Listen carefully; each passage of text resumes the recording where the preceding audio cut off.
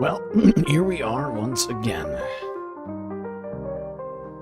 Floating somewhere between Earth and space. Just trying to figure it all out. We got a hell of a lot to talk about here tonight, Space Fam, so I guess we better get right to it. As always, do not forget to buckle up those seatbelts. Otherwise, you might go floating off into that deep, dark void of space.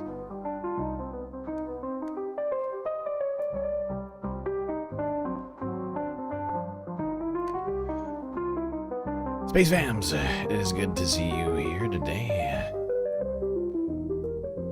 On this Tuesday evening.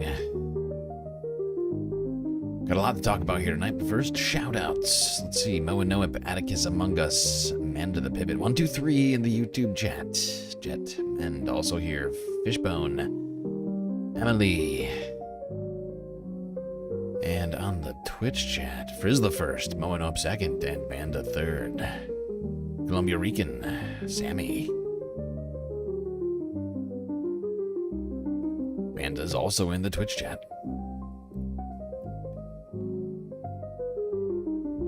Alright, good to see all of you. Morbius, I see you in there too. Okay. Beautiful. Good to... did I already say Morbius? I can't remember. Okay. Well, we got a hell of a lot to talk about here tonight, Space Fams. As mentioned previously.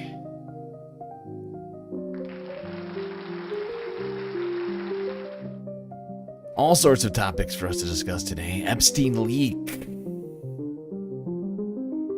Shows FBI cover-up.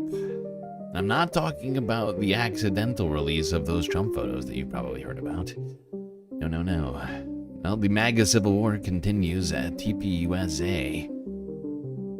Feuding, harsh words, and other things thrown around.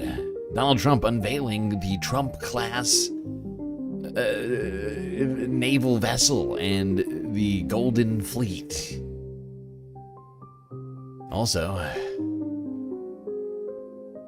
60 Minutes on CCOT prison behavior and other things.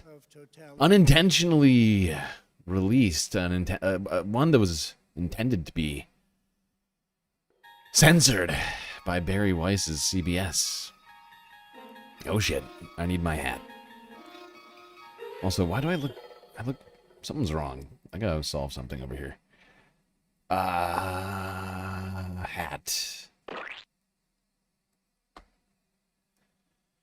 There we go. Okay. Let's start with the Epstein files. Are you still talking about Jeffrey Epstein? This guy's been talked about for years.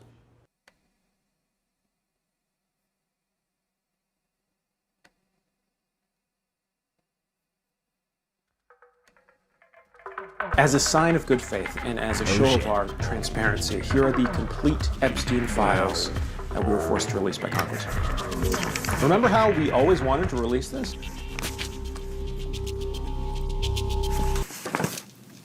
Well, it seems like things are settled, so I'll see you around. Don't visit Venezuela anytime soon. This page is completely redacted.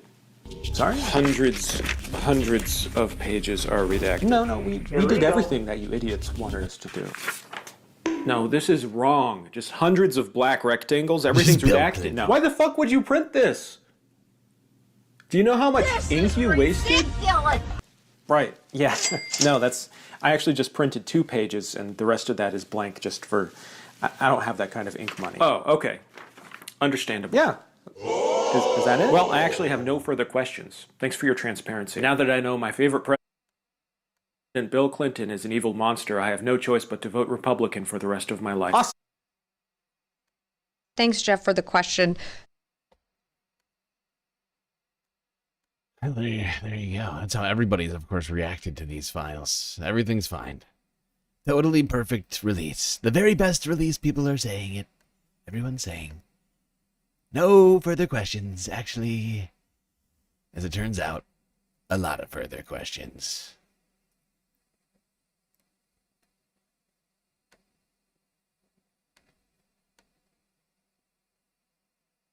Maria Farmer was a professional artist. She was about 25 years old.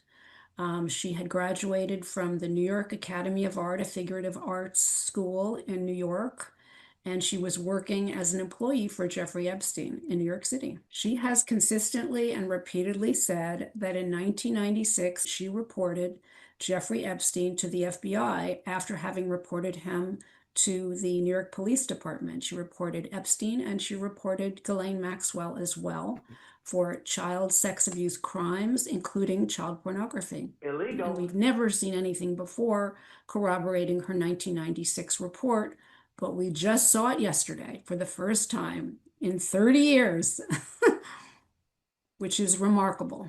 All we know right now from the documents is that there was a clear and corroborated report that Maria Farmer did exactly what she has said for 30 years that she did. She reported Epstein to the authorities, to the federal authorities, to the FBI. And as far as we can tell, it looks like the government did absolutely nothing. Horrible. Those are some of the worst sunglasses I think I've ever seen. Come on! Come on.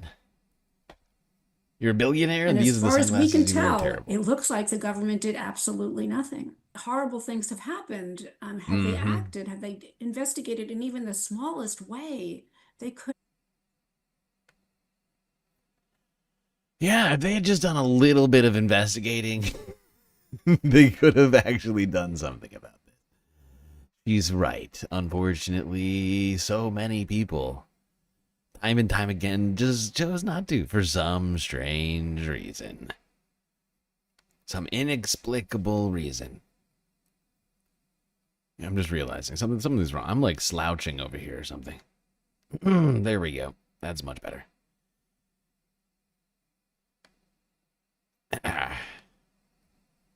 Okay. They look like a child's sunglasses. Exactly. It's creepy. Some of this is just wrong. Something about those sunglasses are just fucking wrong.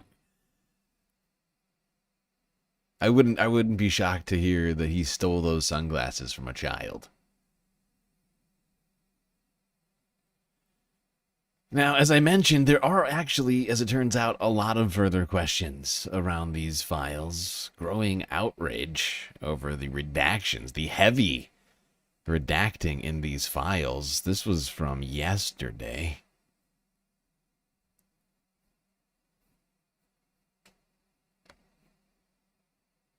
New this morning, as the DOJ prepares to release more documents related to the Jeffrey Epstein investigation, the department is facing intense criticism over the slow pace of the rollout and the heavy redaction in the initial batch of files. The DOJ says it erred on the side of, quote, over redaction to protect victims of Epstein. Yesterday, the Justice Department republished a photo taken from Epstein's home that featured an image of President Trump. It was deleted Saturday, but reappeared Sunday, with the DOJ saying it temporarily removed the picture to make sure it didn't show any victims. The heavy redactions and drip of the documents release has angered the bipartisan lawmakers behind the Epstein files legislation. Yeah, the post-redaction of the Trump photos, it just felt like so like guilty, right? That's just like a guilty action. It's like, why are you doing this? The only reason for doing this is to try and protect Donald Trump. They're now threatening contempt proceedings against Attorney General Pam Bondi. Listen. The quickest way, and I think most expeditious way to get justice for these victims is to bring inherent contempt against Pam Bondi. We're building a bipartisan coalition, and it would fine Pam Bondi for every day that she's not releasing these documents. Joining me now, CNN legal analyst and criminal defense attorney Joey Jackson. We heard Republican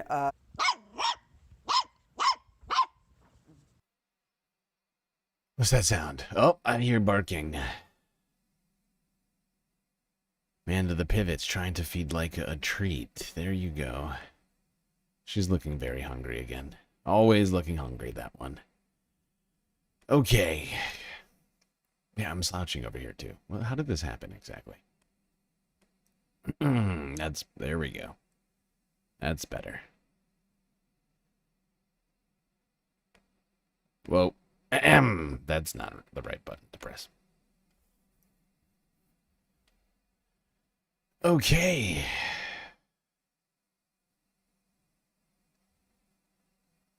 Bob Carmody X, the extreme version of Bob Carmody.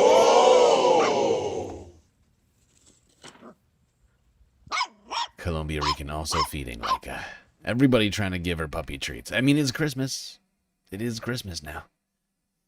It's almost Christmas Eve. I mean, almost Christmas Eve day. Not quite Christmas Eve, but day of Christmas Eve. Not Christmas Day, of course.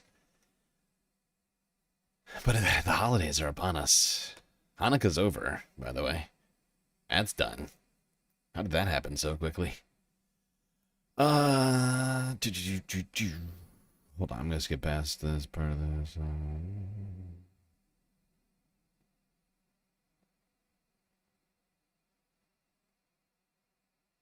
The public is screaming for. Yeah, I want to talk about the 15 or so files that were taken down a day after they were posted, which included a photograph of President Trump, Melania, Epstein, and Ghislaine Maxwell. Here's what the DOJ said the reasoning was for pulling down those images. It says, out of an abundance of caution, the Department of Justice temporarily removed the image for further review. After the review, it was determined there was no evidence that any Epstein victims were depicted in the photograph, and it has been reposted without any alteration or redaction. I mean, when you look at this sort of push and pull, it's like they put it out, they take it back, they put it out. What does this tell you about the process they are using to deal with an enormous amount, to be fair, an enormous amount of files and documents? Yeah, I think there's a concern amongst the public about whether there is a cover-up or whether this is being done in good faith, whether you have Clinton's name mentioned so many times. It's not about politics and who should be mentioned, who shouldn't. It's about complete accountability. The law speaks to who are the government officials and others who were named and who were not. And when you look at this, Sarah, I think it's important very briefly to look at the timeline. Everyone's Clinton, Clinton, Clinton. The reality is that Epstein, the public investigation, began in 2005, right? Clinton served 92 to 2000, and then you...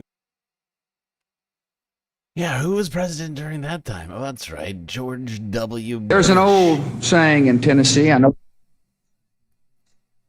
Look at him actually being accountable in Florida, if you could call it accountability. In 2009, some believe that he escaped justice in a very significant way. And then, of course, 2019 is ultimately when he was indicted, died a year later.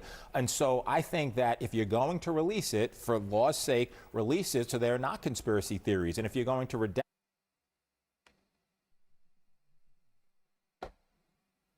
Yeah, it's weird. It's weird how they have chosen this particular strategy that makes them look incredibly guilty of something, seemingly a cover-up.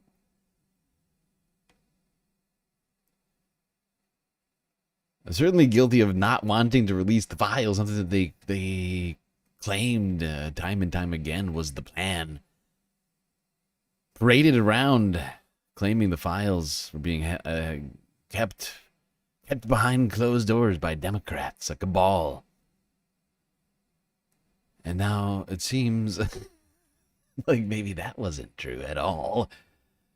Considering, I mean, we're, 11 months into the Trump presidency? This is fake release number 4. Leica is going to gain a lot of holiday pounds. It's true. She's already been growing last few months since we've had her. All of those treats people are feeding her, clearly helping her out. All right. Now is the top Democrat on the House Judiciary Committee, Congressman Jamie Raskin. Congressman, thank you so much for being with us this morning. It's great to see you. Is this a cover-up? Well, sure. I mean, if you read the statute, the only things they're allowed to be redacting are related to child sex abuse, physical abuse, ongoing investigations, which they say there are none, and national security. So how can you block out an entire document? Yeah, that is weird. That is weird. That is weird. If there's no ongoing investigations, there should be very little redactions, you would think. It makes no sense. But my guess is that they're going to interpret the definition of national security very, very broadly. They're going. I think, I mean, it would seem to me that they're going to try and redact anything related to Donald Trump on those grounds. That would be my guess, is what's happening. Or at least they're trying to pull that off. Whether or not they'll be, I mean, so far, it doesn't seem like they've been super competent with that, but that's what it feels like. Remember, Trump opposed the legislation up until the very end when he could read the writing on the wall. Then he said, oh, I'm for it. They've decided they're just going to try to obstruct the implementation of the legislation. So that's the fight that we're in now. Do you think the 30-day time frame for release of these documents was realistic? Well, yeah, given that they came to us back in July and said they'd been through all the documents and they couldn't find any basis for bringing any other lawsuits. They'd already scrutinized them. What of this do you think falls into the category of... Yeah, that is weird. They said they had all the files ready. They were ready to go 6 months ago. And yet here we stand not having all of the files. Let's get the files and figure it out. Not having all of the files right now. Jamie Raskin making a good point. Okay, let's move on from this clip. Now to democracy now.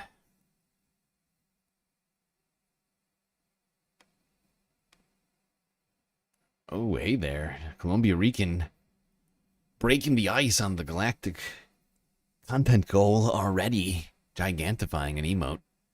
What is that? Is that a cat on a toilet? The Justice Department is under fire over its initial release of files related to the serial convicted child sex offender Jeffrey Epstein after it failed to publish thousands of documents by Friday's congressionally imposed deadline. The delay drew criticism from Epstein's survivors and members of Congress. Of the Epstein files turned over so far, more than 500 pages were entirely redacted, including all 119 pages of a document labeled Grand Jury NY.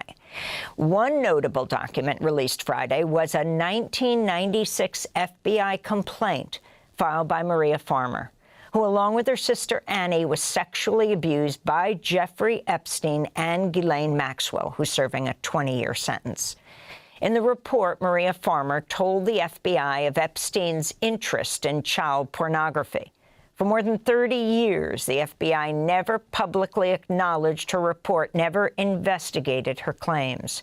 On Friday, Maria's sister Annie spoke to CNN. My sister, Maria Farmer, reported Epstein and his crimes in 1996. We've been saying that over and over again. And part of what was released today was an official FBI form, and I think it was an FD 71, dated September 3rd, 1996. With my sister's, some of my sister's report. It was labeled under child pornography, and it described Epstein stealing photos of myself at the age of 16, of my younger sister, who was 12 at the time. Illegal. And just to see it in writing and to know that they had this document this entire time, and how many people were harmed after that date. It just, we've been saying it over and over, but to see it in black and white that way, has been very emotional. I'm with Maria today. I know she felt a tremendous amount of relief and redemption, but also sorrow in thinking about people like Virginia Roberts Giuffre, who are not here to see this and be a part of really forcing the government to be transparent finally about this case. That was Annie Farmer speaking to CNN. At least 16 files related to Jeffrey Epstein disappeared from the Justice Department's public webpage over the weekend before reappearing amidst public outcry. The files included images of paintings depicting nude women and one showing a photograph of Trump, alongside Epstein, Melania Trump, and Epstein's longtime associate and co-conspirator, Ghislaine Maxwell. We're joined right now in studio for the first time by Democratic Congressmember Ro Khanna of California, along with Republican Congressmember Thomas Massie. Ro Khanna co-wrote the Epstein Files Transparency Act, which led to Friday's release. So the deadline, Congressmember Khanna, was December 19th. So talk about what was released. That was 4 days ago. Strange. Today is December 23rd. Deadline, 19th. This is a strange, this is like a 4-day. In 4 days, we don't have the files. It's very strange. It's very, very strange. And what wasn't released? Not much new was released. Unfortunately, what they released was heavily redacted.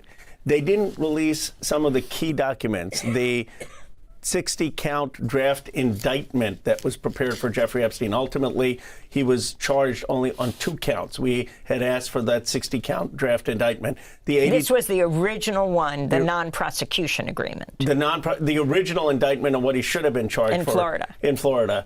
And then the 82-page memorandum trying to justify. This is why victims stay silent. Yep, I agree.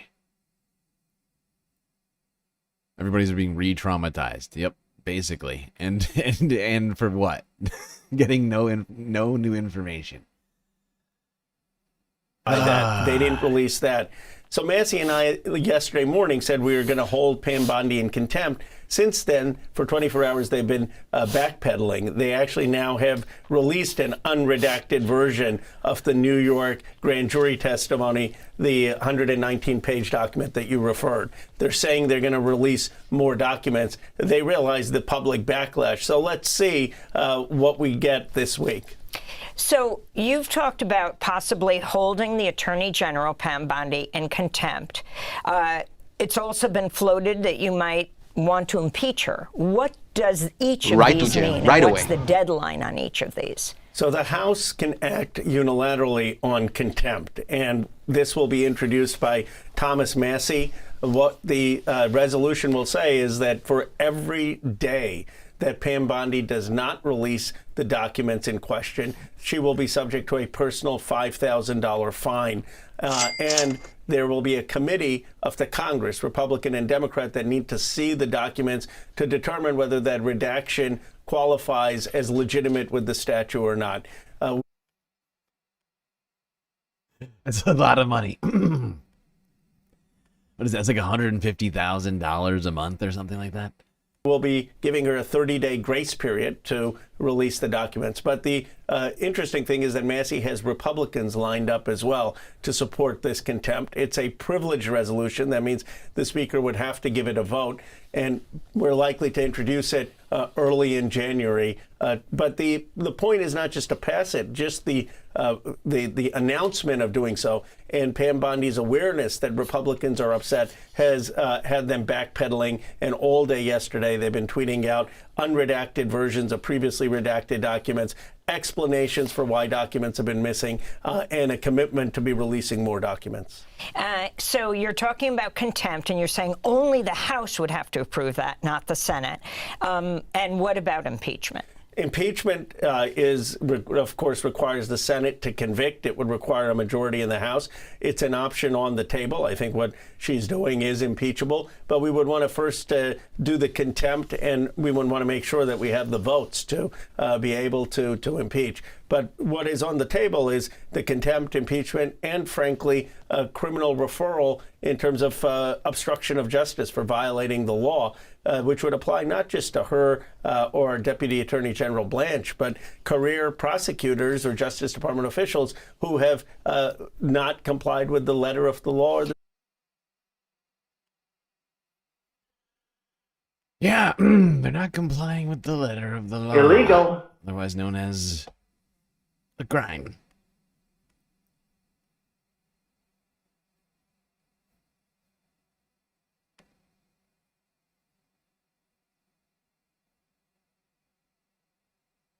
Rockstar Tacos.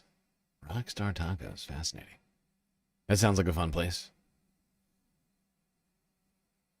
right. Let's move on from that interview with Ro Khanna over there at Democracy Now! Ro Khanna was detailing the sort of things that might be done here in the near future if Pam Bondi and the Justice Department continue to not release the files. $5,000 a day fine and potential impeachment are on the table. Now, Donald Trump asked a question about the files yesterday. Thank you. Thank you, Mr. President.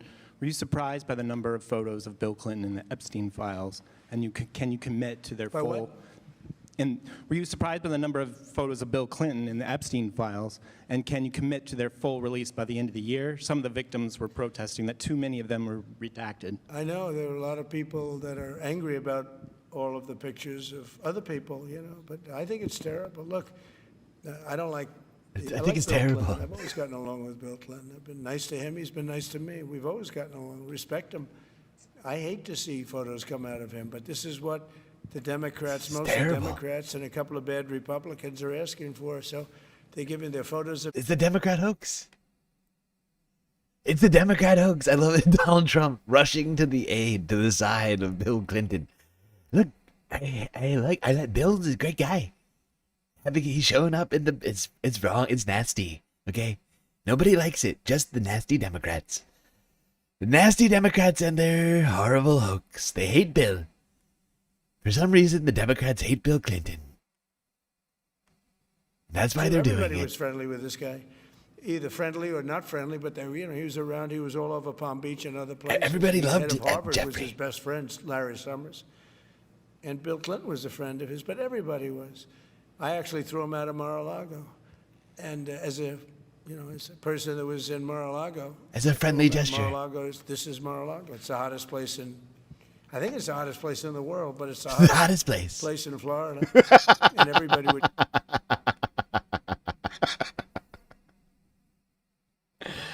All right.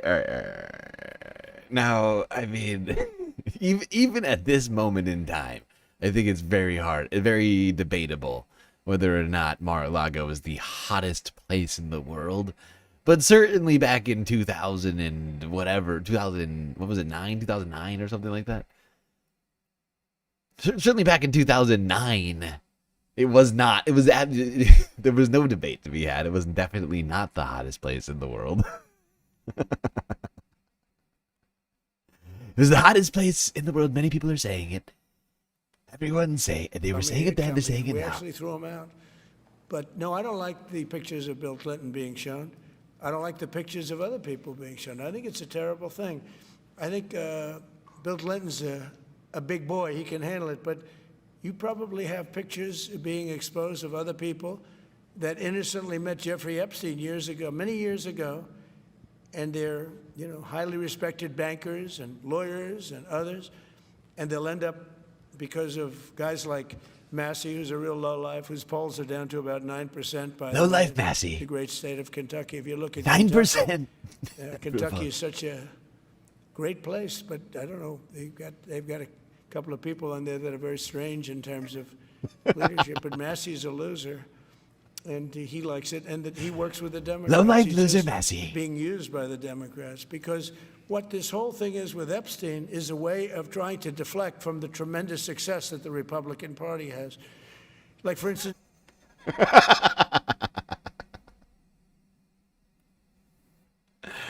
Donald Trump getting a little off message here.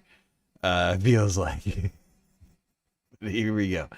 This is the president in response to a question about Bill Clinton showing up in the files. Like, not just Bill Clinton, all the people showing up in the files, they're probably innocent and their lives are being ruined.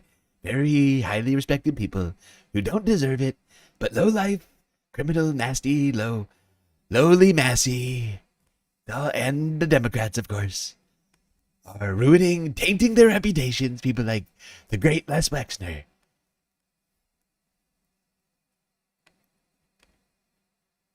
I mean, this was a fascinating moment, in my opinion. I mean, Donald Trump basically coming out and being like, look, everybody got to settle down, okay?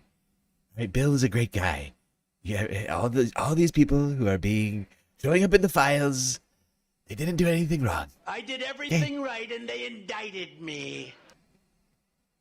Everybody in the files did everything right. Okay, they did everything right, and they are being indicted.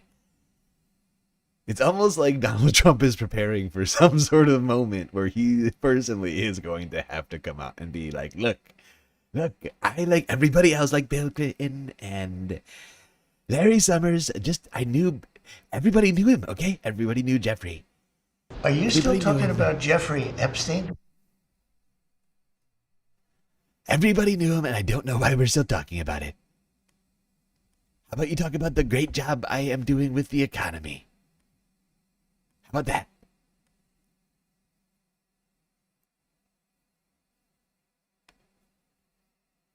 Exactly. He's not behaving at all like a guilty person would, okay? Anybody in the files probably did everything perfectly, and their pristine reputations are being ruined, okay? And anybody who might appear in the future, them too, probably also did nothing wrong.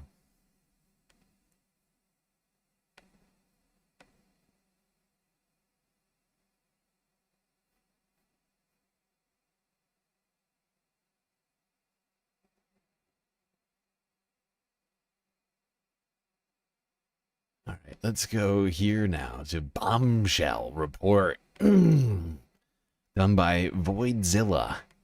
I think Ryan Grimm of Dropsite and another company I cannot remember the name of right now. This is some of the big news. Of course, we've already heard about the 16 or so documents that were suddenly removed, including the photos of Donald Trump and Jeffrey Epstein's desk and things like that disappearing suddenly. But this next one is shocking. A technical glitch led people like CoffeeZilla, Voidzilla, whatever you want to call him, to be able to gain access to files that were not released,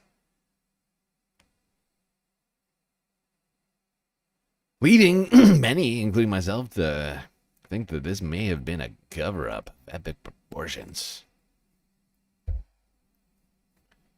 The FBI just accidentally released 11,000 Jeffrey Epstein files that they hadn't publicly put out yet, but we got access to them. And at the end of this video, I'm going to show you how to access them. Here's what that looks like. It's volume 8 of the files, but you can see right now that they've only released 7 data sets. And so myself, the guys at Jmail, and the guys at Dropsite, we've been investigating this. I've partnered with them to kind of look at some of these files. And they got access to volume 8 early. You would just type it in the URL. It wasn't like indexable on search, but you could just type in the specific URL and it would just come up. You could download the entire zip file, and that's what we did. We've been looking through it. I want to go over some of it because I believe it's incredible the level of incompetence that this seems to exhibit. Oh my God. They made the cover-up public. It's incredible. It is really beyond any. I mean, really, they've done some fucking stupid things so far, but this is just wild. the entire zip file, and that's what we did. We've been looking through it. I want to go over some of it because I believe some of what we've seen directly contradicts the FBI's earlier statement that, oh, there's no evidence, or we did not uncover evidence that could predicate an investigation against uncharged third parties. That's what they told us, right? They said, we've already looked through the files. You don't need to see the files back in July. Of course, all the pressure has made them now start releasing some of this stuff. And we believe that this was slated for release, but remember, they weren't going to release all the files yet. They had to hold some back. Well, we believe that these 11,000 files are part of what they held back, because clearly they aren't out, and clearly they were ready, because a lot of these are redacted. I mean, already you can see we found several files that were once again... Even the fully redacted pages were too damning for them to release. It's incredible. Maybe they didn't release these because of all the... I mean, there's a bunch of stuff in here. But, like, one thing I've been wondering is like, they got so much heat Like, even from, like, Republicans, of course, over these fully redacted pages and shit. I mean, they've been getting heat over this for a while. And the fact that they decided to do these fully redacted page, it's just ridiculous. It is wild. I think they're just afraid of the pushback that they're gonna get to some degree. They're just afraid. They're afraid of even releasing fully redacted pages. Think of what that means. In over 100 pages of redacted information. So it was all ready to be released. It's unclear why it wasn't. But let me caveat before we get into the material that this is a breaking story, and as such, I'm sure there's going to be some pieces of information that we are interpreting or trying to interpret live. And because of that, I want to warn you to withhold your judgment on some of this stuff until we get more evidence. I'm sure. Ah, yes. Yes, everybody withhold your judgments, okay? Stop rushing to judgment, okay? Everything, like the mainstream media has been saying, appearing in the files that have no context to them, is evidence of no crime. Aww. Columbia Rican using more bits to gigantify another emote, this time what appears to be a fox drinking an incredible amount of coffee. A zooted fox. Thank you. The president's going to be asked about some of this stuff. I'm sure Todd Blanche, Pam Bondi, they're going to get asked about this because it is extremely damning, I think, what we see in some of this. Specifically, I want to draw your attention immediately to the 10 co-conspirators that are mentioned in some of these emails in 2019. Now, this is just alarming stuff because prior to this, remember that all we really had was Jeffrey Epstein and Ghislaine Maxwell. That's the only people who have ever faced any charges at all. Ghislaine Maxwell, the only one who actually faced consequences, right? But in 2019, apparently there were 10 co-conspirators. Now, the people who were sending this to and from have been blacked out, but at the bottom we see that this is the Violent Crime Section, Crimes Against Human Trafficking Unit. Illegal. And we can see that of the 10 co-conspirators, 3 have been located in Florida, served grand jury subpoenas, 1 in Boston, 1 in New York City, 1 in Connecticut were served. 4 out of the 10 are outstanding with attempts having been made. What is a wealthy businessman in Ohio? A lead is being sent to CV, and the remaining... By the way, this is supposedly Les Wexner, the one wealthy businessman in Ohio. That's what I've been hearing, unless there's some other wealthy businessman in Ohio involved in this. But the person that everybody seems to be linking that to is Les Wexner. Are currently out of pocket. This is stunning stuff. Previously, we did not know how many co-conspirators were suspected of, or I'm not aware of anything like that. And additionally, some of the details on this are revealed later. Hold on, I'll be right back. I need to grab tea. I'm out of hydration over here. It's a disaster. Burb. Because we see this subject line, it says co-conspirators at the top, and it says blank does not need to head out. We made contact with blank last night in New York City. Blank last night in New York. Contact was made with blank, blank, and blank. By the way, I love how these potential co-conspirators are people who are being blacked out. Like, why? I thought the whole point of this was you couldn't redact people for personal information reasons or for public embarrassment. You could only redact on the basis of it being a victim, and I'm not sure how these people could possibly be victims here. Epstein Files Transparency Act prohibits redactions, quote, on the basis of embarrassment, reputational harm, or political sensitivity. Has anything been redacted on that basis? Absolutely, positively not. But anyways, you can see that it says attempts were made to blank and Brunel, that's Jean-Luc Brunel, the famous who's now dead. Blank is confirmed to live in New York, was away for the holiday weekend. We did not have a good address, but an attempt was made in New York. Attempts are made to Maxwell today. Blank, you get it. Like, it's already, all the people they suspected this whole time are redacted, of course. And they say, I do not know about Ohio contacting Wexner. This is, I mean... This is the exact opposite of protecting victims and going after the criminals, right? Right? Like, we keep getting told, oh no, we're only redacting classified national security information and the identities of victims. And yet this whole thing seems to fly in the face of that. I'm sure that if this had actually made it all the way to the release, the true release, this whole page would have been redacted.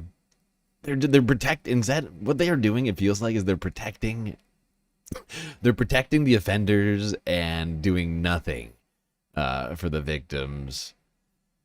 Pretty disturbing when you think about it. A reference to Les Wexner, the former CEO of Victoria's Secret. This is huge. We've long suspected that he was, of course, one of the co-conspirators. And obviously, the fact the FBI suspected it isn't a 100% proof confirmation.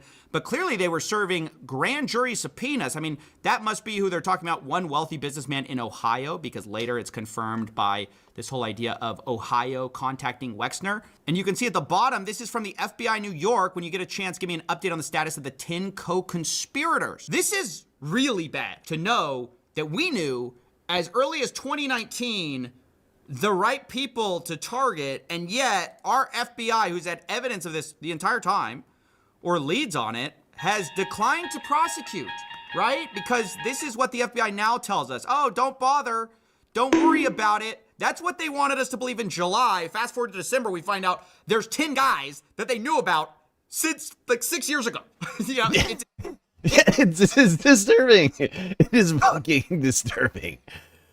Yeah, they're just like, no reason to go after these people who we have clearly some amount of evidence when they were involved in crimes. No reason for us to tell anybody about that or prosecute that. Why would we do that? Not gonna do it. Waste of Wouldn't time. be prudent at this juncture. Right. Even over here, we see that in one of the lawsuits, I believe this is with Maxwell, the government actually wanted to refer to people at trial as co-conspirators of the defendant, aka Maxwell, for the purposes of a rule. And then they say Jeffrey Epstein, and then there are two names listed there who are going to be listed as co-conspirators. Again, who are those people? We were told that the only co-conspirator now is Maxwell, and if you don't believe that, you're crazy, you're a conspirator. And this whole thing is starting to line up with what I was saying earlier. Last stream when we were talking about this. I think it was, Sunday? So I didn't do a stream yesterday. But my theory about Donald Trump's modeling agency, because we were talking about earlier about Les Wexner's letting Jeffrey Epstein use Victoria's Secret events to poach women for his own nefarious purposes. Like, and considering how close Donald Trump was, him running a modeling agency, it all just seems to line up a little bit. Like, are they doing this to protect Donald Trump? And, like, people in Donald Trump, like how, I mean, how tied up was he in it is a question I keep asking myself. And, of course, there could be other powerful people they're trying to protect, too. For whatever reasons as well. But how we honestly have no way of knowing. I mean, the redactions just leads people like myself to start speculating wildly about what could be behind those black smudge marks. Theorist. But back in 2020, this was a idea not just promulgated by wackos, it was promulgated by who? The FBI themselves, the Department of Justice. Look at this. Co-conspirator question transcript. This is from USA NYS. They say, question, when Jeffrey Epstein died, a lot of people asked, who's next? Is the government going to hold people who are accused of helping him recruit these girls? Are they going to hold them accountable? And then the answer is, well, I'll note that the original charges against Jeffrey Epstein contained a conspiracy charge, and we allege that there were conspirators involved. Jeffrey Epstein couldn't have done what he did without the assistance of others. And I can assure you that our investigation is moving forward, except I guess not. Against everyone except for Ghislaine Maxwell, it got killed. Like, Ghislaine Maxwell was the only one who faced justice, right? Except then she got moved to Club Fed, to this nice prison, right? Yeah. She's at fucking day camp right now. She's not facing justice. She's facing puppies and unlimited shower and athletic recreation time. And I mean, there was claims that the fucking like the prison, what do you call it? The warden has been helping facilitate her emailing. Like, it's insane. She's living a very cushy life in that prison. All funded by tax dollars, by the way. She's not paying rent or anything like that. Columbia Rican, some biddies. The Trump administration is the cop that says, move along, nothing to see here. That's right.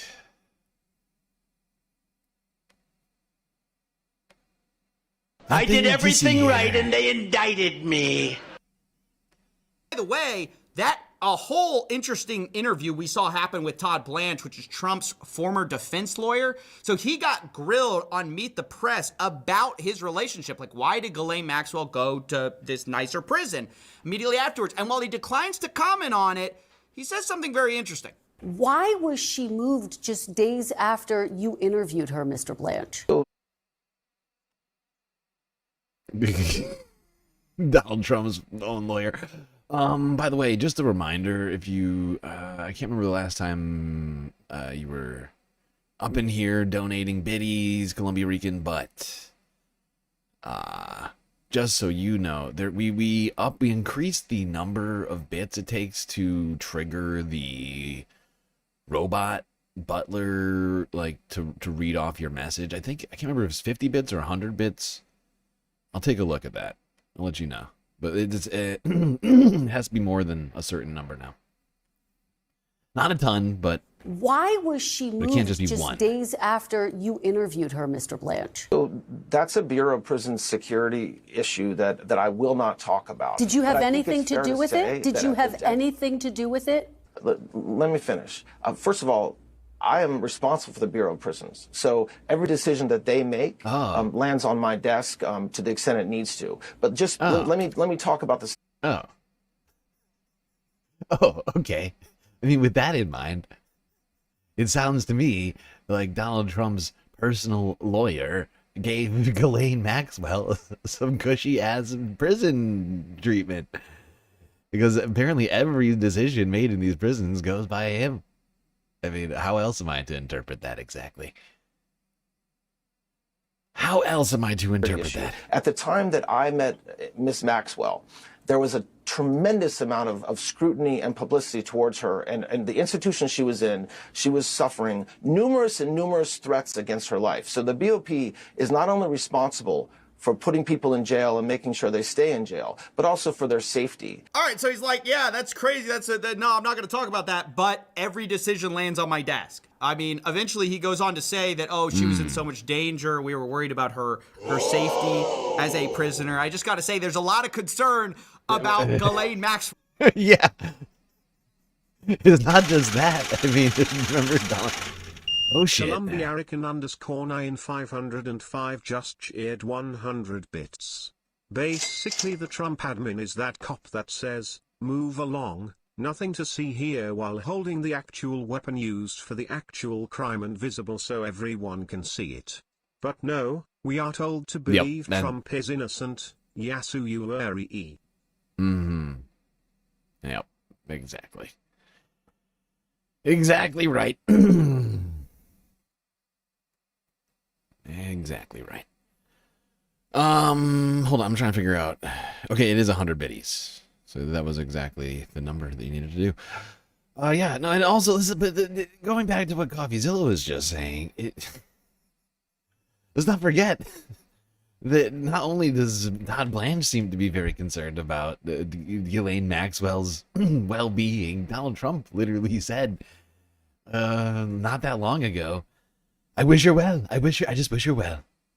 You know, she's a great lady. I wish her well.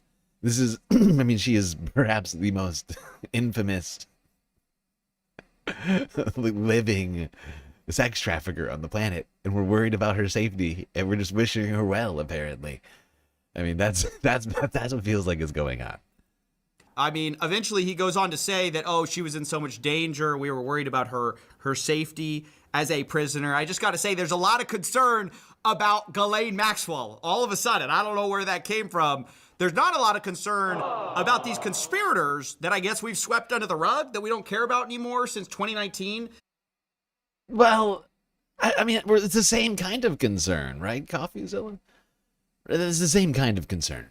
They're concerned for Ghislaine Maxwell's safety, and they're also concerned for the co-conspirators getting wrapped up in this. Like Donald Trump was just saying, he was, in that response to that question, he was basically saying, we just don't want people to get caught up in all of this, okay? Look, Bill shouldn't have even shown up in the files. He did nothing wrong. Bill Clinton is a great guy. Great guy, Bill. And very nasty Democrats and people like Thomas Massey of Kentucky are ruining their reputations. Okay? We just want to protect the co-conspirators. What's wrong with that? Okay? They have stuff too. They have lives. They have families. Why should they not be protected just like the about victims? These conspirators that I guess we've swept under the rug, that we don't care about anymore since 2019. I guess we knew about them and didn't care. And what's even more concerning is our president also seems... He's a big boy. Yeah, it's weird. He was like, he's a big boy, but it's not right. It's like, he went from like one end of the spectrum to the other. He's like, look, Bill can handle it. To like, Bill is a great guy, and I don't even know, it's not fair to have him caught up in it. He's a big boy, but I mean, come on. Like, why would you, to a big boy, why would you do this? It's not right. It's not right. You shouldn't do it. People getting caught up in this, and it's not fair. Lawyers, businessmen, people who did nothing wrong. Reputation ruined. With the wrong people. Like, while Todd Blanche is concerned about Ghislaine Maxwell's safety and well-being, you've got Trump concerned about the people who are going to be unfairly implicated in the Jeffrey Epstein files, rather than worrying about how to catch the people that we obviously let go through the cracks. The victims were protesting that too many of them were redacted. I know there are a lot of people that are angry about all of the pictures of other people, but I think it's terrible. Okay, we just got done watching this one, so I'm just going to skip ahead of this. That's the impression I was just doing. Okay. That innocently met Jeffrey Epstein years ago, many years ago.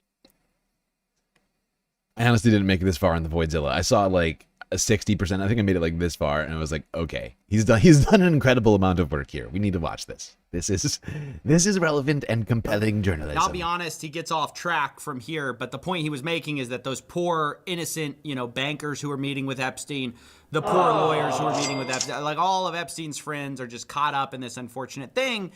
And it's just such a reversal of what previously the DOJ and FBI believed. In fact, they believed it so much that they got a federal search warrant for the SDNY, and they got it, and part of the seizable data, part of the stuff that they commanded them to seize as part of the search warrant, which, by the way, I think you need some kind of like standard of evidence for. I'm not a lawyer, you guys can chime in, but you can't just get a search warrant without some kind of evidence that you believe there's a crime that's been committed. And part of it says evidence concerning the identity or location of co-conspirators of Jeffrey Epstein, including blank and Ghislaine Maxwell. More. So again, who is blank? You gotta protect blank. Okay? Blank is caught up in this situation unfairly, okay? It might be a co-conspirator, there also might be a co-victim. There's no way to say for sure. Jeffrey Epstein, including blank and Ghislaine Maxwell. This is truly disturbing. This is fucked up. The Trump administration right now. Okay, that's perfect gigantified emote. What is that though? Is that a raccoon? Is that a pink raccoon having some sort of a breakdown? Thank you for the biddies, Columbia Rican. Much appreciated.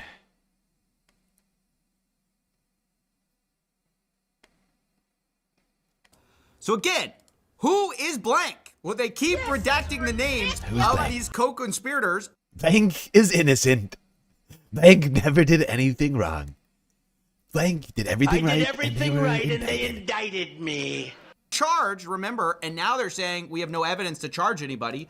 Clearly, they had evidence for a search warrant, and it's just completely ridiculous that some of this stuff is redacted and that we're viewing the rich and powerful people who are mentioned as the victims here. Now, that's all I want to talk about for now. Remember, this is a developing story, so there's, I'm sure, going to be more evidence that comes out. I will try to keep you updated. I'm probably going to cover more of this stuff in the future because there's so much here, but Thank you. Thank you very much, CoffeeZilla. I guess technically Voidzilla. Does he change identities when he changes channels? It's confusing.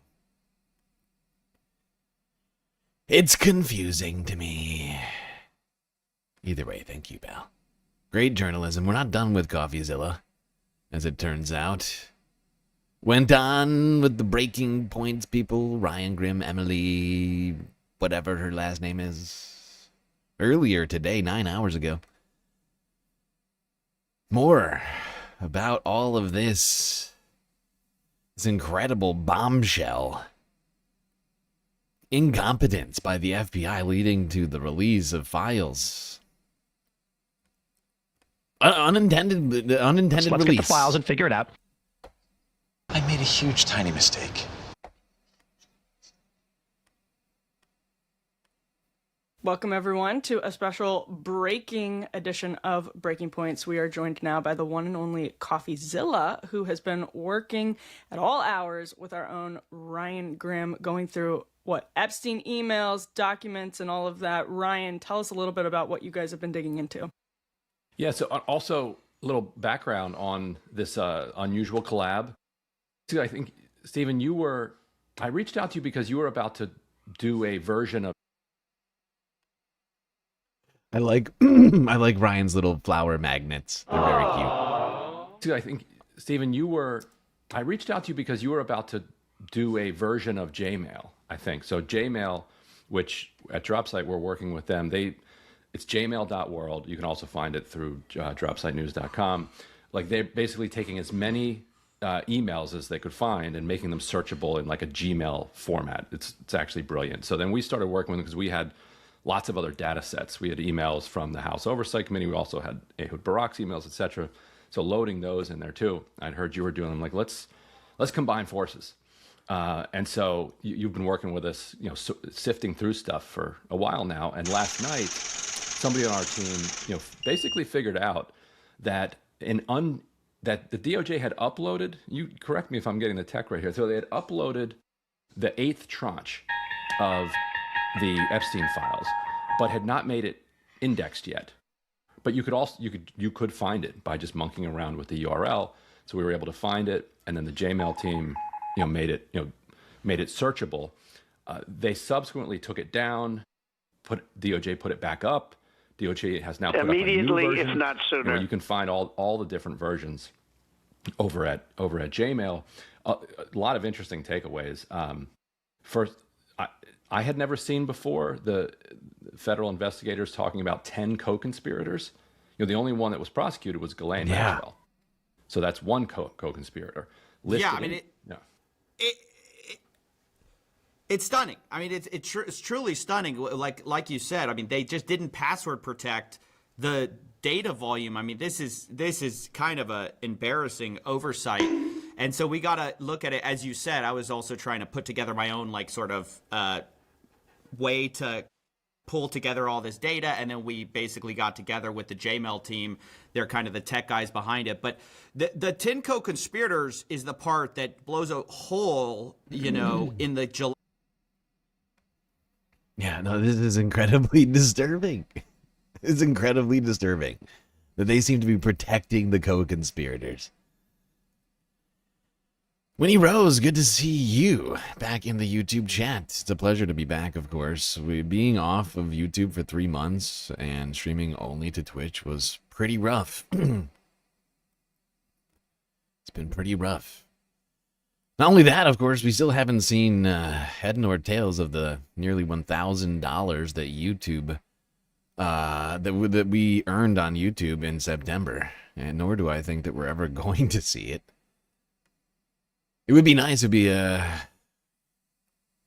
quite a boon if we were to see it, but I there's been zero, not even a head fake from YouTube on that one. But it is incredibly good to be back here. Thomas Walker with a super sticker. Moo Dang strapping up, getting ready for what appears to be some sort of covert mission, wearing hippo camo and I think some sort of parachute. Thank you, Thomas. Much appreciated. The Tinko conspirators is the part that blows a hole, you know, in the July 25th memo saying we have no evidence to charge uncharged third parties. But 6 years ago, they apparently had evidence to put grand jury subpoenas out to at least 3 of them. They're talking about 10 of them. Les Wexner's implicated.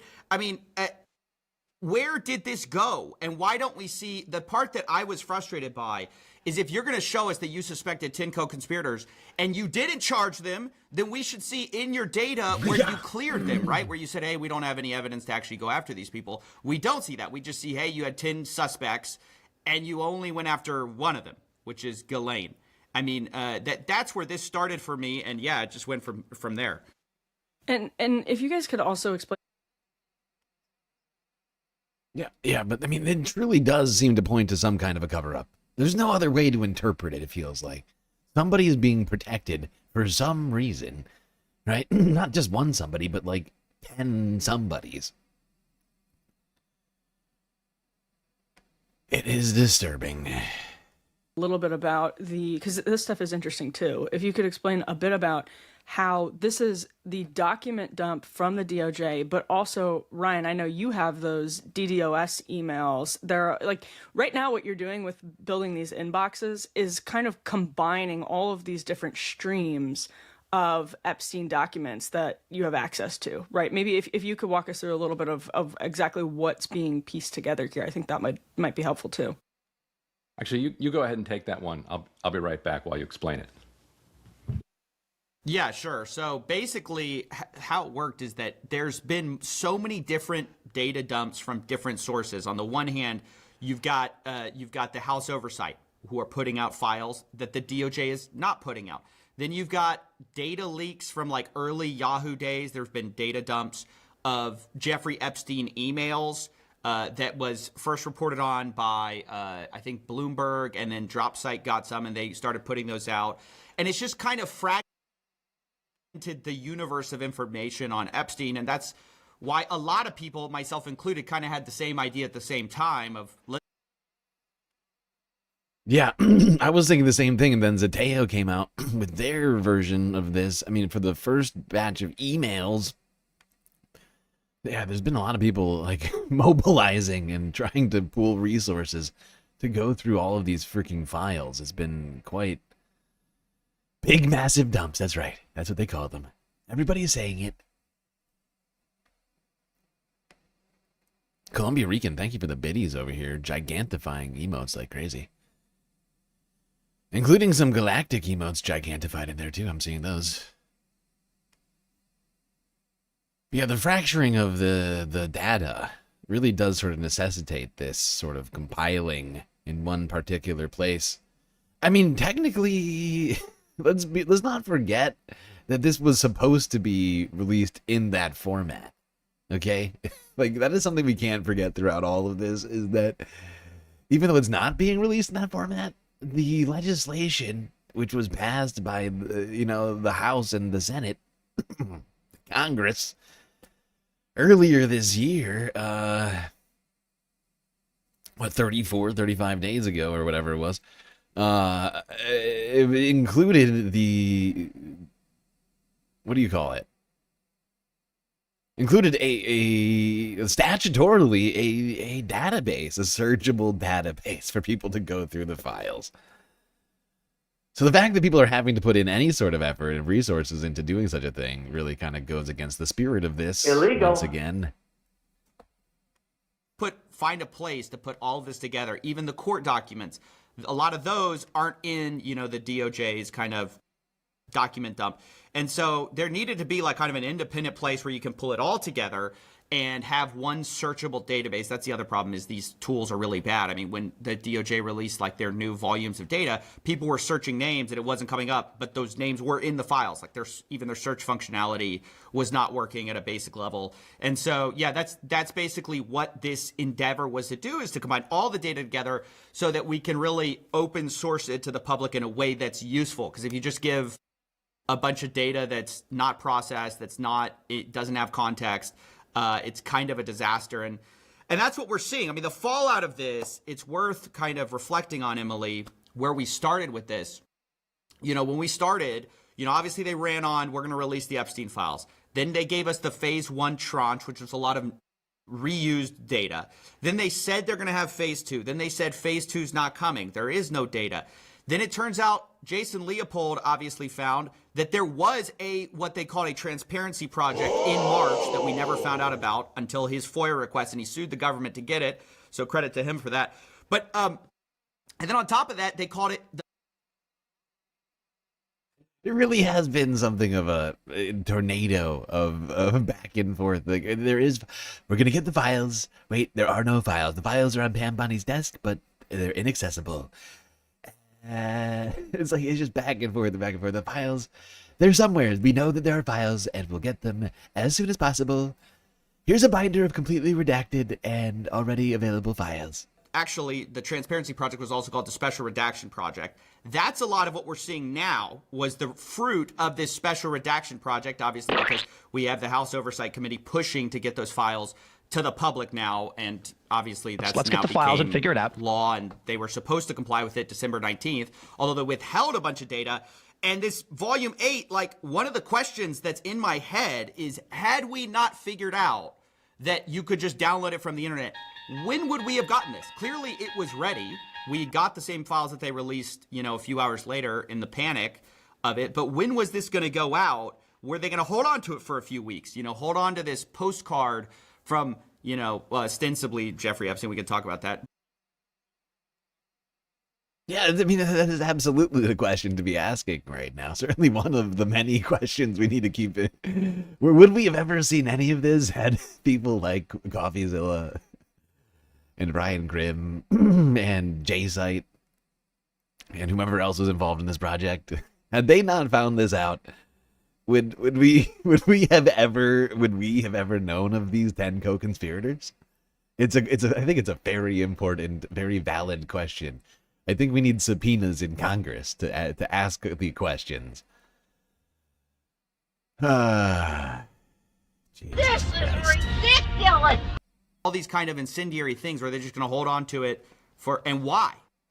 Right. And I want to pause on that because we'll wait for Ryan to get back to talk about the answer to that question. May be more and more, let's say, evidence tying Donald Trump to Jeffrey Epstein in escalatory ways, meaning, sexually and all of that. So there's a postcard that was found, and we're going to pause and wait for Ryan to get back because I do have one more question on this, which is if you could speak a little bit to the redactions, because you mentioned this, Ryan mentioned this, the incompetence from the DOJ, I think is worth talking about, as you just alluded to.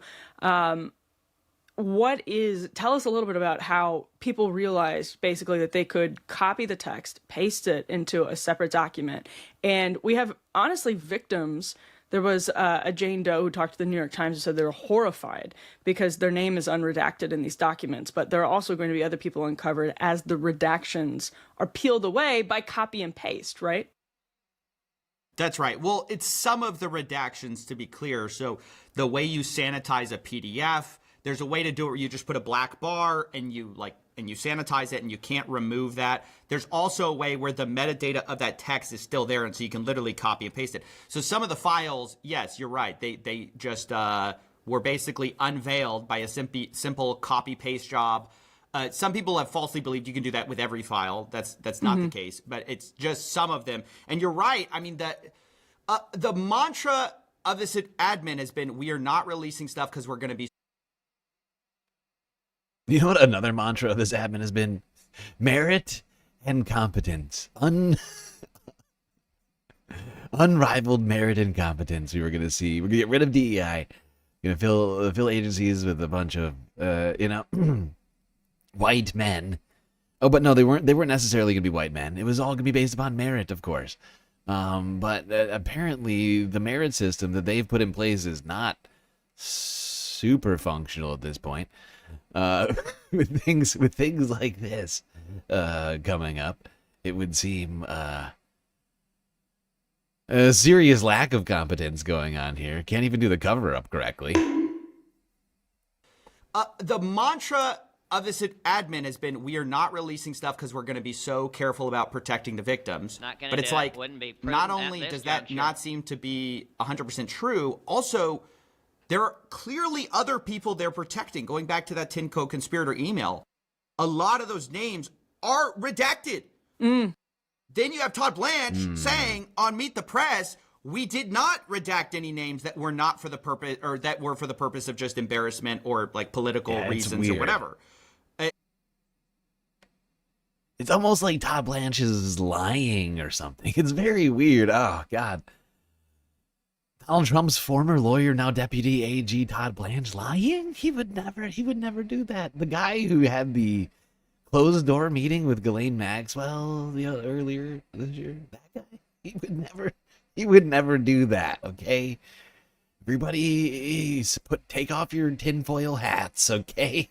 Todd Blanche? No, unimpeachable conduct from Todd Blanche. He would never do that. I don't want reality.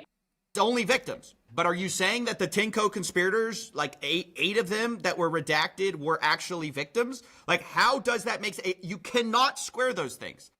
All right, so let's then turn to the Trump of it all. Yeah. And here, Ryan, did you just share something on the screen? Yeah. So here are the redacted co-conspirators that you're talking about here. The only one that they didn't redact here, it says Wexner, Epstein investigator Russell cleared to participate. And then, so here, of the 10 co-conspirators, 3 have been located in Florida and served grand jury subpoenas, 1 in Boston, 1 in New York City, and 1 in Connecticut.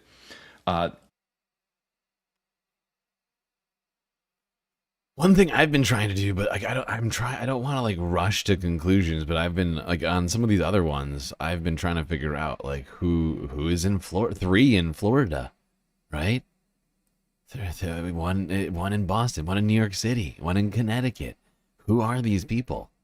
And the 3 in Florida, one thing I've been it came up for me the second I heard that. I was like, oh, weird.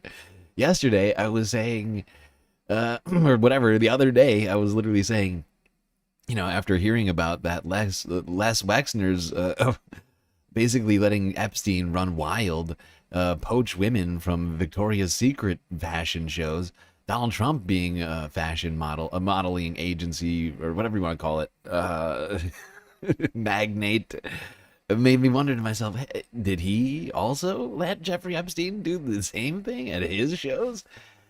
At whatever, Miss Universe or whatever his fucking show is.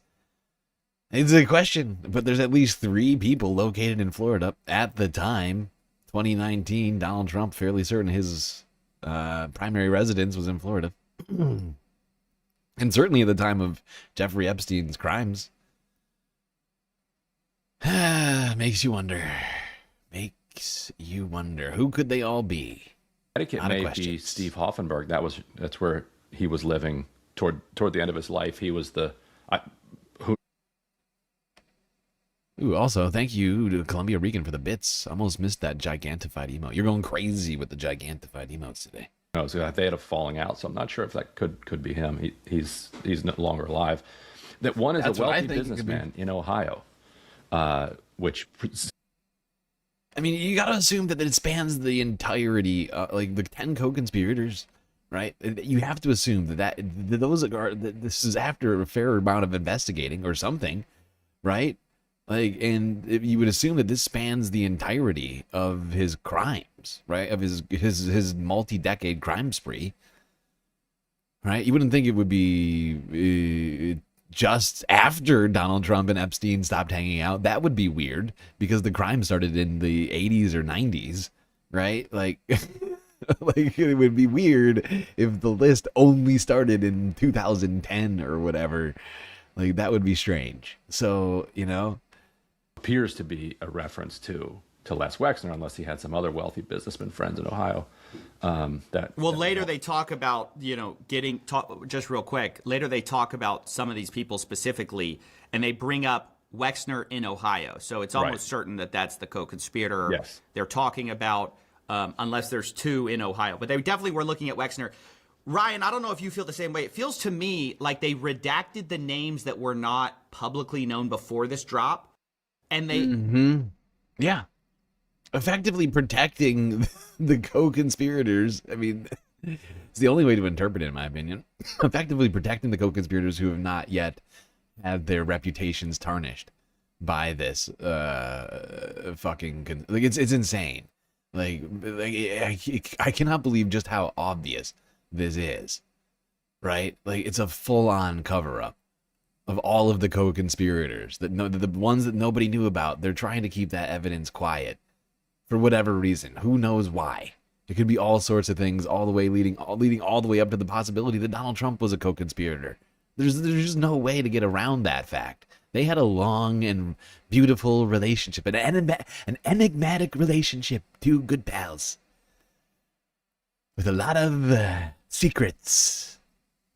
Didn't redact the names that were politically sort of fine to kind of leave out in the cold and to kind of expose that the public kind of already suspected. It's also true of people who've already died, like Jean-Luc Brunel, famous pedophile. He's dead, so they leave him unredacted, right? Wexner, obviously the connections have been there forever, so they leave him unredacted. Let's not forget that Donald Trump was the dog that didn't bark. Remember that? Remember that from the email? I know we've been hit by a slew of information over the last, however many months. But what was that? It was in September, I think, when that dropped. It was part of the 18,000 emails that were released. But remember Donald Trump in an email between Jeffrey Epstein and I can't remember who it was. I can't remember who it was. Point is like I think it was actually between Jeffrey Epstein and Ghislaine Maxwell, possibly. But Trump was the dog that didn't bark. Let's not forget. Let's not forget that one. It's all coming together. Other guys maybe weren't previously known. This does feel like the admin is running cover for those people to not expose them. You can say that's right or wrong because they haven't brought charges, but that's not what the bill says. I mean, that's not what the Transparency Act says, right? Right, and that goes to people's one of the theories that people had of why is Trump, why does he care so much about this? Not just his name in there, but people would say, well, he has a lot of friends and allies that are in there, and so this would support that idea that the Department of Justice and Trump have been trying to protect, people's names who have been in there. And like there was one case where they did release Trump's name, but it was in a situation where that. Here's a question: Why did the FBI need hundreds of agents to scrub Trump's name from the files? I mean, that was a report from earlier this year as well. I mean, there must have been a ton of Trump stuff. I mean, I know there's a lot of files in there, but you would think you wouldn't need that many unless there was a great deal of Trump appearances in those files. And we still only have like 1% of the files. We heard earlier this week that only 2.5 gigabytes has been released by the DOJ so far of over 300 gigabytes. 1%, less than 1%, like 0.9%. Particular document had already been, published somewhere else, so that fits your theory. But it's like, all right, stuff. We'll grab onto as much transparency, credibility as we can by releasing things that are already released, but try to make sure that we don't add to any new information. Although with this latest tranche, they appear to have significantly added to what we know. It's incredible. I mean, I don't know how you guys feel. I feel like I got the first real glimpse at why the administration has been acting the way they're acting. I have been puzzled by this the entire time. I have been baffled by the way they are handling this. After last night, I finally see a glimpse at what they might be thinking about. I think it's a good time to talk about the postcard, the Larry Nassar alleged, and I think it's important to say that because there are a lot of questions. Yeah, the Larry Nassar thing, we're going to get into that too. I can't remember if they get into it here in Breaking Points. I woke up super late today. Not woke up, I was feeling really shitty most of the day, so I was kind of like out of it, unable to do as much research as I wanted. I was watching snippets of things in between feeling shitty. But I mean, this is a bombshell. This is a bombshell. And the Larry Nassar thing, I mean, it's not clear what that one means, but if that one's real, I mean, oh my God. This whole thing is just fucking wild. The drip, drip, drip of information is... I feel like the drip, drip, drip is making it easier for people to sort of unpack, like, little pieces of it, like, day by day. So we're just getting more in-depth coverage of the Epstein files than we would have. I feel like if they had just done a singular dump, it probably would have died out at this point. But now they're just... Oh, God. Foiled by their own petard. About this postcard, and there's going to continue to be a lot of questions. I think there's a lot of reasons to doubt it, actually. But either way, this administration understands optics. And when you have a postcard, let's just read it off. I don't know if we can. When you have a postcard that says what this says, you know how people are going to feel about this. Yeah, it's really fun. No, it looks bad. At minimum. And I actually it looks really bad. Well, and I mean, optically, it is. This is toxic. This is not what you want. I just want to on this question about being a bit careful with this. I also just want to mention, as we were talking, I found that the Associated Press actually reported this back in 2023. And their reporting here is 2 weeks before ending his life, Jeffrey Epstein sat in the corner of his Manhattan jail cell with his hands over his ears, desperate to muffle the sound of a toilet that wouldn't stop running. Epstein was agitated and unable to sleep, and it goes on sort of describing his final days.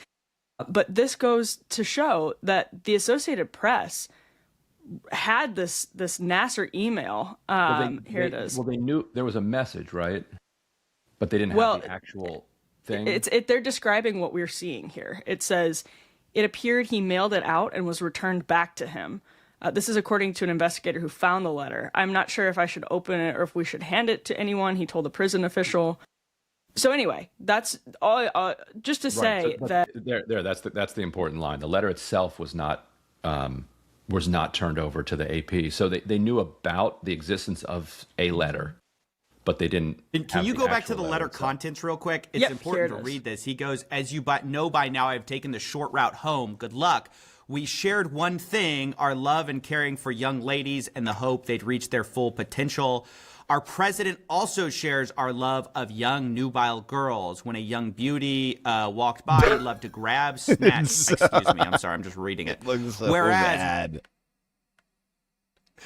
Oh, the fact is, I'm gonna skip past this. We'll get into this more in a little bit. But this sounds so bad. Now, there is some evidence to suggest that it's fake, but even with that, right? The problem optically for the president is this looks fucking awful, and not everybody is capable of unpacking postal codes and things like that. They're just gonna know what it says, and it sounds fucked up. Oh,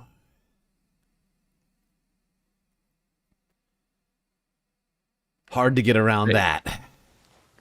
And the only thing I was going to add is from that original AP report. It has this line from an investigator saying it appeared he mailed it out and it was returned back to him. I'm not sure if I should open it or we should hand it over to anyone. The only reason I bring that up is just to say at the time you have an investigator who appears to say, or who is saying, it appears that Epstein himself did this, and then that gets into the media through a document dump. So people can take that with the massive grain of salt that I think Ryan just appropriately applied here, which is there are a million different ways. And as I've been going through the files, I can see why. I mean, it's obvious. Like, this was always a cope from the Trump administration, but it's a cope. It's a successful cope because it's a good point, which is that there are going to be things that get released that are going to send people down a million different rabbit holes needlessly.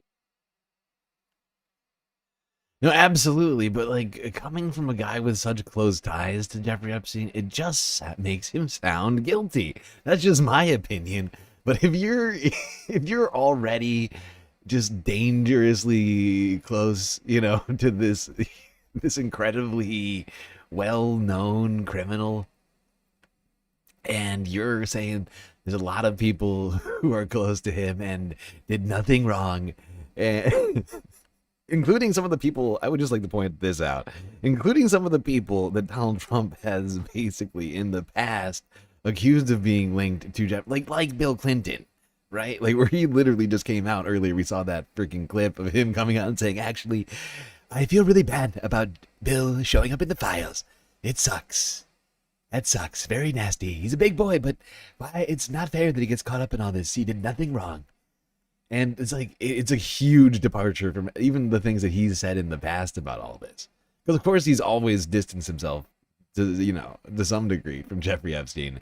But he's always claimed, at different times, it was actually people like Bill Clinton who were doing nasty stuff. And so for him to come out and to reverse course on that and be like, even Bill, it's like Thomas Massey has something and the Democrats, they hate Bill Clinton. They're very lowlifes coming after great men like Bill. Because it was evidence that was collected and then brought to the DOJ's Epstein files, quote unquote, and was dismissed. And you don't necessarily see them showing the work as to how they dismissed this, and the other thing. So yeah, I think it's possible that's the case here. And I also think I think it would have some MCC jail markings. I would think, like mail that, or as I like to call him, you are not funny. I think it would have some MCC jail markings. I would think, like mail that a prisoner sends out is going to get read and marked. Unless he has his attorney send right. They also did a handwriting analysis, though. I mean, I think we need to ultimately look at what they concluded as well, because, that is really telling. The fact it's handwritten actually gives you a lot of clues. Right. You have a bunch of writings of Jeffrey Epstein, match up the letters. I mean, there's specific tells and there's forensic analysis you can do to easily at least debunk it, to say nothing of like confirm it, because there are some weird things here. I do think it's a funny Sophie's choice for like conspiracy theorists where big beautiful Bill. That's right. Well played. The postcard implicates Epstein killing himself, which obviously a lot of people say, well, he didn't for sure. They believe 100% he didn't. But then on the other hand, you have the same postcard with this, very explicit implicating of Trump. Do you believe the postcard? Do you not? Do you insist that he was killed, or do you think, it's definitely an interesting, it's an interesting one. I don't know what to make of it. I think the hardest part about it is it was sent so quickly after his death. I think that's going to fuel theories for years. I mean, because you could technically have it dated afterwards, like it's just within the window of being maybe possible. Although, like I said, there's a lot of I guess problems with the theory as well. Yeah, it was September 19th they asked for this handwriting analysis, but I don't think we found yet the result. Okay, I meant to skip further past this. My bad. Okay, this is, I think, where they switched discussions. Yeah. Less trustworthy necessarily than these goons. Well, but it's just Ryan, that you could collect any number of random scraps, as you do when you're investigating things, and anyway. Yeah, but this definitely feels like the thing that they were kind of trying to be like, we do not want this out. This is so bad. I mean, there definitely could be more. I'm not saying there isn't, but this how about feels this? like the first thing that makes sense. Yeah, this is another one for sure. U.S. attorney, assistant U.S. attorney, saying that Trump was on more flight records than previously reported, specifically mentioning that, he was on flights where some of the people present, well, one, it was during a time period we would expect to charge in a Maxwell case. And then on the second to last sentence on. Oh my God, I just realized we went past the break. Okay. I made a huge tiny mistake. Well, we're an hour and a half into the show, which means we gotta take our first galactic intermission. Do not worry, though, Space fans. We got a hell of a lot still to talk about. We'll be right back after these brief messages.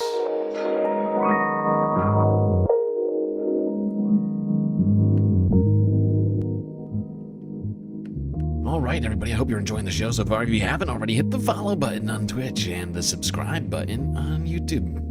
While you're at it, do consider contributing to the Galactic News Network, as we are, of course, completely funded by individuals like you. A lot of great ways out there for you to show your support, thankfully.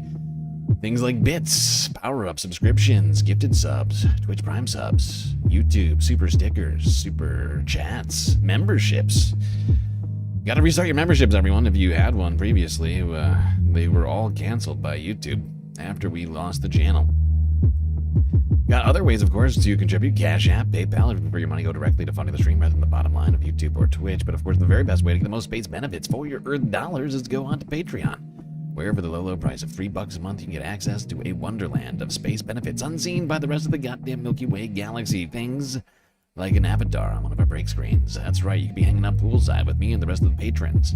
Or at the bar, the lake, or the street. That's right, just tell me what you want your avatar to be and I'll try and make it happen. That's not all, though. Of course, you get a shout-out at the end of every single show, secret Discord channel inside of the Discord server, and much, much more. All right, everybody, enjoy the break. Grab yourselves a drink, maybe a snack, and I will be right back.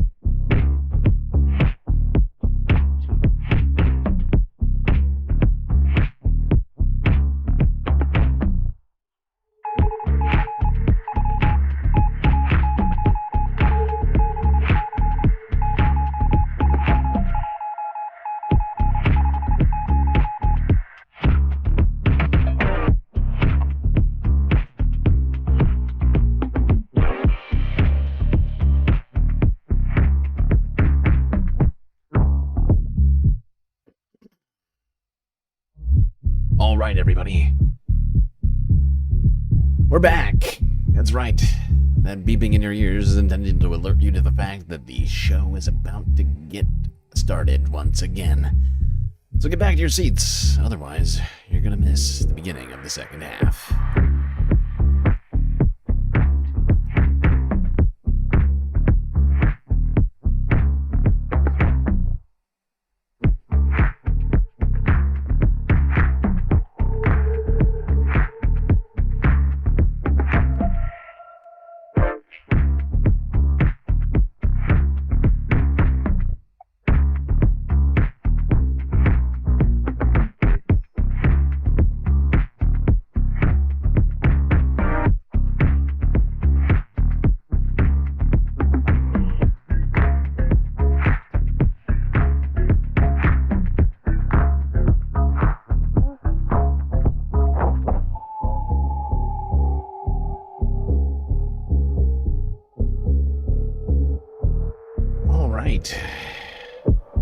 Here we are once again. Second half of the show. Still talking about the Jeffrey Epstein files. Jeffrey Epstein? This guy's been talked about for years. I did everything right and they indicted me. Man to the pivot. Making sure Leica gets her snacks over here. Look at her. Look how hungry she looks. My God. Also, thank you, Columbia Regan, for the biddies during the break. I see you over there dancing. Gigantifying emotes. Shaking your butt to the sounds of the space music. All right. Back to the Epstein files. Yeah, it's a big topic of conversation for us today. In fact, I think it's going to take up... I mean, the main things that are on the list are the things that I think are going to take up the most time today. Oh, God. Boy, a lot to unpack with the Epstein files, a lot to unpack with TPUSA. In fact, we might be talking TPUSA for much of the week. Oh, God. So much going on over there. Can't get ahead of myself, though. Let's go back to breaking points. Break this down a little bit more. Seeing as they're the ones... You know, Ryan Grimm, CoffeeZilla over here are the ones that really put in some of the work on all of this. Where some of the people present, well, one, it was during a time period we would expect. Hold on, I'm going to pull this back just slightly. I mean, there definitely could be more. I'm not saying there isn't, but well, how about feels this? Like the first thing that makes sense. Yeah, this is another one for sure. U.S. attorney, assistant U.S. attorney, saying that Trump was on more flight records than previously reported, specifically mentioning that, he was on flights where some of the people present, well, one, it was during a time period we would expect to charge in a Maxwell case. And then on the second to last sentence, on the two other flights, two of the passengers, respectively, were women who would be possible witnesses in a Maxwell case. That's also really bad. I mean, obviously. Yeah. What do you make of it? Yeah, that is bad. The Department of Justice saying Trump flew on the plane more than they thought, and crucially at the moment where. Okay, I just started a galactic content goal over on YouTube. We already had those going over on Twitch, and technically, based upon how many biddies have been donated today, it looks like we're already technically 1/5 of the way through the goal.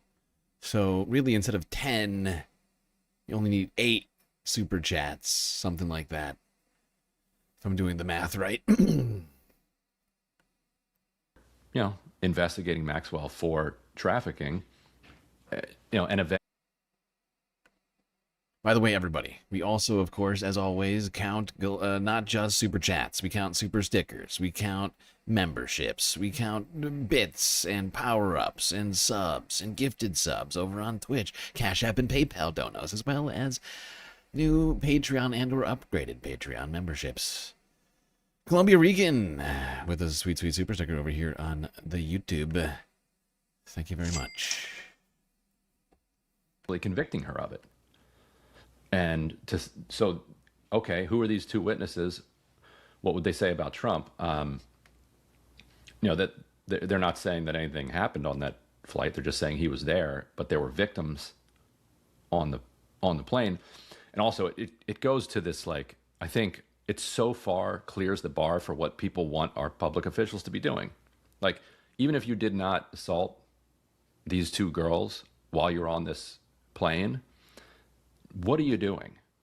Like, what are you doing so many times on this plane called the Lolita Express at a time when these... Yeah, everybody keeps getting on this plane named after this book about sex trafficking. Or really, I mean, I guess sex slavery, but whatever you want to call it. Like, it's a bad vibe right off the bat. Oh, you want me to get on the Lolita Express? Okay. I mean, it certainly gives you, it's certainly foreshadowing later to be for what's to convicted come. sex traffickers are trafficking women around, and that two of the victims are on the plane. Like, illegal. I think the public is done with, well, nothing happened. It's like, how, like, what are you doing there? It's gross. Well, I think the question is... Seriously. Yeah, and like with everything else we've heard about this, right? Like Virginia Giuffre in an interview earlier, before she died, I think it was either the beginning of this or maybe it was sometime last year. I can't remember exactly the timing of it, but it was before she died, of course. In that interview, she basically came out and said that Jeffrey Epstein needed to, like, relieve himself like every 2 hours, right? And so that included the plane. If they were on the plane, like he was, you know, he the abuse went everywhere Jeffrey went. Every 2 hours he needed, you know, and so it's very hard to believe people were on that plane hanging out with Jeffrey for any extended period of time, not knowing what was up. Real tough. You got a guy who needs to, you know, every 2 hours. Just seems weird. Prisla with a completely blank super chat. Still appreciated nonetheless. Helping us out along the road to completing the galactic content goal. We've already made some decent progress. I've given us 3 full hours to do it. Did nothing happen with everybody? I mean, how's that like, what I've been saying from the beginning is, I think it's definitely possible that a lot of the people in these files did nothing. I just don't believe all of them did nothing. Right. And that's what I refuse to believe. And when you see there's 10 co-conspirators, you go, where are the charges for the other people? And actually, exactly. Like, I would almost call it a... Yeah, you add up, you start adding up all of these details, and it just seems incredibly damning. There's no way to get around it. React. There's clearly a cover-up. There's clearly been a cover-up, and a what do you call it? Not emboldening. Well, I guess that, but like really, like what do you call it? I can't think of the word right now. Essentially, a facilitation of the crimes, right? Or the facilitation of a cover-up, or of a, you know, there's some kind of conspiracy here to keep people from seeing any real consequences for any of the things that went on surrounding Jeffrey Epstein. It's incredible. The only woman who's seen any consequences whatsoever is sitting in the cushiest possible place that she could be in the federal prison system, playing with puppies. Action to all the clamoring for more evidence. The fact that there's such little that's been done in charging new co-conspirators. There's been a new thread of reporting that's like, well, there's nothing. This is just all a big to do about nothing. There's a big nothing burger. And there's been like some journalists who've now been very vocal about saying, you guys are crazy. He just was trafficking by himself. Like this was his own personal interest and nobody else was involved. So I don't want reality. I think it, you know, the public doesn't buy the side of it where it's like all of these guys are innocent. And also it gives credence to the idea of. Yeah, nobody, I don't think a single person buys that. Who is buying that right now? Who is buying that nobody in the files is guilty? Ghislaine Maxwell and her lawyers? I mean, what? What? Anybody aside from Ghislaine Maxwell? there's these co-conspirators. Where are the charges? Like, okay, you say you're not involved, but at least go after the people who were. Clearly, you have enough leads to get grand jury subpoenas. They got a search warrant for evidence of a co-conspirator. You have to have some kind. There's a bar of evidence to get that search warrant. You've got to go talk to a judge. You got to get their approval. I mean, how did that lead nowhere? And if it did lead nowhere, tell the public exactly how that happened. Yeah, and we're still missing a lot of that. The affidavits that accompany the warrant would be, explosive. The federal indictment, still, we haven't seen the details of it, nor have we seen the affidavits that accompany it. And that's a... Yeah, there's so much missing from the files. It's almost like they're being intentionally withheld from the public. It's very strange. Rizla with another sweet, sweet super chat. Happy holidays, GSL. You're awesome, dude. No, you are being awesome, Frizzla. And I appreciate the super chat. Helping us get even closer to the completion of the goal. I think technically we're only like 6 super chats away now. Less than that, 5.5. Right? Yeah, 5.5 technically. Or that would be what, like $20 or something like that on Cash App or PayPal. Wow, that happened quickly. Making moves over here. Now, let's move on from breaking points. Talk more about these files. CNN, 14 hours ago. Donald Trump appears in the latest release of Epstein I did everything files. right and they indicted me.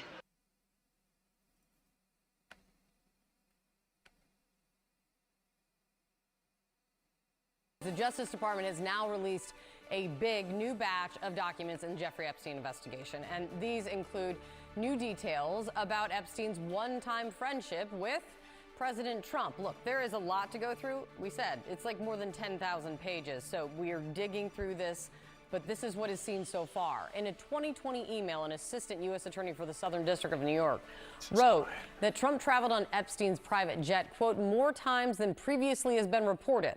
At least 8 times between 1993 and 96. And on a flight in 1993, according to the email, there was just 3 passengers, Trump, Epstein, and what's described as a 20-year-old woman. Being mentioned in a trove of investigatory documents does not demonstrate criminal wrongdoing, a reminder, and Trump has not been accused of being involved in Epstein's crimes. On Monday, the president did seem dismayed that the release of any and all of these files, though, could harm the reputations of individuals he said, quote, innocently met Epstein. Now, remember, he is the man they also signed into law last month, a measure requiring the Justice Department to do just this, release the files. A lot of people are very angry that pictures are being released of other people that really had nothing to do with Epstein, but they're in a picture with him because he was at a party. And you ruin the reputation of somebody. As we speak, CNN has a team Every time he says that, he just sounds so incredibly guilty, like a guy who's definitely in the files. That's what a guy who's definitely in the files sounds like.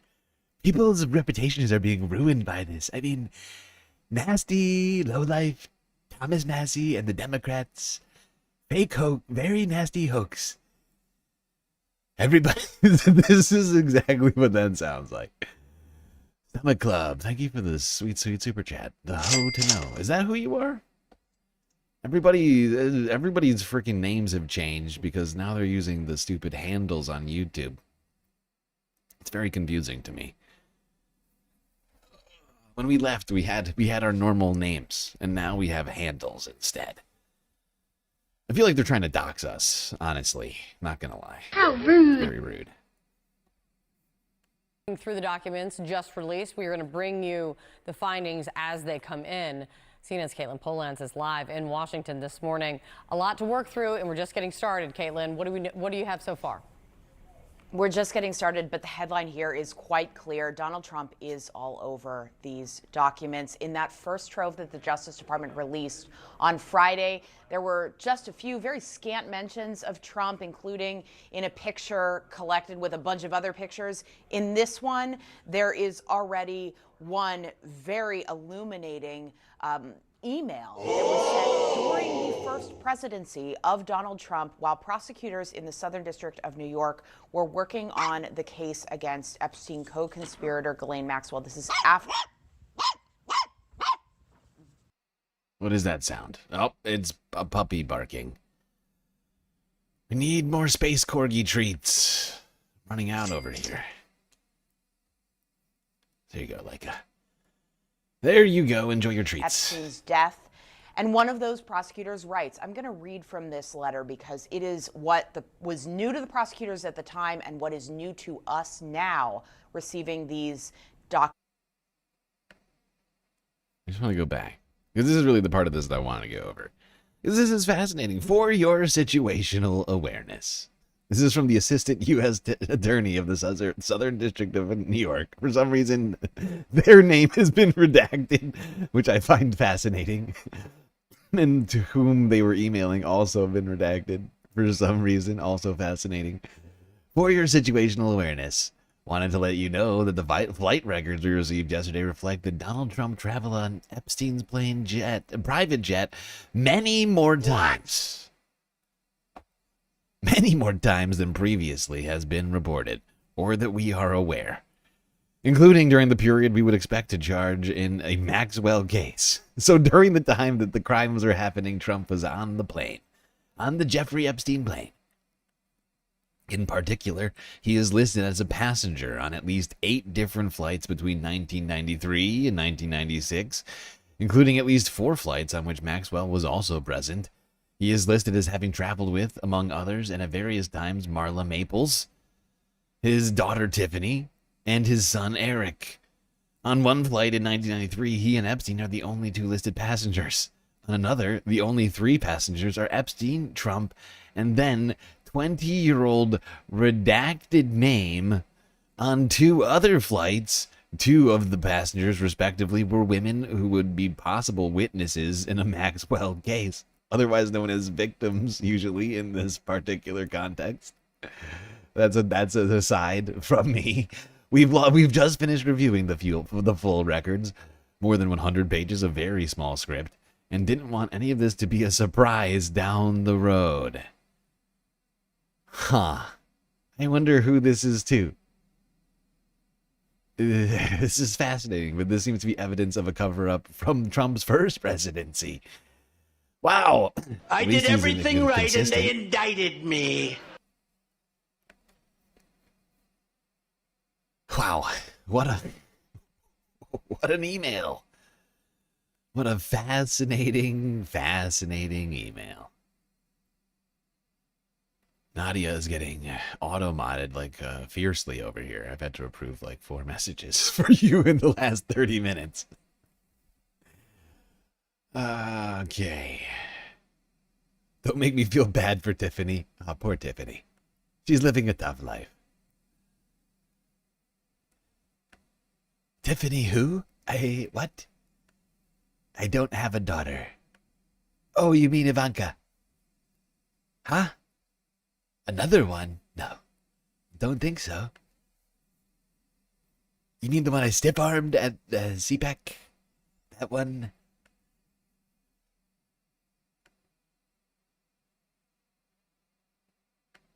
Dead to me. I have no idea who you're talking about.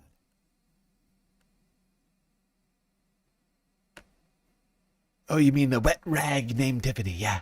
No relation. I don't know. She changed her name to Trump. No relation.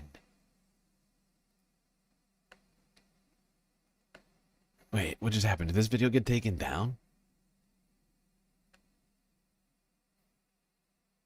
The Epstein files continue to be the Grinch that stole Trump's Christmas. The cover-up and the incompetency is crazy. Jennifer, look at this. DOJ released this shocking fake video of... You just sent money on PayPal? Well, thank you very much, Frizzla. I appreciate that. Incredibly generous. Also helping us with the galactic content goal.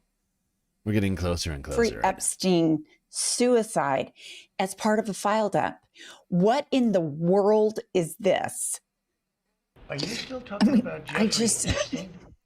I haven't watched the news in 24 hours, listener. Oh my God. Why is this in the files? I don't understand. What is their deal? What is their fucking deal? This just makes it feel like even more of a cover up of fake AI generated video. Oh my God. Of like one of the most contentious aspects of this whole thing. Oh my God. Well, I mean, I don't know about contentious, but like one of those things that like people have, you know, like a lot of theories have surrounded this particular event for a long time, and to just throw in a fake video. Insane. Fucking insane. Democrat hoax. That's right. Pumps, just gather up the most recent crazy news stories for this Christmas, week drop of iHip News. And I just I'm just speechless.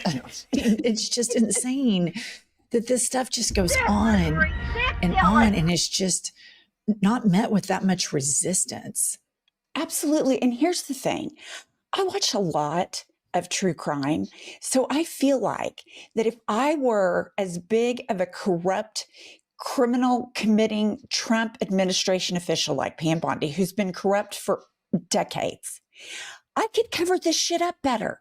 Like, the cover up is so terrible. They have 1,000 FBI agents on it, all, doing all this nefarious redacting. And they release the fake suicide video. And they also release this. Okay.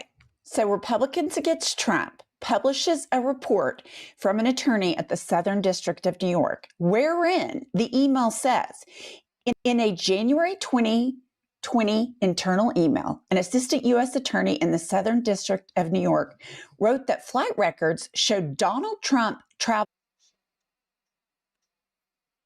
Okay, we just went through this particular aspect of it all. I'm just going to skip ahead a little bit. So you don't have to go through the read-through twice, since I already did that. And then, of course, they pulled it down. Once they released it, they figured it out, and they pulled it back down. But the question is, are you surprised at all that Trump and Maxwell are all buddy-buddy? No, I thought that was well known. Well, isn't it? Well, he's acting like, oh, well, my DOJ went down there. I mean, I don't know her that well. We weren't that good of friends. I mean, he lies and lies and lies about it like it's a casual, hi, I saw you at Mar-a-Lago. I think the thing about the Epstein file for me is this, like, there were the people who participated in what Jeffrey Epstein was doing, which was raping children. Mm-hmm. And then there are the people that knew that he did this and didn't say anything. They just accepted it. And it's like also a microcosm of what's happening right now. Like, these powerful people are doing all of these horrible, nefarious things. And there are people that just go along with it. And then I think another thing that's really been devastating when I think back on this entire year is just how many villains are arising in this. It was just Trump. Right. Like in his 1.0. And there were some other dicks in his administration, but they all kind of left him and had it, dust up with him and then went out and wrote books. The amount of villains, like the villain super squad that's being built in the media, in his administration, at Turning Point, it's just overwhelming how many. Yeah, the villain super squad. I like that. I like that description. Also, is Jennifer wearing a goddamn bathrobe right now? She is looking comfy as hell. I'm just noticing it right now. She is just chilling hard. I feel that. All right. Now let's get to this particular piece of news, which we already briefly discussed earlier. That being this Jeffrey Epstein, Larry Nassar postcard. Here's CNN from 10 hours ago on this one. The Justice Department released a new batch of documents in the Jeffrey Epstein investigation, including chilling new evidence that some viewers may find disturbing. This is a jailhouse letter, apparently written by a Jeffrey Epstein. It says J. Epstein, and it was sent to another infamous sex offender. That would be Larry Nassar. The letter appears to include a reference to President Trump. We should note President Trump is not accused of any criminal wrongdoing. And I just spoke to a survivor of Jeffrey Epstein's. They gotta get that in there. I mean, that's not technically true. Donald Trump is a convicted felon. He's not only confused, he's convicted of criminal wrongdoing. 34 times, actually. And then accused of multitudes of other sorts of criminal wrongdoing. So that's really not a very accurate statement. Robeson a short time ago. Here's what she said. And DOJ says some of these things are salacious and there's no truth behind it. That's the statement it just released.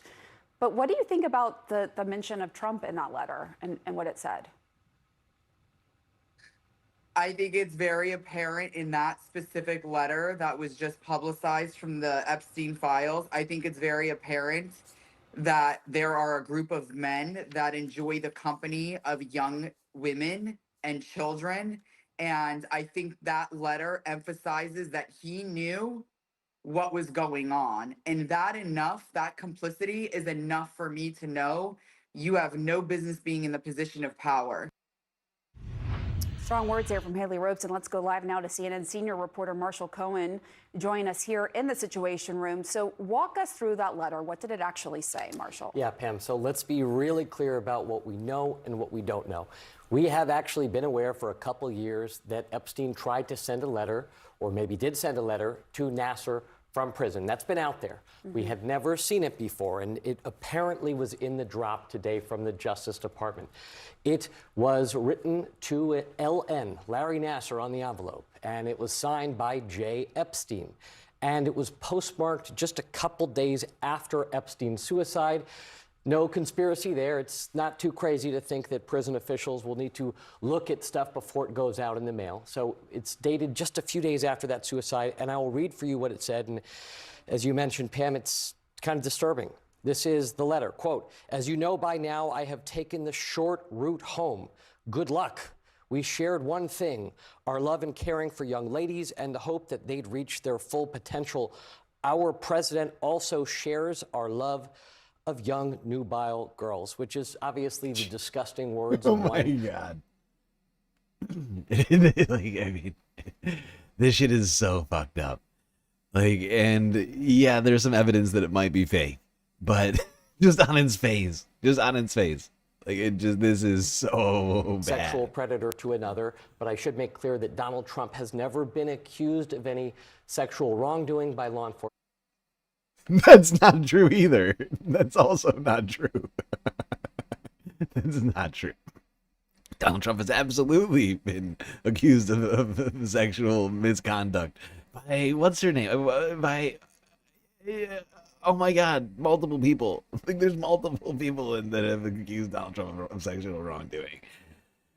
That is just that is unfounded claim. Obviously, he's never been charged with any of these Epstein-related crimes. And so, but he was found civilly liable, right? Carol Burnett, not right? I mean, good God!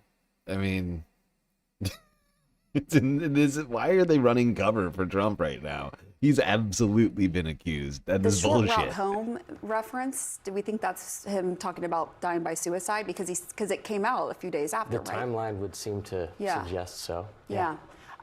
We're also seeing this 2021 Mar-a-Lago subpoena relating to the Ghislaine Maxwell case.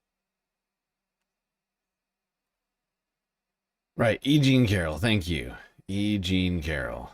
That's who it is. Did I say Carol Burnett? Sorry. Yes. Exactly. He wasn't just accused. He was found civilly liable for sexual misconduct. So it's really weird that CNN would say that. It's just factually inaccurate. I don't know why they would do that. It seems real weird. It's almost like they're involved in the cover-up. This is new, right? New Do we subpoena not know here. about the subpoena to Mar-a-Lago? I didn't know about it. And Okay, I well, don't Marshall think, Cohen, you've been all over this story. I So. don't think it was out there before. Our colleague Michael Williams found it this morning in the batch of 30,000 documents. A subpoena sent by the Justice Department to Mar-a-Lago October 2021, just a few weeks before the start of the Ghislaine Maxwell trial. It is redacted, but it is clear through the redactions that they were looking for employment records about someone. We don't know who. But I should point out that we do know that there was one very well-known person that did work at Mar-a-Lago and was actually recruited to work for Epstein, and that was Virginia Giuffre, who was one of Epstein's victims. Not sure if this... So yeah, like people, they went through it, and the people have gone through it effectively, and the if you go here, this apparently this postal stamp says Nova 220 is in Virginia, which makes this all seem very strange because Jeffrey Epstein wasn't in Virginia, so why would there be a post stamp from Virginia? So, is it real? Is it not? It's not clear. But it's, I mean, oh God, it's the sort of thing that I feel like the Trump administration is still gonna have a hard time of explaining. It's just not gonna look good, and some number of people are just gonna be like, whatever.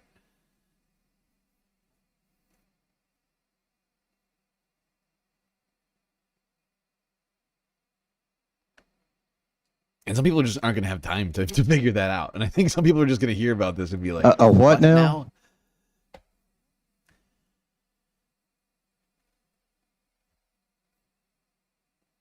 But it is fascinating just how many people just in the recent days we've seen with very questionable to very problematic sort of what do you want to call them? Reputations popping up in the files alongside Jeffrey Epstein. Whether or not it's indication of their having done anything wrong, who's to say? But you got Woody Allen popping up in there. You got old Bill up in there. You got I just said Woody Allen. Who's the other one? I can't. Michael Jackson. I mean, there's been a bunch of people in there with spotty at best records. Things like this. Just suddenly making cameos in the Epstein files.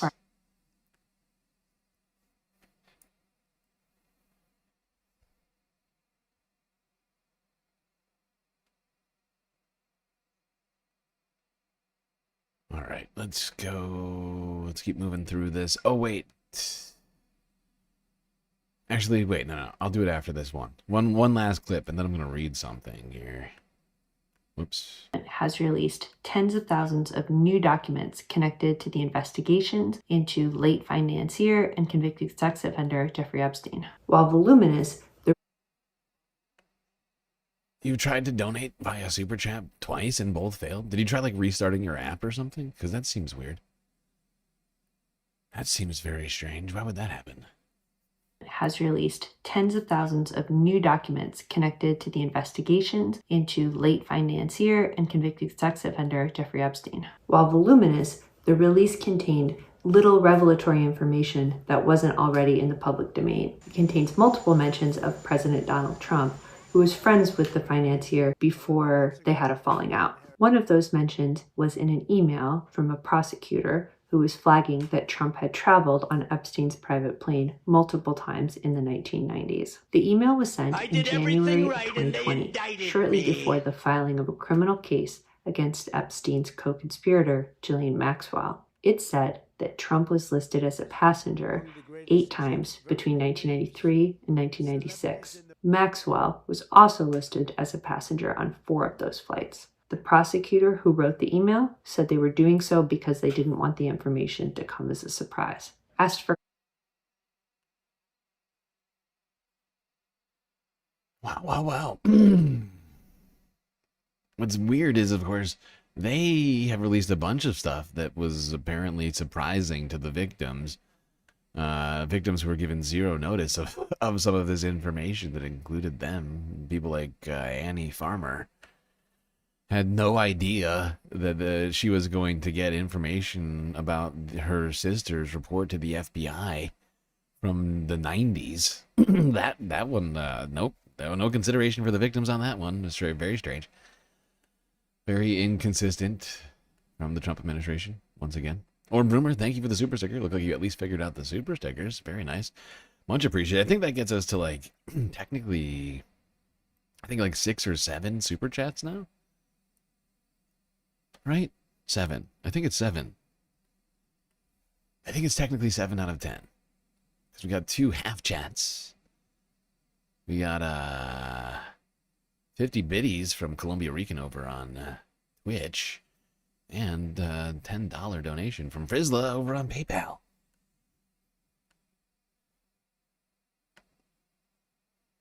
So I think we're, if I'm doing the math right, I think that's where we're at. Okay, now what I got to do real quick, pull this article out.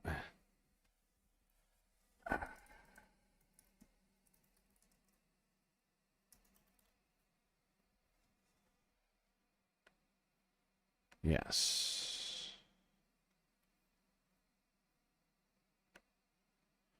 Okay.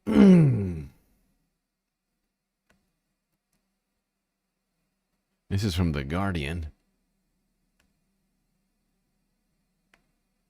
Hey. What? Son of a bitch. Hold on. Hold on. Let me solve this. Don't be a dick. How's that sound? Just don't do that.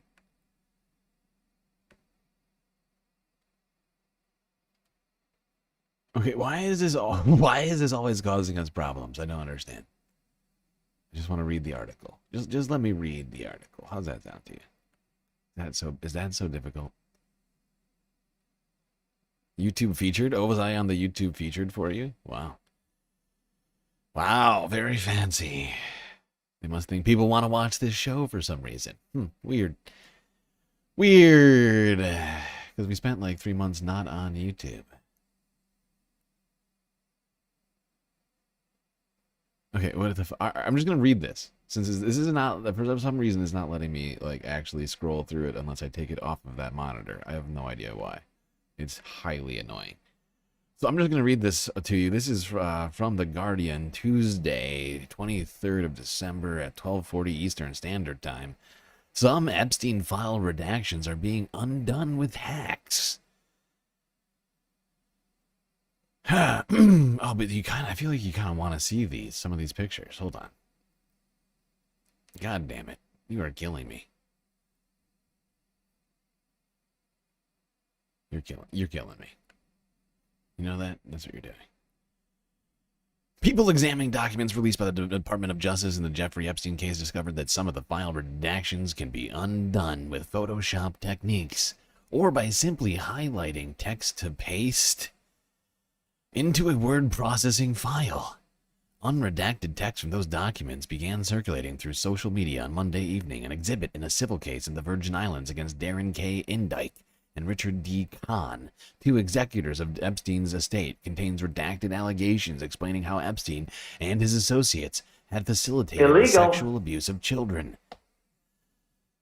The exhibit was the second amended complaint in the state case against Indyke and Kahn.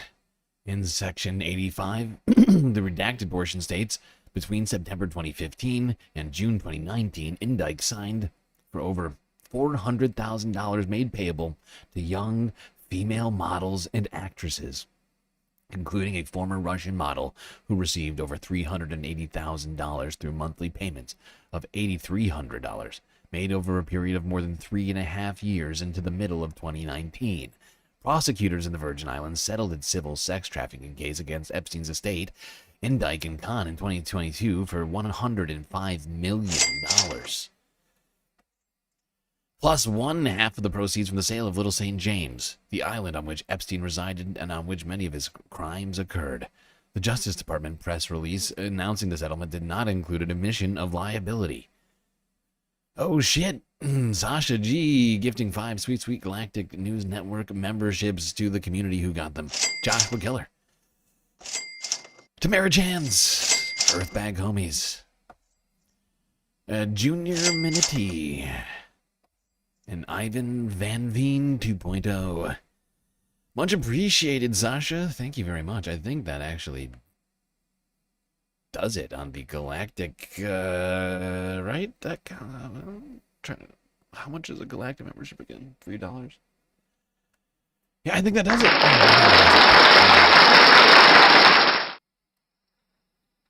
Oh my god, that was loud.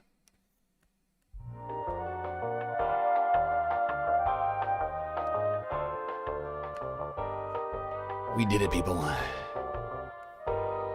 Look at Laika. Look how excited she is. Here, she's jumping up and down. She is so thrilled to know that we have completed another galactic content goal. Meaning that we get all of the sweet galactic clips that I've got prepared for us tonight. And we've still got a hell of a lot to get through, Space Fam, so that's good news. That's good news. That's what that is.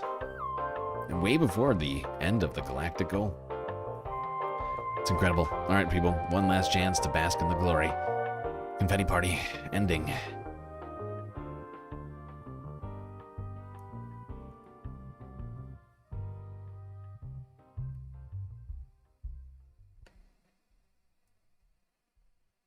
All right, I'm going to get back to reading this goddamn Guardian article here. Let Laika get back to her snacks there. She was very excited. All right, I'm going to read the rest of this Guardian piece here. Where was Indike, an attorney who represented Epstein for decades, has not been criminally indicted by federal authorities. He was hired by the Parlator Law Group in 2022 before the Justice Department settled the Epstein case. That firm represents the Defense Secretary, Pete Hegseth, and previously represented Donald Trump. I'm sorry.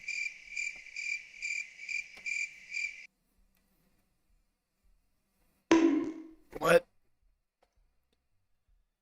You're telling me the same firm that represented Jeffrey Epstein also represented Pete Hegseth and Donald Trump? That's fast. That's a fascinating development, if I've ever heard of one. My God. This is the first time I'm reading this. Somebody sent this to me in the Discord. I briefly scanned it. I did not pick up on that detail. Wow. Okay, let me try and find my place again. That firm represents the Defense Secretary. Currently represents Pete Hegseth. Those are Pete Hegseth's current lawyers right now. He's never had any allegations about his behavior with women, right? Previously represented Donald Trump in his defense against charges stemming from the discovery of classified government documents stored at Trump's Florida estate. Calls and email seeking comment from Indike and the Parlator Law Group have not yet been returned. Oh, shocking. Wow, no comment over there at the Parlator Law Group. Shock of shocks. Trump has repeatedly denied any knowledge or of any involvement in Epstein's criminal activities and of any wrongdoing. Other sections further allege how Epstein's enterprise concealed crimes. Defendants also attempted to conceal their criminal sex trafficking and abuse conduct by paying large sums of money to participant witnesses, included by paying for their attorney's fees and case costs in litigation related to the conduct, reads one redacted passage. Yeah, it does seem like a recurring pattern, doesn't it? Uh-oh. Hold on. Please hold.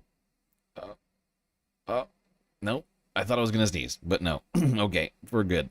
Soldier Butterfly, thank you for taking the plunge and becoming a galactic individual. YouTube memberships. Very, very, I love it when people become YouTube members or Twitch subscribers or patrons, because those are the things that get you the most benefits in my mind.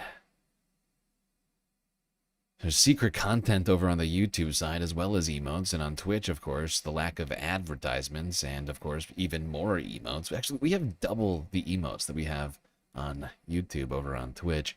And Patreon, of course, a myriad of benefits over there. A veritable myriad benefits, I tell you. All right, I lost my place. Distracted by the greatness of a galactic membership being started. Defendants also attempted to conceal their criminal sex trafficking and abuse conducted by paying large sums of money. Oh, wait, no, I read that part. Epstein also threatened harm to victims and helped release damaging stories about them to damage their credibility when they tried to go public with their stories of being trafficked and abused. Epstein also instructed one or more Epstein Enterprise participant witnesses to destroy evidence relevant to ongoing court proceedings involving defendants' criminal sex trafficking and abuse. My God. This is disturbing. Columbia Rican and Omega Star trying to feed Laika over here. She's already snacking, isn't she? Yeah, look at her. Look at her snacking away. Now she's going to be snacking for an untold period of time. I'm going to have to do the math on that one.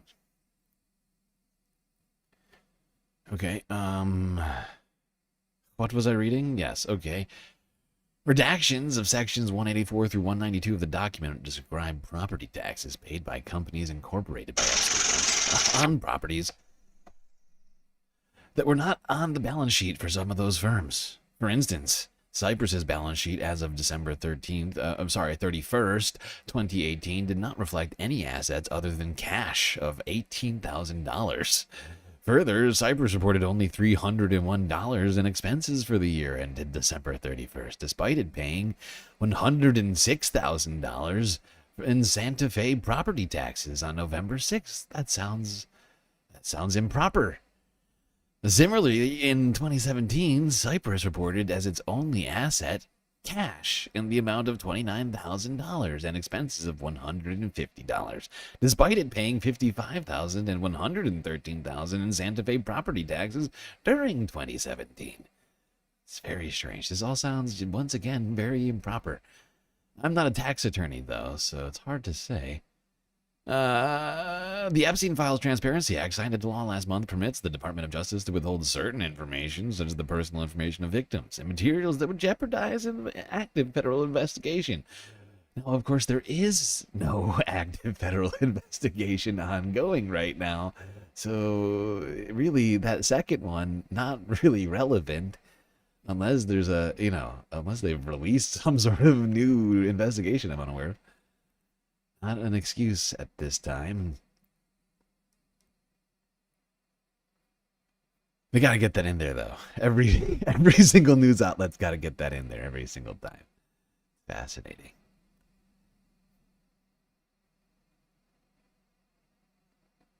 Alrighty then. Let's keep this moving. That's it on the Epstein Files for tonight. Only took up like 1.5 halves, not bad. Well, let's move to the infighting over at TPUSA. And this is in the wrong order. Why is this way? This is all wrong. I made a huge, tiny mistake. God damn it. Hold on. Please hold, chat. Please hold. I've made a huge, tiny mistake. There we go. This is the clip I want to start with. Thank you very much. This is from 4 days ago at the very beginning of TPUSA events, America Fest.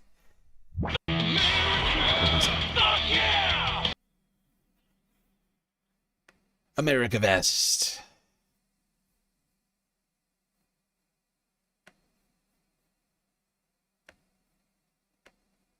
The conservative movement is also in danger from charlatans who claim to speak in the name of principle, but actually traffic in conspiracism and dishonesty. So, for example, if Candace Owens decides to spend every day since the murder of Charlie Kirk to spew absolutely baseless trash implicating everyone from French intelligence. I gotta say, I do love this. This is still one of my favorite activities right now, is watching the MAGA infighting. It's a popcorn eating event, you know? It's something to behold. My God. Former colleagues going at each other's throats. Ben Shapiro, Candace Owens. To Mossad, to members of TPUSA in Charlie's murder, or a cover-up in that murder, then we, as people with a microphone, have a moral obligation to call that out by name. So no, Tucker Carlson, it is not an excuse to go silent on Candace's targeting of TPUSA. On the first day of Turning Point USA... At 2, Tucker, at 2. Annual youth conference, popular conservative influencers Ben Shapiro and Tucker Carlson attacked each other on the stage. I just got here, and I feel like I missed the first part of the program. I hope I didn't miss anything meaningful. But I just want to say, I don't think I did. No, I'm just kidding. I watched it. I laughed. That kind of bitter, sardonic laugh that emerges from you when, like, Upside Down World arrives. When your dog starts doing your tax.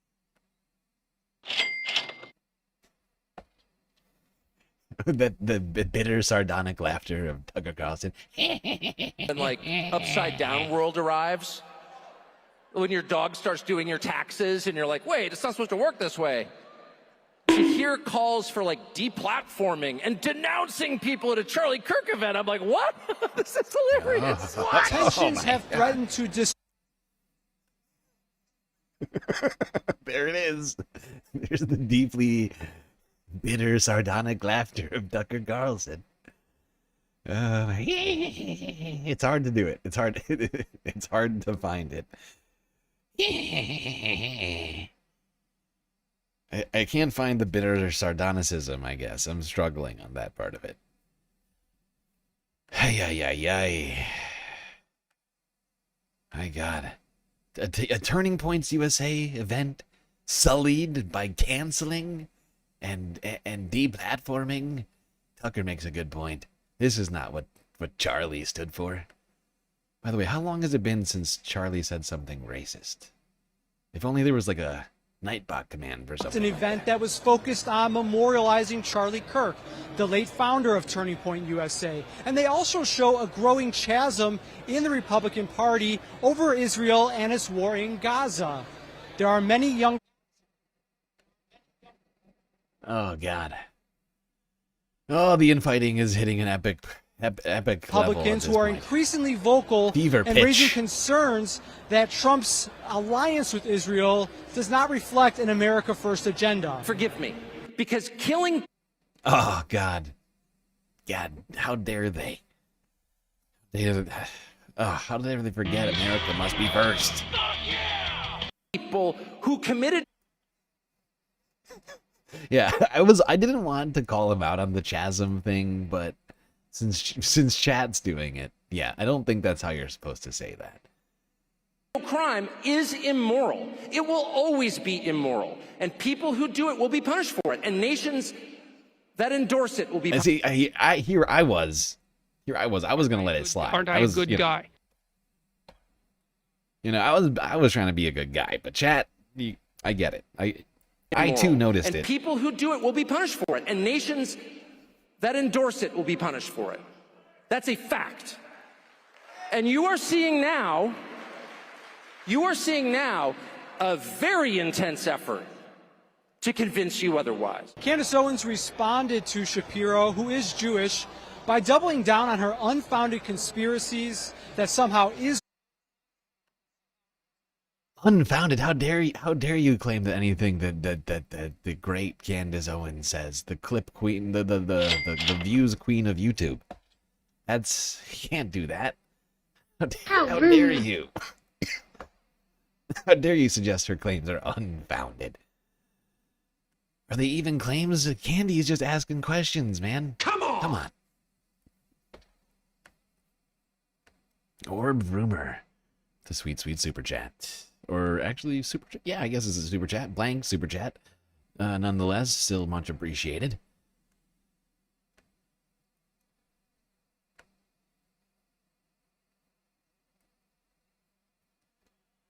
Honestly, though, the whole vibes of TPUSA this week were that of middle school drama turned social media event.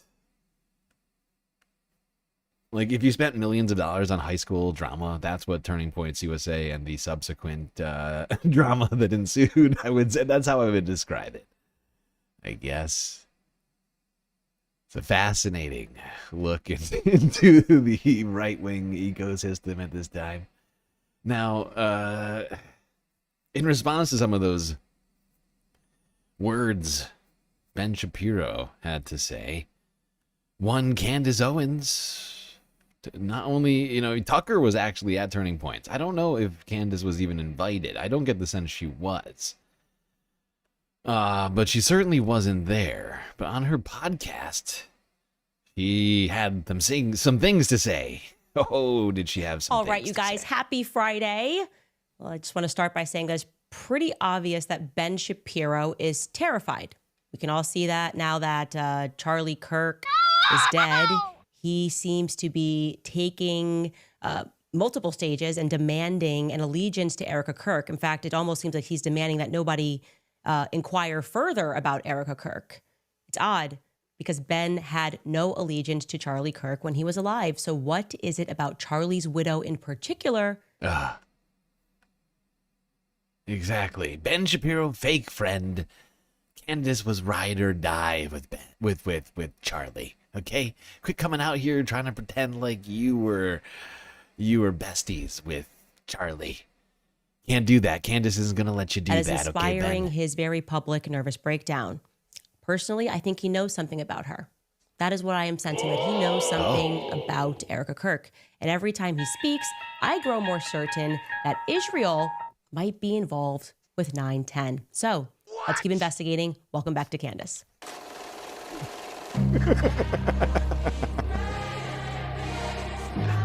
Precision of language, please. I mean, this woman is dangerous, ladies and gentlemen. You know, Ben Shapiro just Where keeps my calling unstable my name girlies out at? on stage. He's calling for me, and I'd like to show up for him today. Okay, last night he hit the stage at Turning Point USA's AmFest the other night.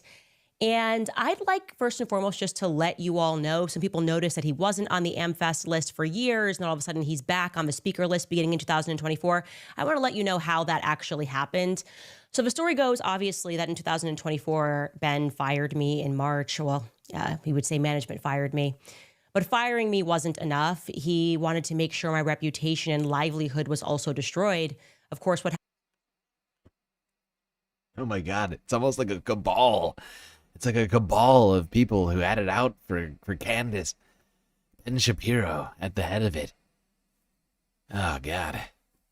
thereafter is Charlie Kirk instantly came out and supported me because we were like brother and sister, always supporting each other publicly. And then I showed you guys a few episodes ago that we found out as I was going to speak in Dallas at their YWLS convention. It's true, though. People keep coming out saying that they're besties with Charlie, but where's your video of dancing with Charlie? Huh? You know, if you're best friends with Charlie, where's your video of you dancing with Charlie Kirk? Huh? You don't understand, like, the divinity of him tweeting that. Like, I'm living in the 21st century. There's something mean to it. You don't understand, like, the divinity of him tweeting that. Like, I'm living in the 21st century. Huh? Where is Ben it? had sent an intern who was going to ask me a question while I was on stage, but we sort of rumbled this plan, and I called Ben out on stage. Ben did not like that I called him out on stage, so he began working behind the scenes to have Jewish donors start threatening Charlie to make sure that I wasn't invited to speak at year end because I wasn't. Oh boy. Specifically Jewish donors. Oh boy. Candace, I feel like you're heading into a particular This is what direction. Charlie told me. And instead, he wanted to be invited. he's just going to purchase a friendship, right? So Wait, you've never seen the video of Candace and Charlie dancing together? No, that's real. That's real video. That's not AI. That's actual video of them dancing, having a great time. That's real. That's the realness at Turning right there. Point USA, and this is what was divulged to me from Andrew Colvett at the time, willing to spend an offensive amount of money to be a part of AmFest. Like I said, that was told to me by Andrew Colvett directly because he wanted to say, look, like, obviously, you know, we are totally, Charlie's 100% on your side. This is like an offensive ad spend. I was like, take it. Take his money. I could care less, obviously. And I knew that he was working with Barry Weiss to call and put an article out saying that the donors, the people on the board of TPUSA want Candace gone. All of this petty behind the scenes behavior because I called him out on stage. Okay. Oh. Yeah. Candace, she is brave, okay? She'll come out and she'll say exactly what's on her mind. These people have to play these games behind the scenes. Awful. Weak. Oh, Megastar, thank you for the sweet, sweet super chat. I'm pleased to say I was never friends with Charlie or Jeffrey. Ooh. Wow. Yeah, that's fair. That's fair. I think that is actually probably a boon to your reputation. So quite literally, this is the definition of buying friends and influence and fame. Now, in case you're listening and thinking, is Ben Shapiro actually capable of that level of pettiness? I'm going to tell you a story about Thomas Sowell. Yes, Dr. Thomas Sowell of Stanford. I'm not going to lie. Yes, I do actually think that Ben, I mean, I don't even need a story. I'll take it. But I do actually think Ben is absolutely capable of that level of pettiness. He seems like the kind that kind of guy. The story begins in 2023, shortly after October 7th. You know, Ben was sort of having another one of his open nervous breakdowns, and his audience just went kaput. People just stopped watching his podcast because he was screaming at Americans that we needed to prioritize Israel, and people just didn't feel that way. Okay, it's not our country. I'm sorry that happened to you, but why do Americans need to be screamed at about what's happening in the Middle East? Anyways, throughout this time, Brian Mast was wearing an IDF. Okay, hold on. We can't listen to this whole unhinged rant from Candace. And it sucks you in. It really does. Oh, the Republican infighting the receipts. I mean, oh, God. All right, we're going to skip past Benny Johnson, who she goes after. Oh, wait, is this Benny Johnson, right? That we're talking. Wait, no. Wait, no, this is Ben Shapiro. No, I take it back. Okay, we can't listen to this whole thing, but I just want to go to a few choice pieces here. High road made him angrier. Oh, wait, I got to go slightly before that. Slightly before that. And also, we're talking about a work colleague, right?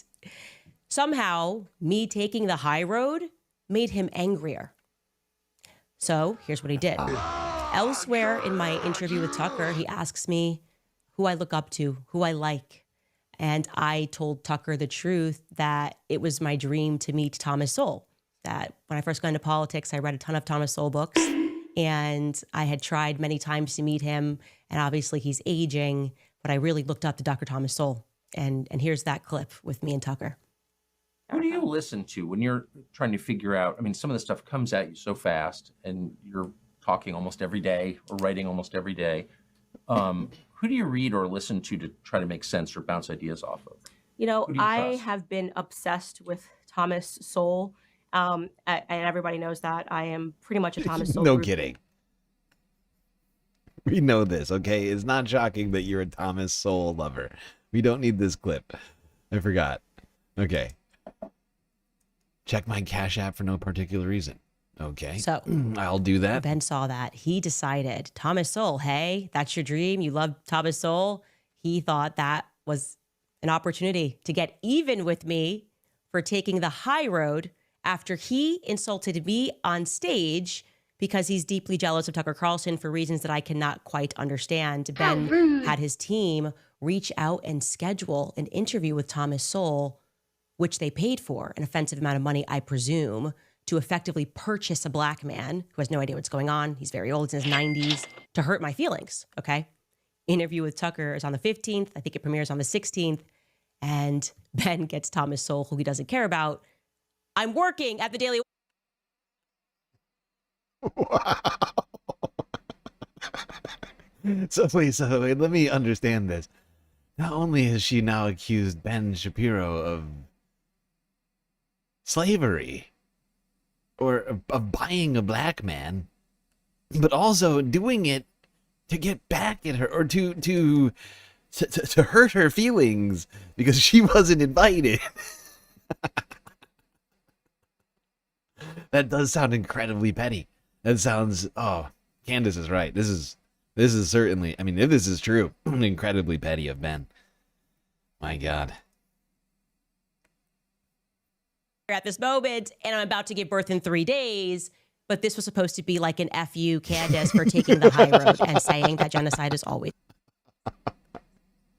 And she was pregnant? My God, Ben. Have you no class at all? You would deny the dreams of a pregnant woman in your employ? That is disgusting. You should be ashamed of yourself for having that thought. Wrong. That is what I mean when I say he is an incredibly petty man. Okay? Now, we know how this... I see it. I get it now. I get it now. Thank you, Candace. Okay. All right. I'm going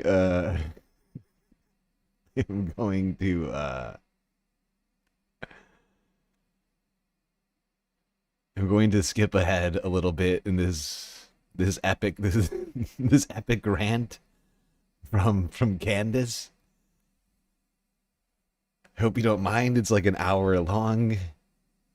How many views did this get? 2.8 million views. Good God. Good fucking God. Views queen Candace. She's taking over the right-wing ecosystem. Oh my God, she is slapping all of these people for views right now. It's wild. And for a second, I thought that the Erica Kirk thing was going to cause her to lose her audience. It doesn't seem to be the case. It does not seem to be the case. I thought it was. Like, like, not gonna lie.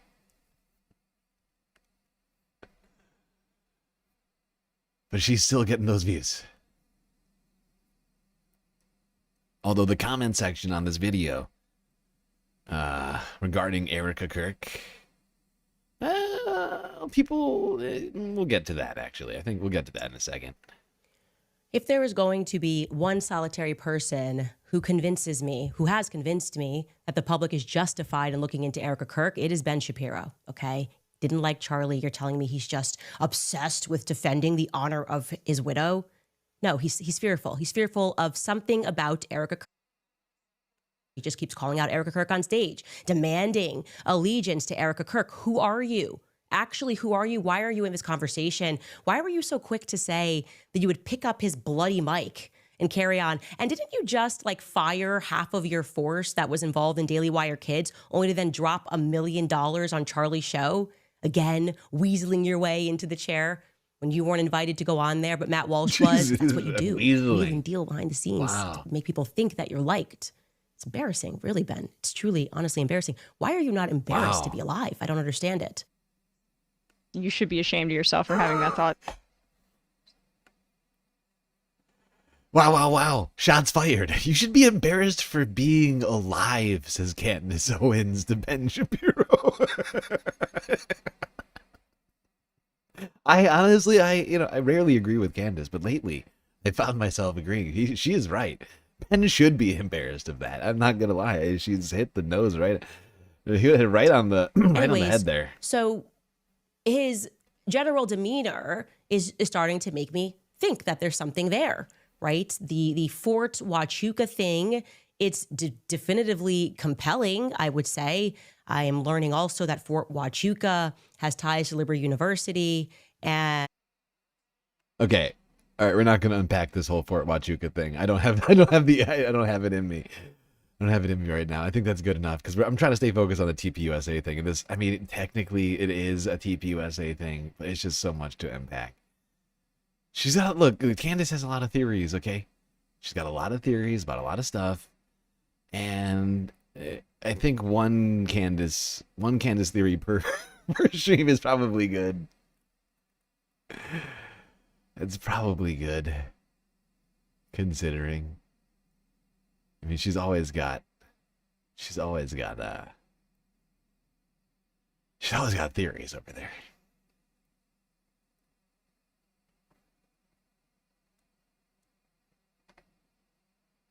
Orb Rumor with a sweet, sweet super chat. A super chat of mystery. Who knows what Orb's thinking? No message accompanying. Either way, much appreciated. Either way, much appreciated. But actually, you know what? To continue, how are we doing on time? Okay, to continue the Candace TPUSA talk, let's go here.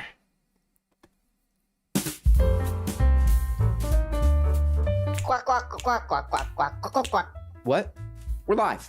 We're live now. What does an idiot tell me? Okay. Okay, don't get pissed off, man.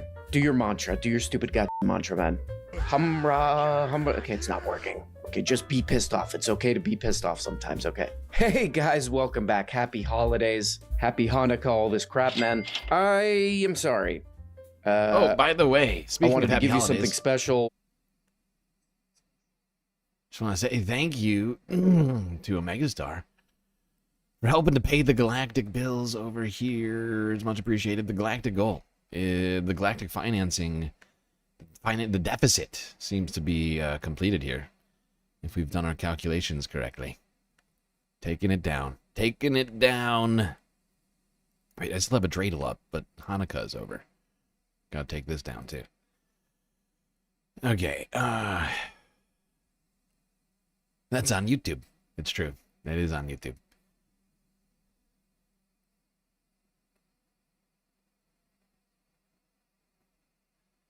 Where my unstable girlies at? For the holidays, I spent an inordinate amount of money on this. It didn't work out. So I'm empty-handed, man, on this. Go to the clip.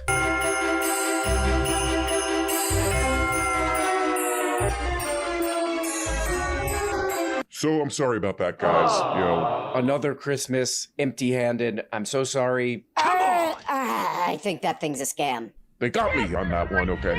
We'll be right back. Despite the devastating loss of Charlie Kirk, my incredible husband at UVU, Caleb has persisted with the same gift. Grit. It has been a long day. Is that AI? Whoa. It's Adam Friedland made it.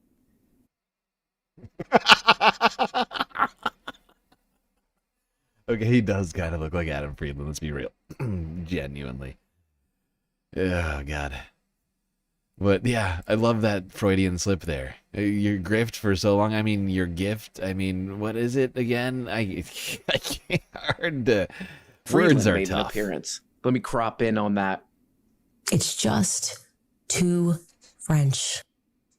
Okay, my guys. Okay, my beautiful guys and gals. I like women, not men. You know, we're wrapping up at the end of the year and all that kind of stupid, dumb stuff, you know? And to me, it's just me, you know, I'm a flame carrier. I'm carrying the flame. I'm absolutely, I'm out here with that flame, like, so I wanted to fighting continue for the that, what would gospel. it be, tradition, 3-month-old tradition of carrying the flame.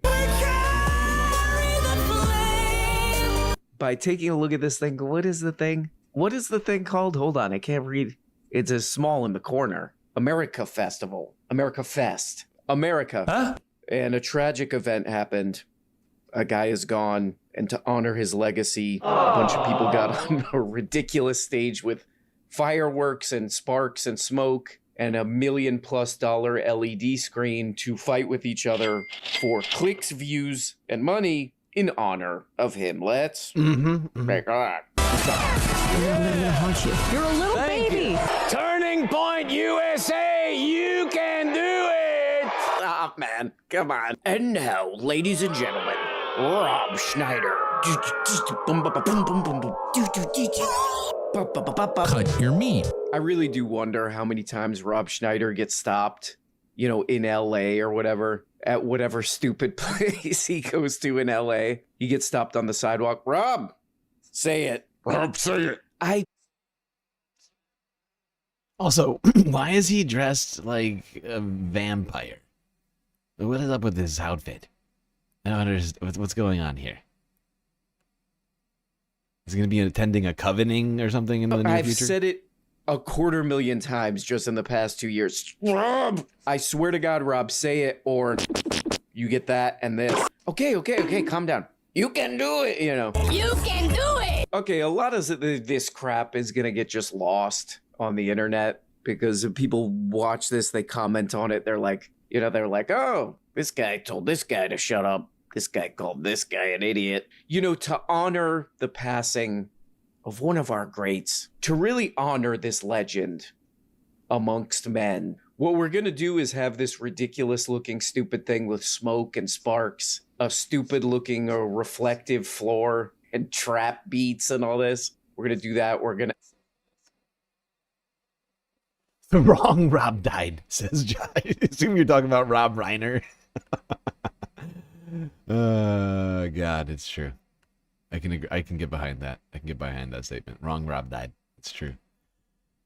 It's true. It's just factual. It's just a factual statement. All right, let's see who else. Like some piece of like, you know, I don't know, Robert Schmeigel or whatever is like lodged in the back of Rob Schneider's head. When your dog starts doing your taxes and you're like, wait, it's not supposed to work this way. Hey, you've been drinking, man. To hear calls for like deplatforming and denouncing people at a Charlie Kirk event, I'm like, what? This is hilarious. Yeah. That's on YouTube. You're terrible. You're a moron. Sniffing. World arrives. This is hilarious. Easy, man. This is hilarious.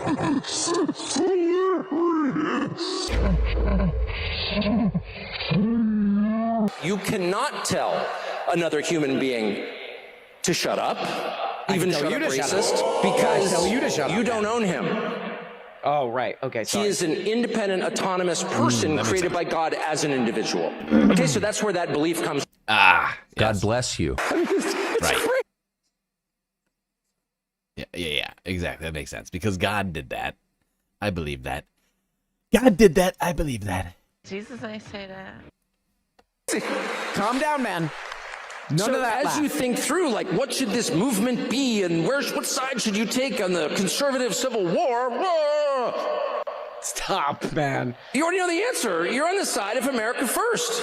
And if they can't tell you why it's America first, you just won the argument because they don't have one.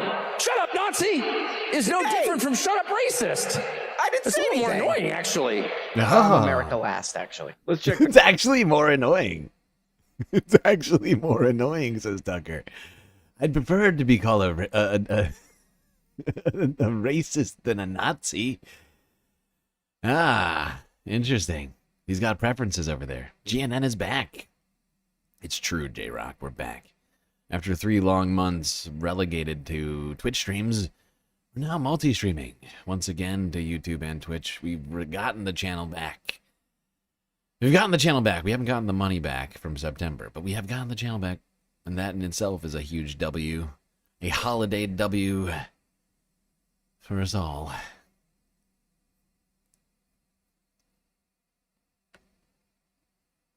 What does MAGNO stand for? MAGNO. Make America Great News Only. Make American Great News Only. I don't know. I just made that up. I have no idea. Comments real quick. This is my favorite kind of comment, just a minor grievance. This is like the most common kind of YouTube comment where it's like, the sound is weird in this thing. Or like, what was that weird cut? Fix that. That's like 50% of YouTube comments, but here we go. I could do without that moving hypnotic background. Okay, just a little minor grievance about the background there. Okay, so this is this whole thing, man. I mean, these are the people who are what would you call this crap, man? Like the figureheads of the American government or something, you know? And they're doing this thing. It's getting a bunch of attention, but it's incoherent and ridiculous. And the Royal Gemstones ass set makes it even worse and stupider. But basically, it's like Ben Shapiro gets out there and he has like a manic, panic attack on stage. He's like, "Bah, bah, bah, bah, bah, bah, bah, bah." So no, Tucker Carlson, it is not an excuse to go silent on Candace's targeting of TPUSA. If Candace Owens decides to spend every day since the murder of Charlie Kirk. Look at you, and I just think you are such a little worm. Truly, Ben Shapiro, fuck you and the midget horse that you rode in on. The men who have to keep applauding what you do like you're a 4-year-old to make you feel good. But the rest of the world can't stand you. You're obnoxious. You're obnoxious. You're obnoxious. Hold on, let me get one of my co-hosts. Can you give an example of what it sounds like? Oh yeah, no problem. Thanks for having me.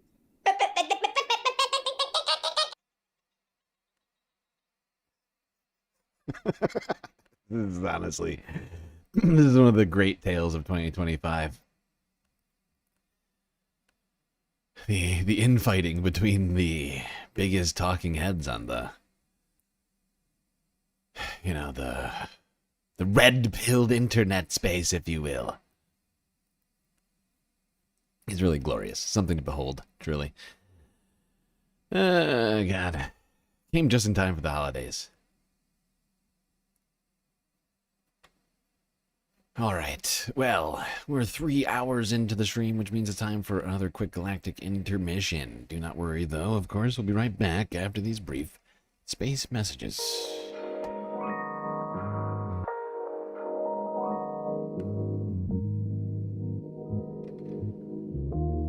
All right, everybody, I hope you've been enjoying the show so far. If you haven't already, hit the follow button on Twitch and subscribe on YouTube. And if you haven't already as well, do consider contributing to the Galactic News Network, as we are, of course, completely funded by individuals like you. We got a lot of great ways out there for you to show your support. YouTube, super chats, super stickers, and memberships. You can start one for yourself. You could gift one to a friend. Pay it forward to these holidays. On Twitch, we got the bits, the power-ups, the subs, the gifted subs, the Twitch Prime subs. We have Cash App and PayPal, of course, if you'd prefer your money go directly to funding the stream rather than the bottom line of YouTube or Twitch. But of course, the very best way to get the most base benefits for your dollars is to go on to Patreon and become a Galactic Patron, where for the low price of $3 a month, you get access to a myriad space benefits unseen by the rest of the goddamn Milky Way galaxy. Things like an avatar. That's right, you could appear on the Galactic Spacecast. You could be hanging out at the pool, the bar, the lake, or the street. It's all up to you. That's not all, though. Get yourself a shout-out at the end of every show, secret Discord channel inside of the Discord server, and much, much more. All right, everybody, enjoy the break. Grab yourselves a drink, maybe a snack, and I will be right back.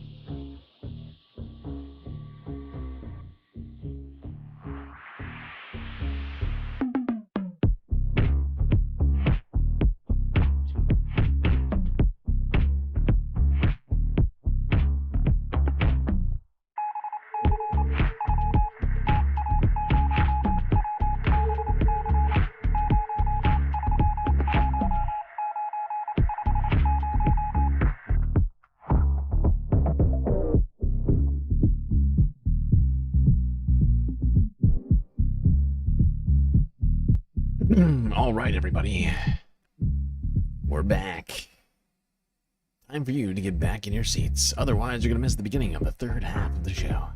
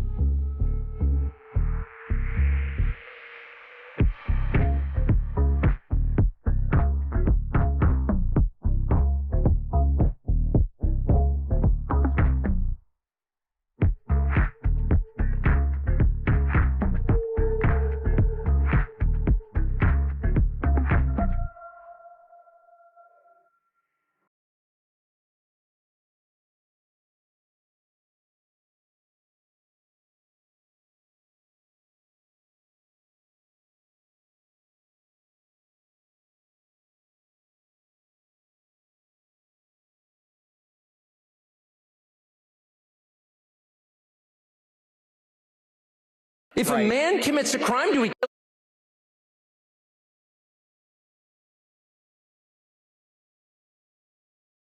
kill now a very intense effort to convince you otherwise? Oh, it's fine. They deserved it. Really, did their children deserve it? If a man commits a crime, do we kill his kids? I don't care if it's in Minneapolis or Gaza City. No, we don't. I don't know, man. You watch this. Oh god, I was muted. Thank you, J-Rock. Thank you. I don't know how that happened. Yep, I was muted. That's right, Hermit. Yep, that's my bad, everybody. Huge tiny mistake. We're going back to turning points where Tucker Carlson is clearly yelling once again. And it's just like unlistenable. This is mostly, I watched a bunch of this. It's just unlistenable, boring crap.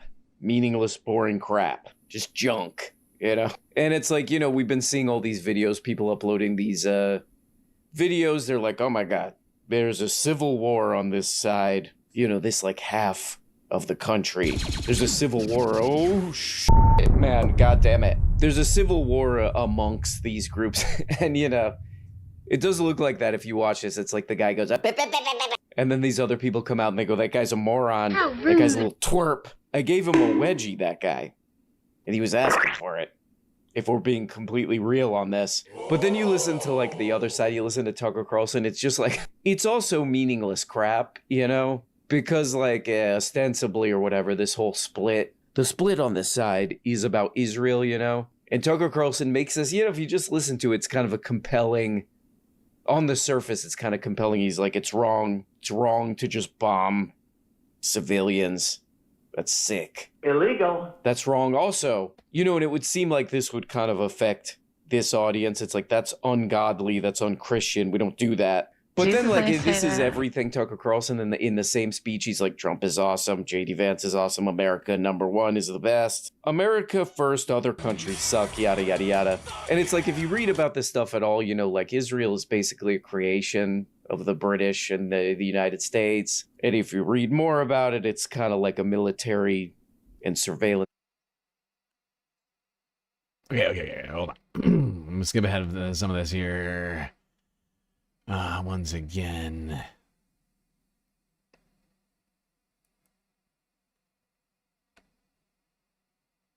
Oh, you know who else showed up at this thing? Fascinating appearance here. This guy.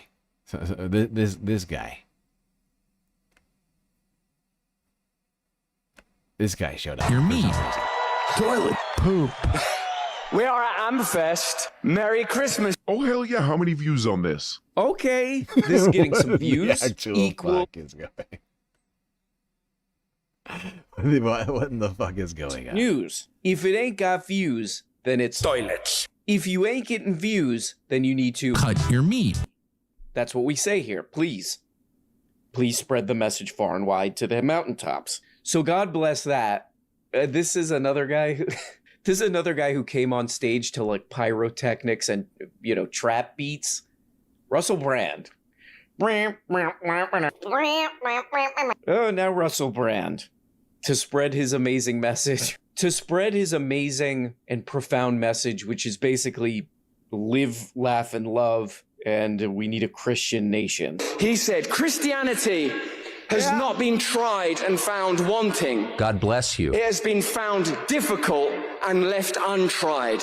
We have not yet tried to create the Christian nation that America may yet become. As an Englishman, as a visitor, I pray that you're able to do it. I pray that you can build a Christian America to be a shining city on a hill, an exemplar for the... All right, having a bit of the... Oh, wait. Oh god, you know what I love about this most is like the Republican Party is dealing with a whole bunch of problems right now, right? You got the Epstein files, you got the infighting and all these other sorts of things, Charlie Kirk. And like, who can we get out here help us distract from some of that? You know, some of these sort of all these despicable people that we seemingly have around us. I know who. Russell fucking Brand. Perfect. Get him out there. Get him out there. Not sooner. That's perfect. Yeah, there's no controversy that can be started by Russell Brand.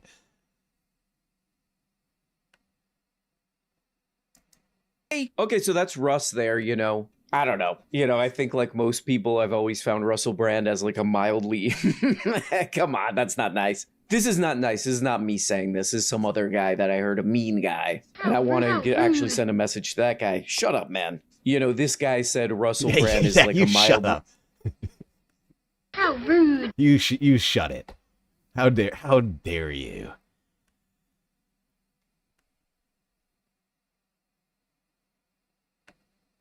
Bit racist using the L word? Wait, what did he say?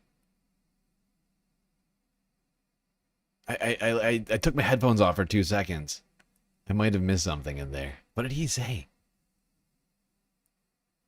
I can't even think of what the L word is right now. Probably means I missed it. Ah, God. Okay. Let's see here. We're gonna move on from R.M. Brown, but we're not moving on from the fighting going on at the Turning Points event. America Fest. A very weird place. Very strange place. Barry Weiss at CBS News is an absolute piece of work. CBS is gone. 60 Minutes is gone. This is a propaganda network propped up by an unqualified DEI hire in these Trump sycophants, the Ellison family, who want to take over all of American media. Journalism is completely dead unless you go to independent journalism. And I want to remind everybody, as I did in my previous episode, Bank of America is sponsoring a lot of these horrific town halls that Barry Weiss is propagandizing on the American public.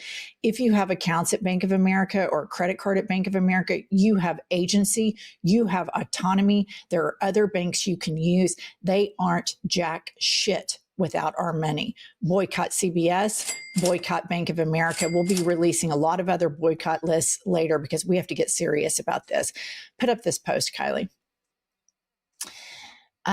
Sharon Alfonsi, a correspondent for 60 Minutes, sent an internal email to colleagues stating that CBS...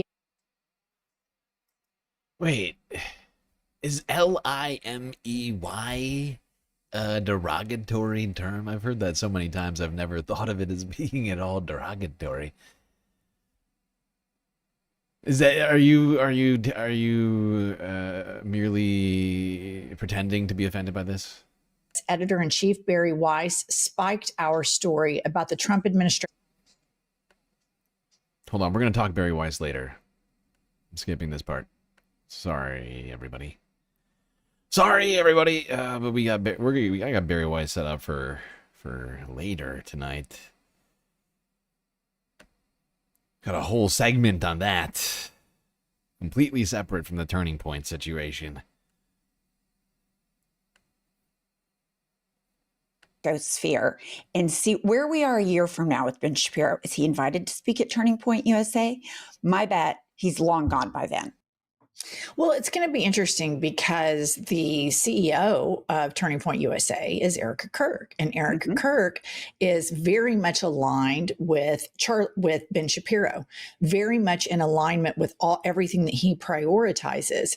I think there's a fissure under the Turning Point. I think if Ben Shapiro had more riz and didn't have such an annoying voice and could consolidate people more, he would be really rising. But this is at the crux of kind of what's happening over at CBS. This is what's happening in the MAGA movement. This is where a lot of people have gone to seek refuge in the MAGA movement, a lot of hard right, far right supporters of Israel. And they're finding out that these WASPs at the end of the day will turn the knives on all of them. Here is Ben Shapiro going after Steve Bannon. Play the clip. Bannon, for example, accuses his foreign policy opponents of loyalty to a foreign country. He's not actually making an argument based in evidence. He's simply maligning people that he disagrees with, which is indeed par for the course from a man who was once a PR flack for Jeffrey Epstein. Check the record. Oh my God.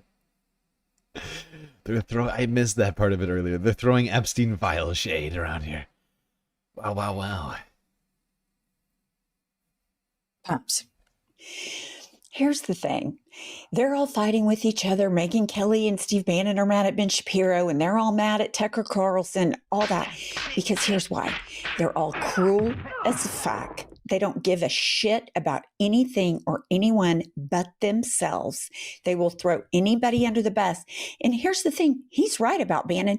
Bannon is ass deep in the Epstein files, pictures, emails. But the Republicans are still elevating that voice of Steve Bannon. He spoke at Turning Point USA Turning Point USA America Fest or whatever. Because at the end of the day, these people... Mm-hmm. Yeah, I mean, it is really something right now. And I predicted it. After Charlie died, I said it. I was like, there is a massive vacuum in here that's going to create something of a competition for who's going to be number one in the online right-wing media space, as well as who's going to run TPUSA. Now, of course, Erica Kirk has taken the helm for now. But that vacuum seems to still exist, and what has inserted itself into that vacuum seems to be a lot of barbs being thrown back and forth.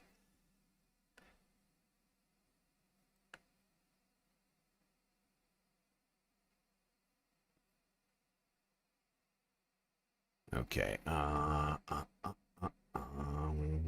right, let's go here now. CNN from yesterday. Keep talking about all this. Like I said, this one's going to take up a little bit of our time. The things that are in the title right now, definitely the main focuses today. We certainly have other things we're going to go through here, but those are the big ones. All right, yeah, this one. Thousands of MAGA faithful turned out over the weekend for Turning Point USA's annual America Fest Summit. And it may indeed have been a turning point for the MAGA movement. Because while they are united in their loyalty to President Trump, different factions.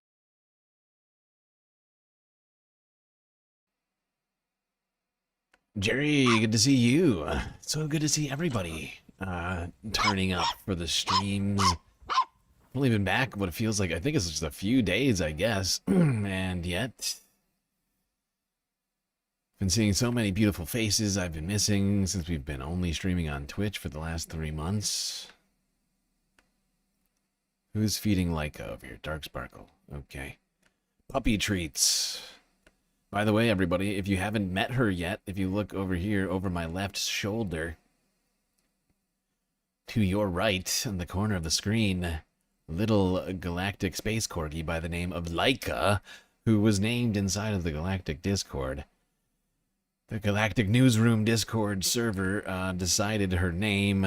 She was introduced shortly after we lost the YouTube channel. If you haven't been turning up to the Twitch streams, this is maybe your first time seeing her.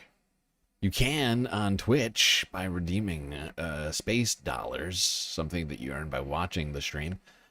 You can feed her space snacks, among other things. Of the coalition were fighting for influence amid a brewing fight on the right over how to handle anti-Semites and conspiracy theorists who consider themselves part of the movement. Vice President Vance tried to bridge those divides in his speech without explicitly condemning anyone on the right. President Trump did not build the greatest coalition in politics by running his supporters through endless, self-defeating purity tests. I didn't bring a list of conservatives to denounce or to deplatform. I know some of you are discouraged by the infighting over any number of issues. Don't be discouraged. Yeah, these comments from JD Vance seem to be sort of pro-Candace, pro-Nick Fuentes. It wasn't clear entirely to me, but those were the people that were being called to be deplatformed by people like Ben Shapiro. So it's hard to think of nobody else really comes to mind. Wouldn't you rather lead a movement of free thinkers who sometimes disagree than a bunch of drones who take their orders from George Soros? While Vance did not take a side to... Wait. I guess he's referring to Democrats. When he says it, he almost makes it sound like somehow Tucker Carlson's being paid by George Soros. Why would George Soros? That doesn't make any sense. Loud voices in the conservative movement did. The conservative movement is also in danger from charlatans who claim to speak in the name of principle, but actually traffic in conspiracism and dishonesty. If you believe that Hitler was pretty cool, you have no place in the future of the conservative movement. If you call Usha Vance, the Second Lady of the United States of America, a Jeet, you have no place in the future of the conservative movement. How rude. And my question is, those... here's my question. Ever since I heard Vivek say this, where do they belong then? Because I struggle to come up with a different, more suitable home for them, right? If not the Republican Party, where should the racists and neo-Nazis go? It's strange to me. There doesn't seem to be a viable alternative.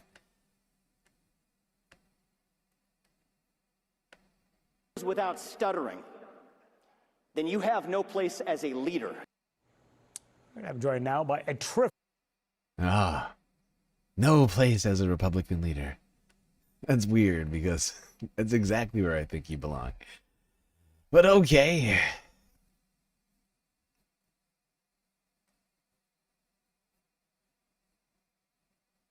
All right. I think this might be the first Majority Report clip that we've got tonight. Let's go here from yesterday. Talk about this horrible feud happening on the right.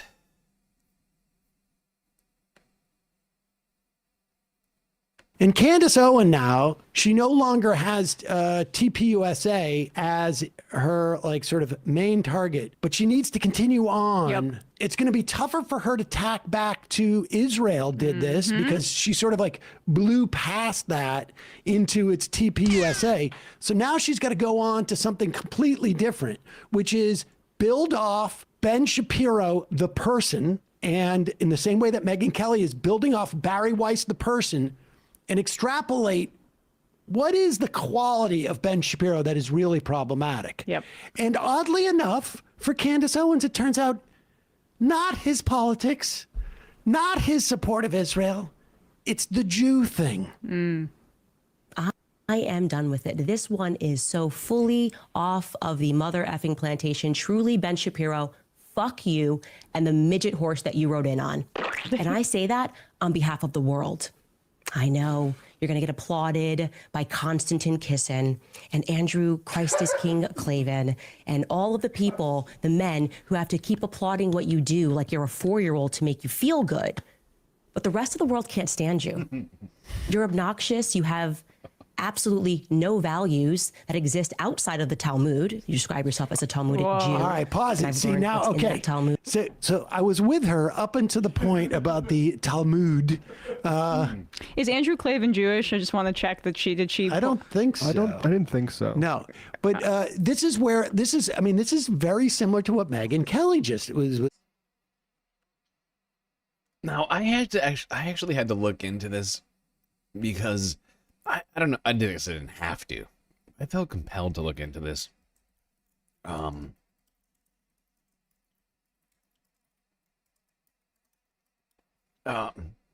Because Candace held up this book on her stream.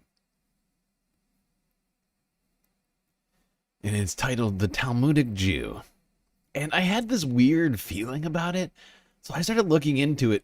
It turns out that this is actually a translated book from, I think, the late 1800s called what's it called?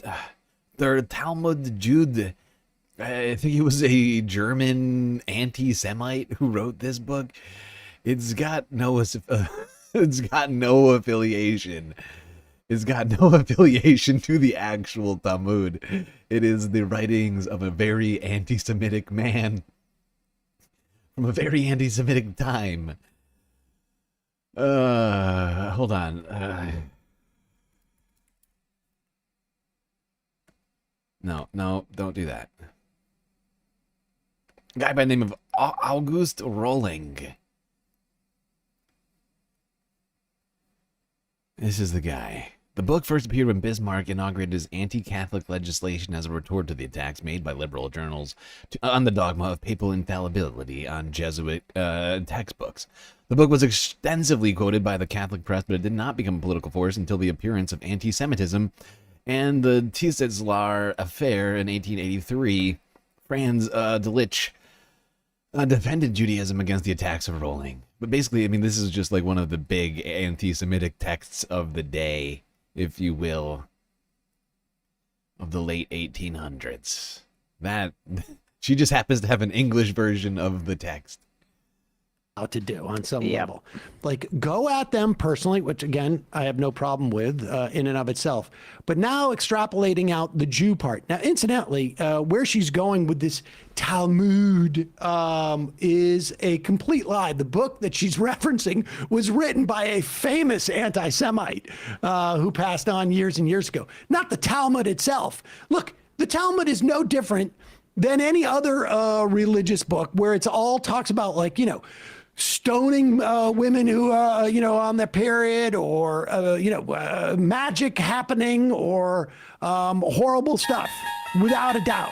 But that's what she's just, so people can identify these tropes, because it's very scary that we're seeing this like complete inability for people to distinguish between someone who is an anti-Semite and someone who is anti-Zionist. Like, she is talking about the Talmud, and I think the Kabbalah as well, and basically trying to insinuate that Jewish people, they don't just believe in the Old Testament, and we believe in the Old Testament and the New Testament, and so they're not like us. That's what she's implying. She's basically saying that Jewish people have these other secretive texts that are satanic. And that it's not even like subtle. This has been so much of her commentary for like months and months, if not years at this point. She's just run out, like, she is worried that she's going to get sued into oblivion, and she's going after a bunch of really powerful people with these conspiracy theories. She got a little ahead of herself. So now she's got to just go to what the people really want to see in her core audience. And also, let me just say this too. If you go back and you listen to someone like Sam Harris's conversations about the Quran,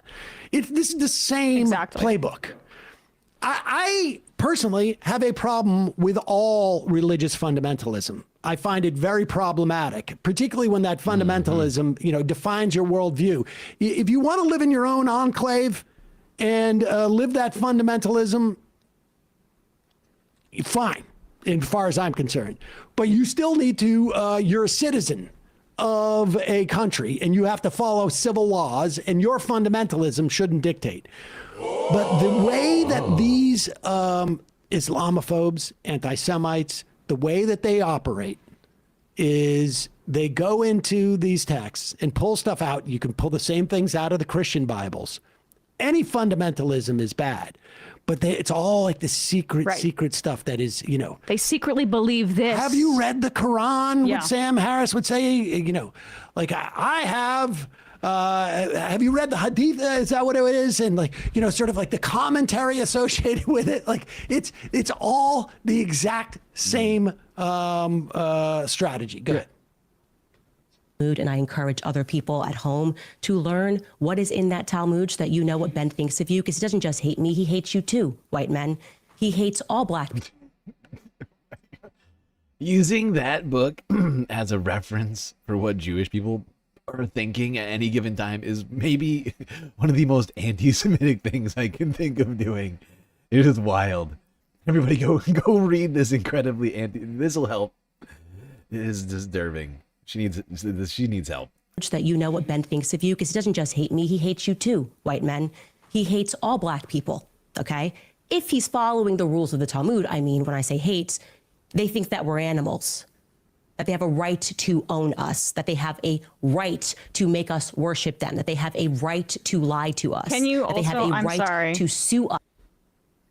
Here's another, she is basically saying that Jewish people are responsible for chattel slavery. That's what she's implying. Oh yeah, no, she has been explicit in that in other posts. And you'll just be vigilant about this for the audience. This is about capitalism and colonialism, and in many and chattel slavery, which how many tens of millions of black people were stolen from Africa for capitalism, for chattel slavery. It was a Christian expansionist and capitalistic movement. England that brought had that something about. called the Royal African. No, it's an insanely anti-historical statement from her. This is just, it's pure retconning of history in an attempt to make a very anti-Semitic statement. And that's the thing that's so frustrating about people like Candace and like Nick Fuentes, who are making, if you listen to them for a short period of time, they make seemingly reasonable claims about things like what Israel is doing. And then they go to doing stuff like this. And this is what we've been talking about for a very long time in terms of the sort of gateway to anti-Semitism that's being created by the obfuscation of actual anti-Semitism and criticism of a nation state, that being Israel in this particular instance. Oh, God. Yes. This is the problem with all this conversation is they try to make it about religion when it's actually about nationalism, but they're all insane nationalists, so they can't make that critique. And this is actually where anti-Semitism come from, is this Christian sort of lunacy. Us and take everything that we have, that they have a right to deceive us, that they have a right to treat Charlie the way that he treated Charlie while he was alive, only to then try to defraud the population into thinking that he is somehow a part of his legacy, that he somehow cared about Charlie Kirk and cares to protect the people that are working at Turning Point USA. Goodbye, Ben. Goodbye. Question is, how much more money is Ben Shapiro going to spend to make people think that he's popular? How many more articles is his father going to write under a pen name, Hank Berrien of the Daily Wire, under the pen name Hank Berrien, as he wrote while Ben was at Breitbart, before he turned his back and betrayed them too, because that is his nature. He's one of these belly creatures, sliver on. Question. Wow, the imagery that Candace is evoking here. Good Lord. And is that true, though? This is the first time I've ever heard about this. Is that true? Ben Shapiro's dad is writing under some sort of pseudonym for the Daily Wire? Or they can't get anybody else to write pieces over there? What's going on? How many more weeks and years do we have to keep pretending like Ben Shapiro is relevant? It's an open-ended question. Of course, what followed Ben Shapiro on stage is somebody who Charlie Kirk loved very much and who he fought for to the very end against the Jewish donors who were pressuring. Oh, God. Yeah, that's honestly a question I've thought many, many times before. How long do we have to keep pretending that Ben Shapiro is relevant? It's a fair question amidst a whole bunch of insanity. Some of them because Ben Shapiro insisted that they do. What? That is Charlie Kirk's true legacy, and that is Charlie Kirk's true friend, just as I was and am and will continue to fight and ask questions about who killed Charlie Kirk. And to people that are at home, I implore you to wake up to these people who believe that they are contract lords. I challenge Black Americans to wake up to your true history, because your quarrel is not with white men. Okay, wake up to who publishes these books and keeps us warring with one another. Christians versus Christians, right? Christians versus Muslims. Wake up and learn the true history of slavery. Oh my God. Okay. I mean, that omission there seems to be incredibly revealing. Look, Christians and Muslims got to stop fighting. There is one particular group of people. One particular group of people that needs to be fought back against. Says, I mean, sure, it's by omission, but I think we can easily get to where she's going. I don't think it's Buddhists, right? I don't think it's Zoroastrians. I think I know Muslims, what she's trying to say.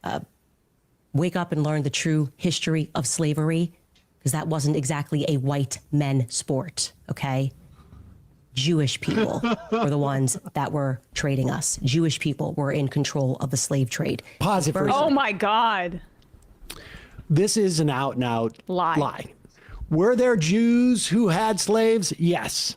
Were there Jews who were plantation owners?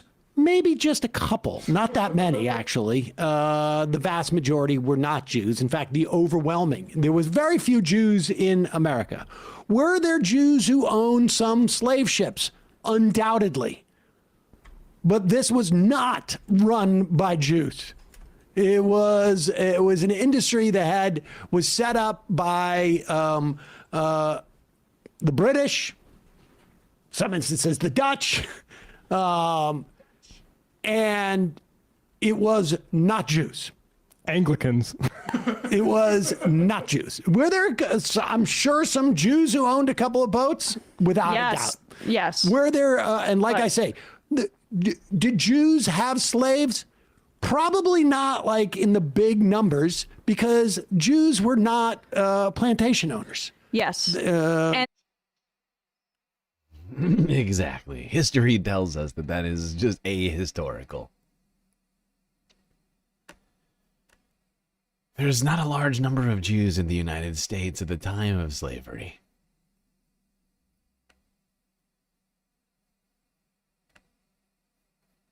It's a very strange theory from Candace. I don't know where she got this one. But let's be real, I don't know where she gets half of the things she comes up with. I think it's in her dreams, really. I think she dreams it, and then she dreams it, right? And then she comes and she turns her show on. She's like, everybody, I just had the craziest dream. You won't believe it. You won't guess who it turns out did slavery. And it wasn't the white man.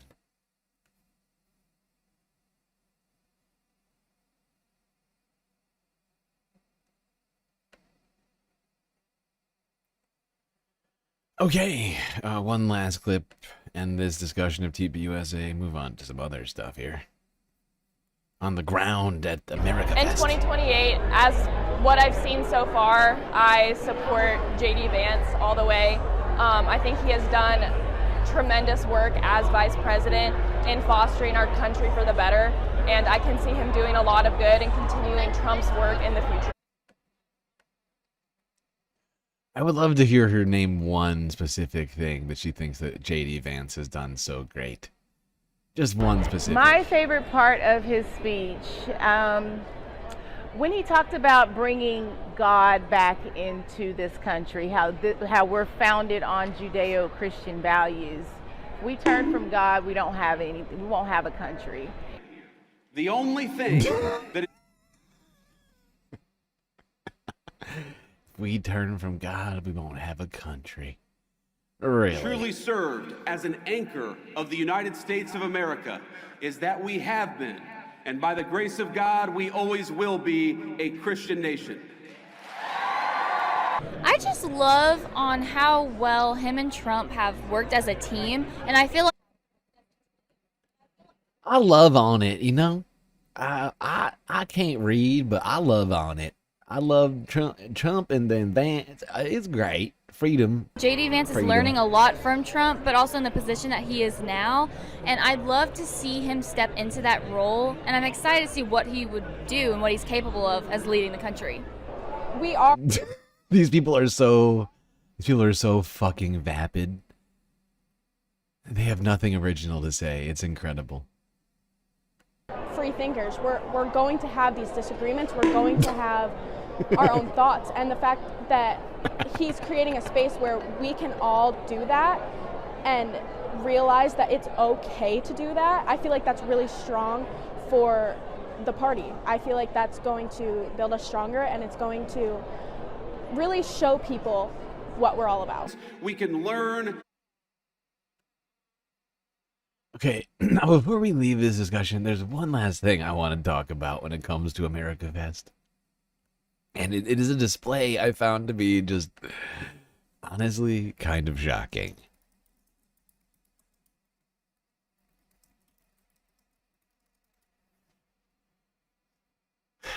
Okay, this one really kind of stumped me. I'm a little bit disturbed by this. Like, I know that they've been capitalizing on the death of Charlie Kirk, you know, but this one just felt wrong. And I honestly, you know, I have no love for Charlie Kirk, but this just feels wrong. What you're looking at is people. You got it set up. You got lighting set up so people can show up. They can take pictures beneath the tent where Charlie Kirk was murdered. They basically turned Charlie into some sort of like weird Christ figure, and now they're like bringing out the cross, if you will. Like, it's so dystopian. Like, I'm like so disturbed by this. Like, what? I thought you guys were mourning over Charlie Kirk. I thought you guys were mourning. What happened to the mourning? Now you're posing for Instagram selfies under the tent that he was like, really? This is, I mean, people keep telling me we're not allowed to tarnish Charlie's legacy or something like that. Like, we're not, but what in the fuck is this then? This is just disgusting. Oh God! Come on, people! Only $5. Get yourself a selfie underneath Charlie, the tent where Charlie died.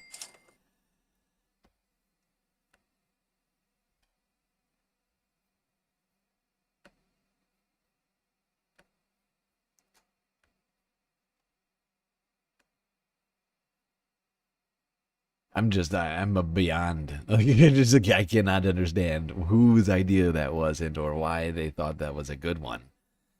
But there you have it. Yes, an incredibly morbid display at the America Fest.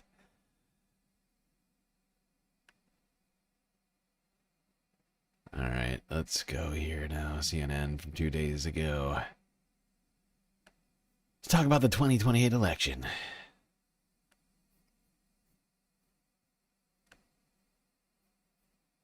calls for unity, MAGA infighting, and a special guest star, all there to round out the final day of Turning Point USA's annual conference known as America Fest. Young conservatives hearing from speakers including Donald Trump Jr., Vice President J.D. Vance, and Erica Kirk, who of course now leads the nonprofit co-founded by her husband. And she was also joined in a surprise appearance today by rapper Nicki Minaj, who praised President Trump, saying she has, quote, the utmost respect and admiration for our president. CNN senior reporter Steve Contorno has the highlights. Vice President J.D. Vance took the stage here in Arizona to close out a Turning Point conference that has exposed some deep divisions within the GOP. And we have seen these simmering tensions play out all weekend over issues such as Israel and whether to platform conspiracy theorists. Now, Vance said that instead of discouraging this kind of debate, Yeah, I do love that, though. Considering the right wing has... I hear barking. Dark sparkle. More treats for Leica. There we go. It's just fascinating. They have basically... What's the word? They have built their audience up from the conspiracy theorists for so long. It has been an integral part to the Republican base. And for them to be like, what's up with the baseless conspiracy theories? It's just fascinating to me. It's a real departure from the past. encouraged Turning Point's attendees to address it head on. I know that some of you are impatient at the pace of progress, and my response to that is good. Be impatient. Use that desire for justice for your country as fuel to get involved in this movement in a bigger and better and more powerful way. I know some of you are discouraged by the infighting over any number of issues. Don't be discouraged. Wouldn't you rather lead a movement of free thinkers who sometimes disagree than a bunch of drones who take their orders from George Soros? Earlier in this event, Erica Kirk, the widow of Turning Point's founder, Charlie Kirk, announced that she was going to endorse Vice President Vance for president in 2028, even though he hasn't officially entered the race yet. Now, Vance did not address that support when he spoke today, though he did. Okay, I'm going to skip ahead to the part of this that I actually wanted. Where is this?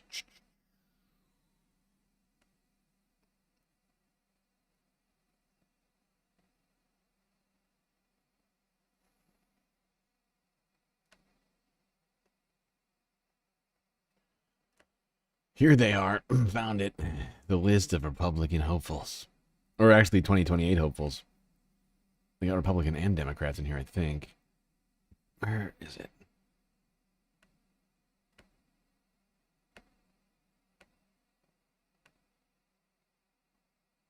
Wait, no, that's the wrong list. Oh, here it is. All right, here's what it looks like for 2028 out of Republicans right now. 2% of people would like to see putting fingers Ron DeSantis. 4% would like little Marco Rubio. And 22% would like J.D. Vance, with nearly 2/3 having no one specific in mind. Wow, honestly, these are pretty bad numbers for the vice president.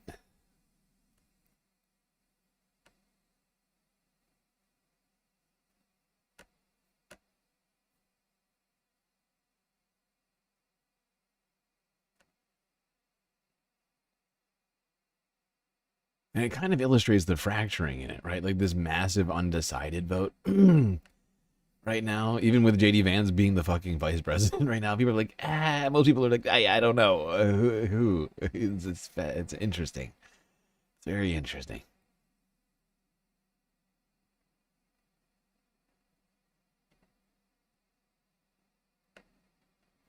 What's up with that photo of pudding fingers? I don't know. He never looks normal in any photos. I don't think I've ever seen a normal photo of Ron. I don't think he's a normal human being. That's part of the problem. All right. Now let's go talking about the results of another election. That being the mayoral election of New York City.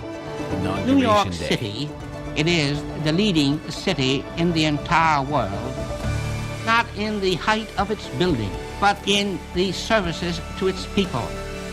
It is a privilege to serve as the chief magistrate of a community of 8 million people. It was the spirit of Theodore Roosevelt and Franklin Roosevelt, and they dared to believe that public interest must prevail over special interest. I do not exaggerate when I say that New York is unique in the history of humankind. We have come a long way, so we gather here in the fresh chill of a new year to begin a new administration.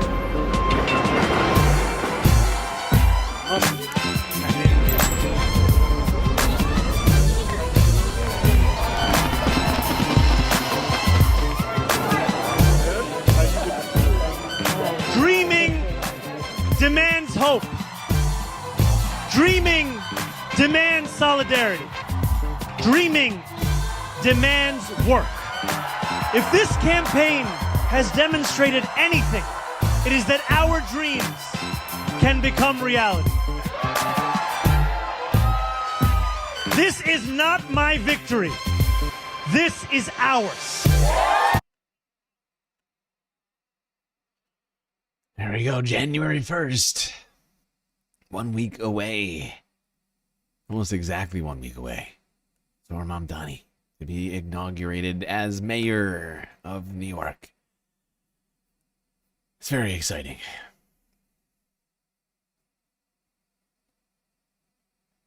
Now, amidst this exciting moment, fake anti-Semitism organization, the ADL, came out to criticize Zohran Mamdani and his transition political team. shot against. Here's Eyewitness News, ABC Another 7 political from shot against yesterday. the camp of New York Mayor-elect Mamdani.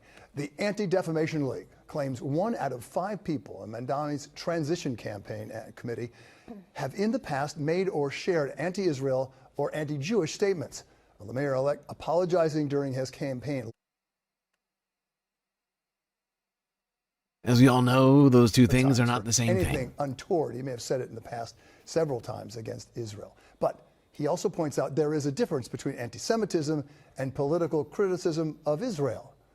Our NJ Burkett on the story tonight. He's live at City Hall for us. Newt. And right, Bill, the mayor-elect and the world-renowned authority on bigotry apparently can't see eye to eye when it comes to anti-Semitism. Yes, as you remember last week, Mamdani took quick action over the social media post of one of his appointees, but on this, he's standing his ground. Zohran Mamdani says his Transition Advisory Committee is as diverse as the city itself, with a wide variety of opinions. But there's a limit. There's no tolerance for anti-Semitism. The committee is advising the incoming administration. But tonight, the Anti-Defamation League says 20% of the committee's 400 members should raise red flags. This year. Wow, doesn't that raise red flags? The fact that 20% somehow are anti-Semitic, that seems high. That seems really high, ADL. I wonder how you're calculating that. Number of individuals. Is being against genocide anti-Semitic? Behavior or associations. Individuals who have engaged in some type of anti-Semitic, anti-Zionist, or anti-Israel activities and or have... Okay, three completely different things. These two things, not the same thing as this thing. And it's fucking disgusting that this is what the ADL does with their time now. It's pathetic. To groups that engage in such activities.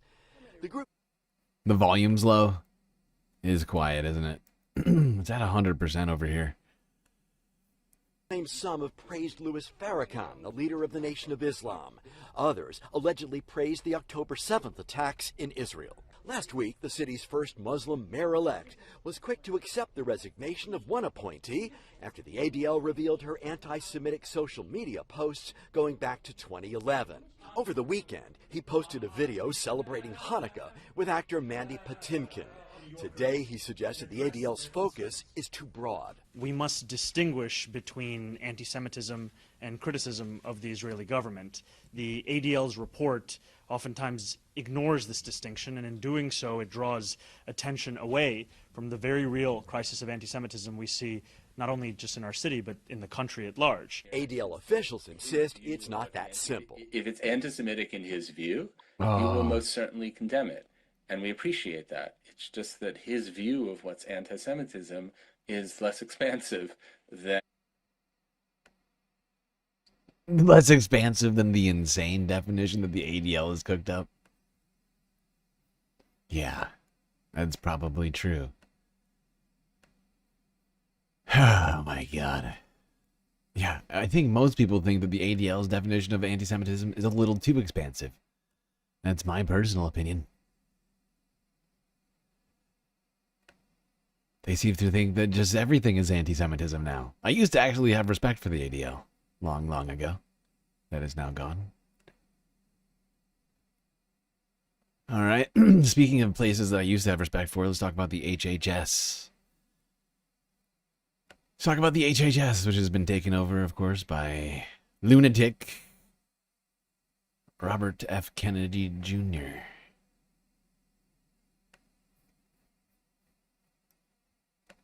Congratulations to Robert Kennedy. His anti-vax program now has increased the spread of whooping cough because they've created enough vaccine hesitancy that people are no longer getting vaxxed. So it's not just anti-vax people, too, who are doing this. It's all the babies from, like, COVID who are like, I'm not a sheeple. I'm going to subject my child to perhaps the whooping cough. But perhaps more disgusting, here is RFK Jr. going out and basically using the power. And we should say the Biden administration tried to do this with Medicaid and Medicare in terms of like abortion rights, and the Supreme Court rejected it. I imagine this is illegal. This would be found illegal if you didn't have a Supreme Court where they are just anti-trans as a matter of, that's just their perspective. But here is Kennedy announcing that they're going to revoke funding from hospitals that get any type of Medicare or Medicaid, which is basically every hospital in the country. If they are offering any type of gender-affirming care, the FDA, go ahead, let's just play this and then we'll just add to it. Additionally, CMS is proposing 2 new rules. The first rule will bar hospitals that participate in Medicare and Medicaid, which is almost every hospital, from performing these dangerous and harmful procedures. The second rule prohibits the federal Medicaid dollars from funding the sex-rejecting procedures on minors. The FDA is issuing warning letters to 12 manufacturers of breast. Yeah, we talked about this the other day. I still find it incredibly interesting that they decided to stop using the terminology of gender affirming and are now using this sort of language, I think, intended to shame transgender people, that of sex rejecting, right? Like, I think it's clearly an intentional switching of language. Binders, which are medical devices used for purposes such as assistance in recovery from cancer-related mastectomies. The FDA is telling these companies that the illegal marketing of breast binders to children for the purpose of treating gender dysphoria commits significant regulatory violations and requires swift congressional or corrective action. If the manufacturers don't comply, they could face enforcement actions, including product seizures. Okay, that last part are binders which used to. Will he discontinue his own gender-affirming care? Do you mean all of the hormones that he pumps himself full of? Keep him feeling youthful, so he can go out there and get roadkill off of the side of the road and throw it in the back of his car and then get brainworms. Is that what you're talking about? flatten breast tissue. Now, no word if we're also going to impose these restrictions on girls who want to have breast reduction surgery, which happens just because that's illegal now.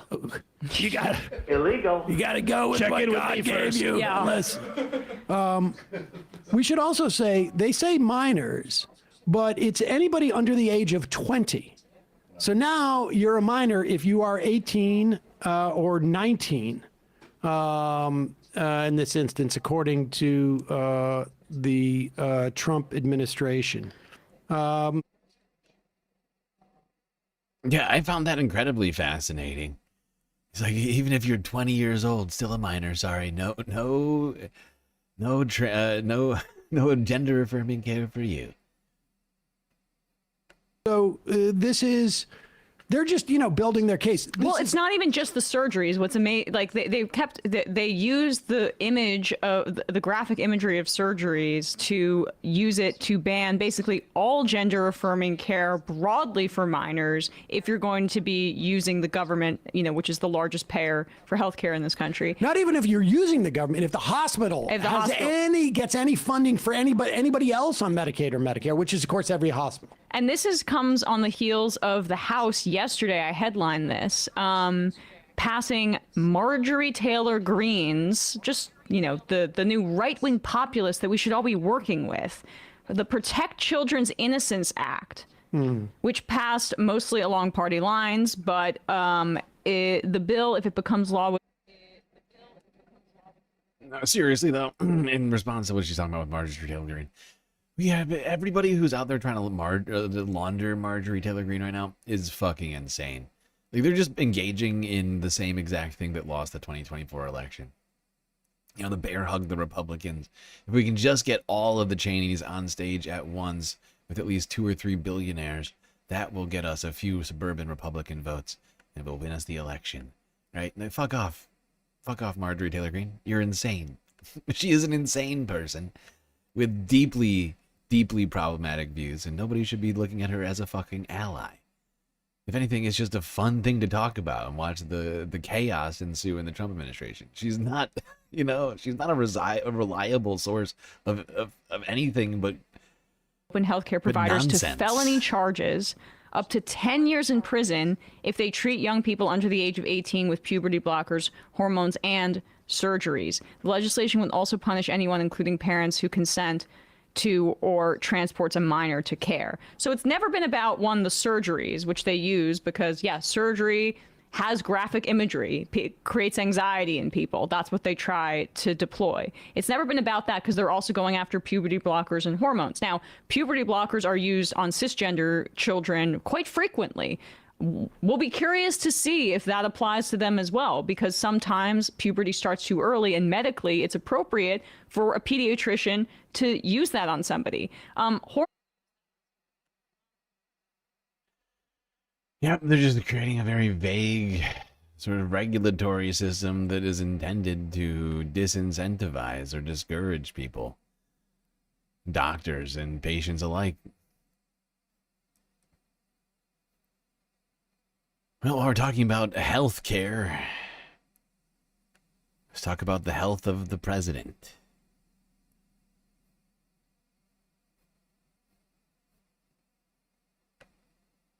All right, guys, so I have to say, we're at the point where it's just getting sad. Trumpism is just getting sad. MAGA is completely and utterly falling apart. I'm not sure I've seen anything like this. I mean, nothing is going right for them now. Nothing is going right for them now. And I mean that. Like, I paused there for a second to think, is there anything I want? No, he's underwater even among the issues where he was polling the highest when he got elected. He's now underwater on everything, every single thing. The coalition has fallen apart. Hispanics, he had a 49% approval rating. He was, I believe, like dead even with Hispanics. Now he's minus 42 with Hispanics. That's insane. So all the minority gains he made, gone. All the youth gains he made, gone. All the gains he made with independents, gone and then some, right? And then here he is. The Epstein files is a gigantic thing right now. And I mean, he's so implicated. He's like, his name is all over those shits. I mean, the Epstein emails came out. He was the #1 reference person in Epstein's emails. 23,000 emails. He was referenced about 1,600 times. Just body blow after body blow, haymaker after haymaker. Dude is bleeding and fucking, on the pavement right now. And in the midst of all that, what did he do? He tried to break out the old bag of tricks. So what is Trump known for? When he's in a pickle, when he's getting a bunch of negative press over something that he doesn't want people to talk about, go out there, do a rally speech, and say some incendiary shit, which will get people talking about the incendiary shit you said, right? Well, guess what? He tried it this time. It didn't fucking work. It didn't fucking work. This might be the first time it didn't fucking work. People are still talking about the Epstein files first and foremost. That's still what's on people's mind. The economy falling apart is still what's on people's mind.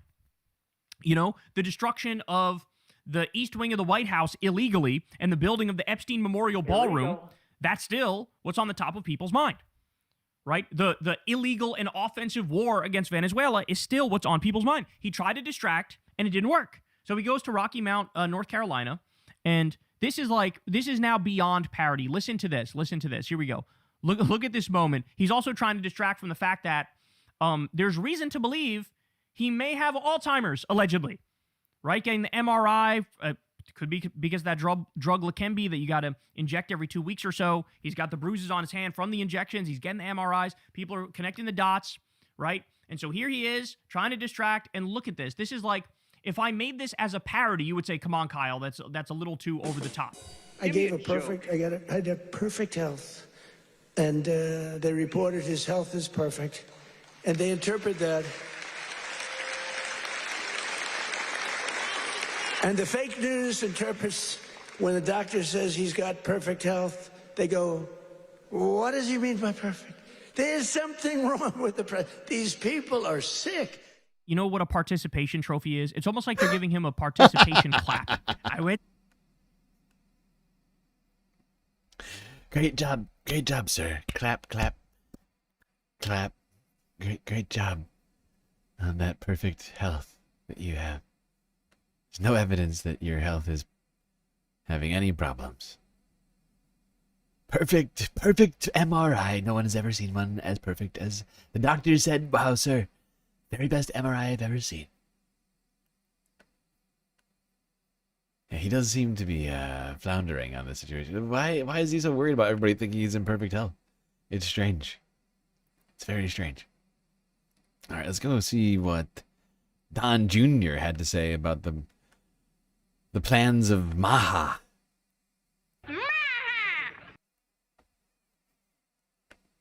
The other big issue that Charlie and I fought so hard for was the Maha movement. Charlie, myself, Susie Wiles, a small cadre of people, were the guys that brokered that deal. So we stop allowing Big Pharma to... Is it just me, or is he trying to take on his dad's affectations? We're the guys that brokered that deal. So we stop allowing Big Pharma to put profits over actual health, to stop the insanity of jacking up our children with thousands of vaccines they don't need.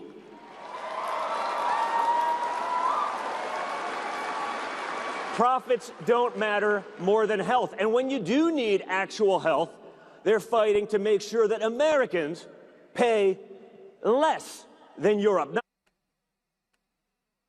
He is totally trying to do an impression of his dad. He keeps going back and forth between his normal voice and his father's voice, and it's really weird. You can't decide. This nonsense where you buy a drug for $1,000 in Europe. American drugs are being sold for pennies on the dollar. That doesn't work, and they ended that with the most favored nation's executive order just a couple of days ago. Dad. Daddy.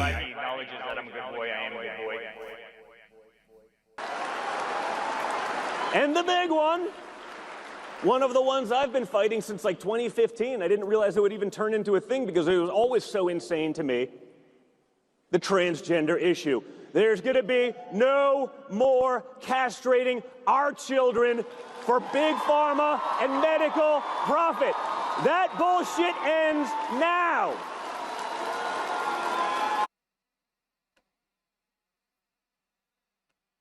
Well, there you go. Don Jr. out here doing a Trump impression. Talking about ending transgender for everybody.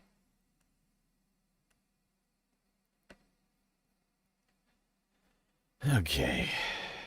That wasn't weird at all. I wasn't off-put in the slightest by that. Totally normal speech from Don Jr. Alright, let's talk about this in the world of health. Novo Nordisk, the maker of, what is it, Wegovy? Whatever it is, Ozempic? I can't remember which one. I think it might be Ozempic. I can't remember which one it is. But Novo Nordisk, maker of one of the big weight loss drugs in the United has won approval for a new weight loss drug. One which would no longer be injected, but be taken orally via a pill.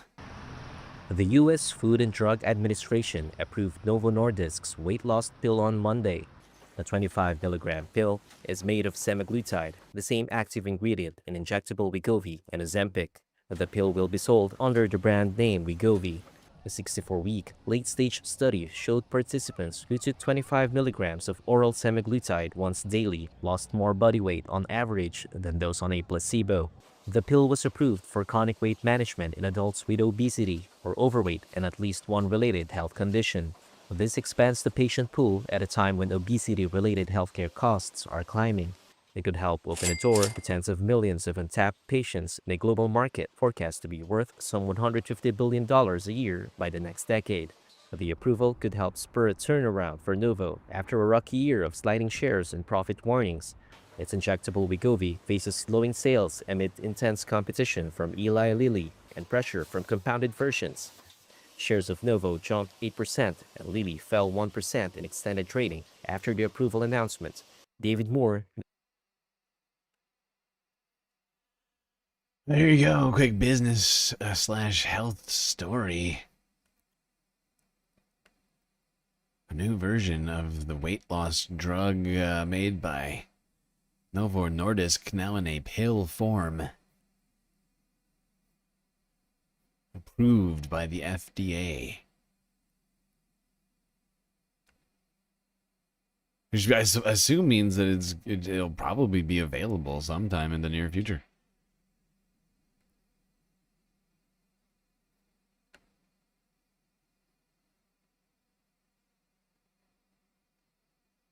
All right.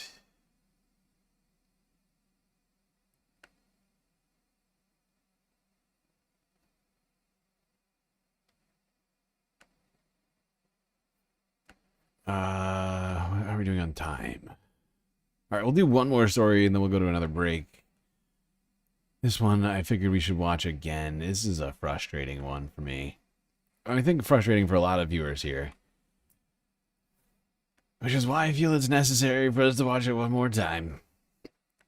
We've been talking about this horrible... What would happen? Before we go, we want to acknowledge a difficult change. That this is... I'm sorry, please shut up.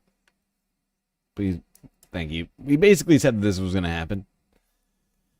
Back when Republicans were doing everything they could to end public funding for media, things like, you know, PBS and NPR. But the Southwest is now going to go unserved, I guess you might say. This was from over the weekend, I think. Before we go, we want to acknowledge a difficult change for us here at the PBS NewsHour. Over the past 6 years, our bureau in Phoenix has provided excellent reporting from that region and produced an updated broadcast for stations in the Pacific time zone known as NewsHour West. But even strong and successful partnerships sometimes come to an end. With our partners at Arizona State University, budgeting realities brought about this change. Some of those on our NewsHour West team will be staying on with PBS News, while others move on to new endeavors. NewsHour correspondent Stephanie Sy has been the anchor of NewsHour West, and she joins us now. So, Steph, it's great to see you. Tell us what you and the team are proudest of as you look back on the work you've done there. Yeah, I have some stuff in the prompter, but I just want to go from my heart here, Jeff. I mean, this has been an incredible important, worthy, and successful experiment. For the last 6 years, this NewsHour West Bureau nightly has updated the news summary for our West Coast viewers, making sure that they have the very latest news. That has meant that we were on the air when the Russian invasion of Ukraine started. We were on the air when Justice Ruth Bader Ginsburg died, when Congress passed major legislation, and we did that all with a surprisingly small and scrappy team. I mean, there were only 4 of us on the editorial side at NewsHour, and what we really depended on from a technical standpoint was our partnership with ASU, and that meant we were more than a newsroom. We were a teaching hospital. That's what we would call ourselves, because we were mentoring and coaching students who were helping to put the program on the air. I don't know of any other national news program that is nightly put on the air by college students from a campus in Arizona. So it was an incredible endeavor. I'm also really proud of the fact that we had 30 interns working with us throughout the last 6 years, and many of them are now working journalists with this incredible experience of having worked at the NewsHour. So the news updates are ending, but you are staying. I am, Jeff, and I'm very fortunate to be able to continue to report for the NewsHour. My heart goes out to all of our public broadcasting colleagues who have seen their positions eliminated, and I sure am going to miss this team. All right, guys, come on in. I just want to bring all of the folks in. We have our editorial folks here on my right. I want to name some of them: Phil Maravilla, Madison Staten, Lena Jackson, Vanessa Ruiz. We have our interns, and then Greg Elder, who is behind the camera, but I'm going to say his name. Come on in, Greg, who led the technical staff and many of our students and mentored and coached. I'm going to miss all of you. You made my job awesome, and I love you. Thank you. Well, thanks to all of you there for your hard work over the years and for the... Jesus Christ. So this is a double whammy, right? Like, you realize that. It's not only that people on the West Coast are now going to have less news relevant to them and their location. It means that there's also going to be less opportunity for kids because they were working with students to do all of this, providing invaluable opportunity for them professionally. It's just, oh, God. Is this making America great? Really? Doesn't feel like it. Feels like the opposite of great, if you ask me. All right, well, that's it for the third half. Gonna go to intermission, and we'll be right back after these brief messages.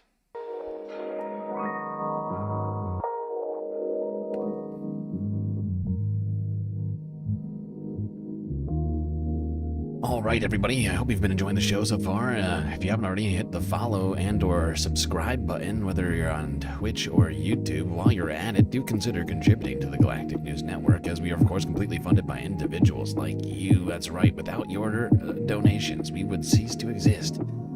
Thankfully, there's a lot of great ways, of course, for you to show your support. YouTube, you got the super chats, super stickers, memberships, gifted memberships. Twitch, bits, power-ups, subs, gifted subs, Twitch Prime subs. We got Cash App and PayPal, but of course the very best way to get the most space benefits for your Earth dollars is to go on to Patreon. Become a Galactic patron for the low price of 10 cents a day. You could gain access to a wonderland.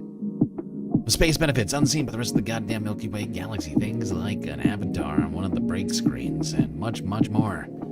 I think you all know, generally speaking, what they are. Shout out, avatar. Secret Discord channel inside of the Discord server, and much, much more. All right, everybody, enjoy the break. Grab yourself a drink, maybe a snack, and I will be right back.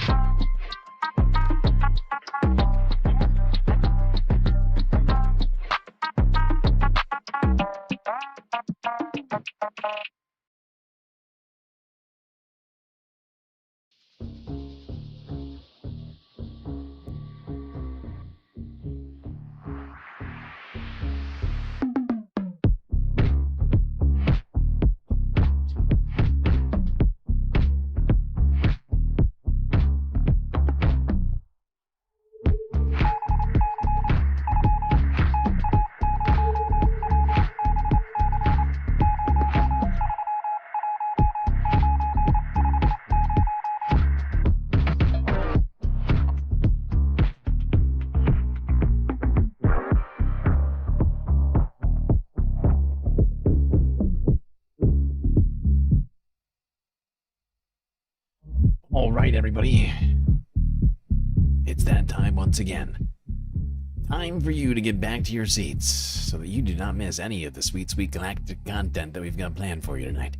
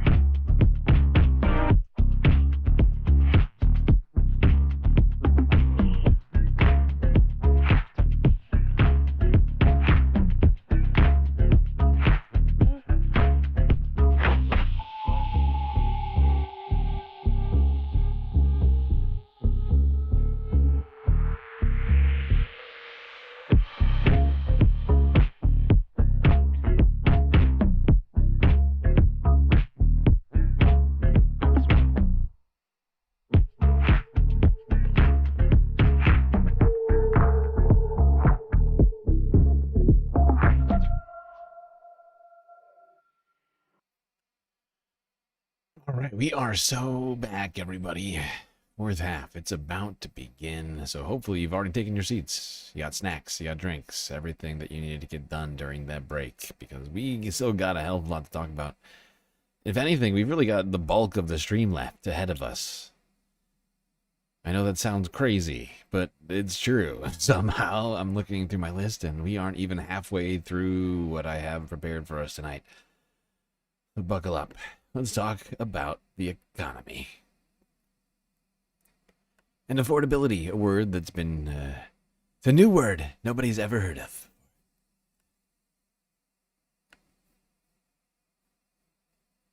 Outside of the sort of either regulatory capture or just regulatory failure, what else would you say is the premier driver of unaffordability?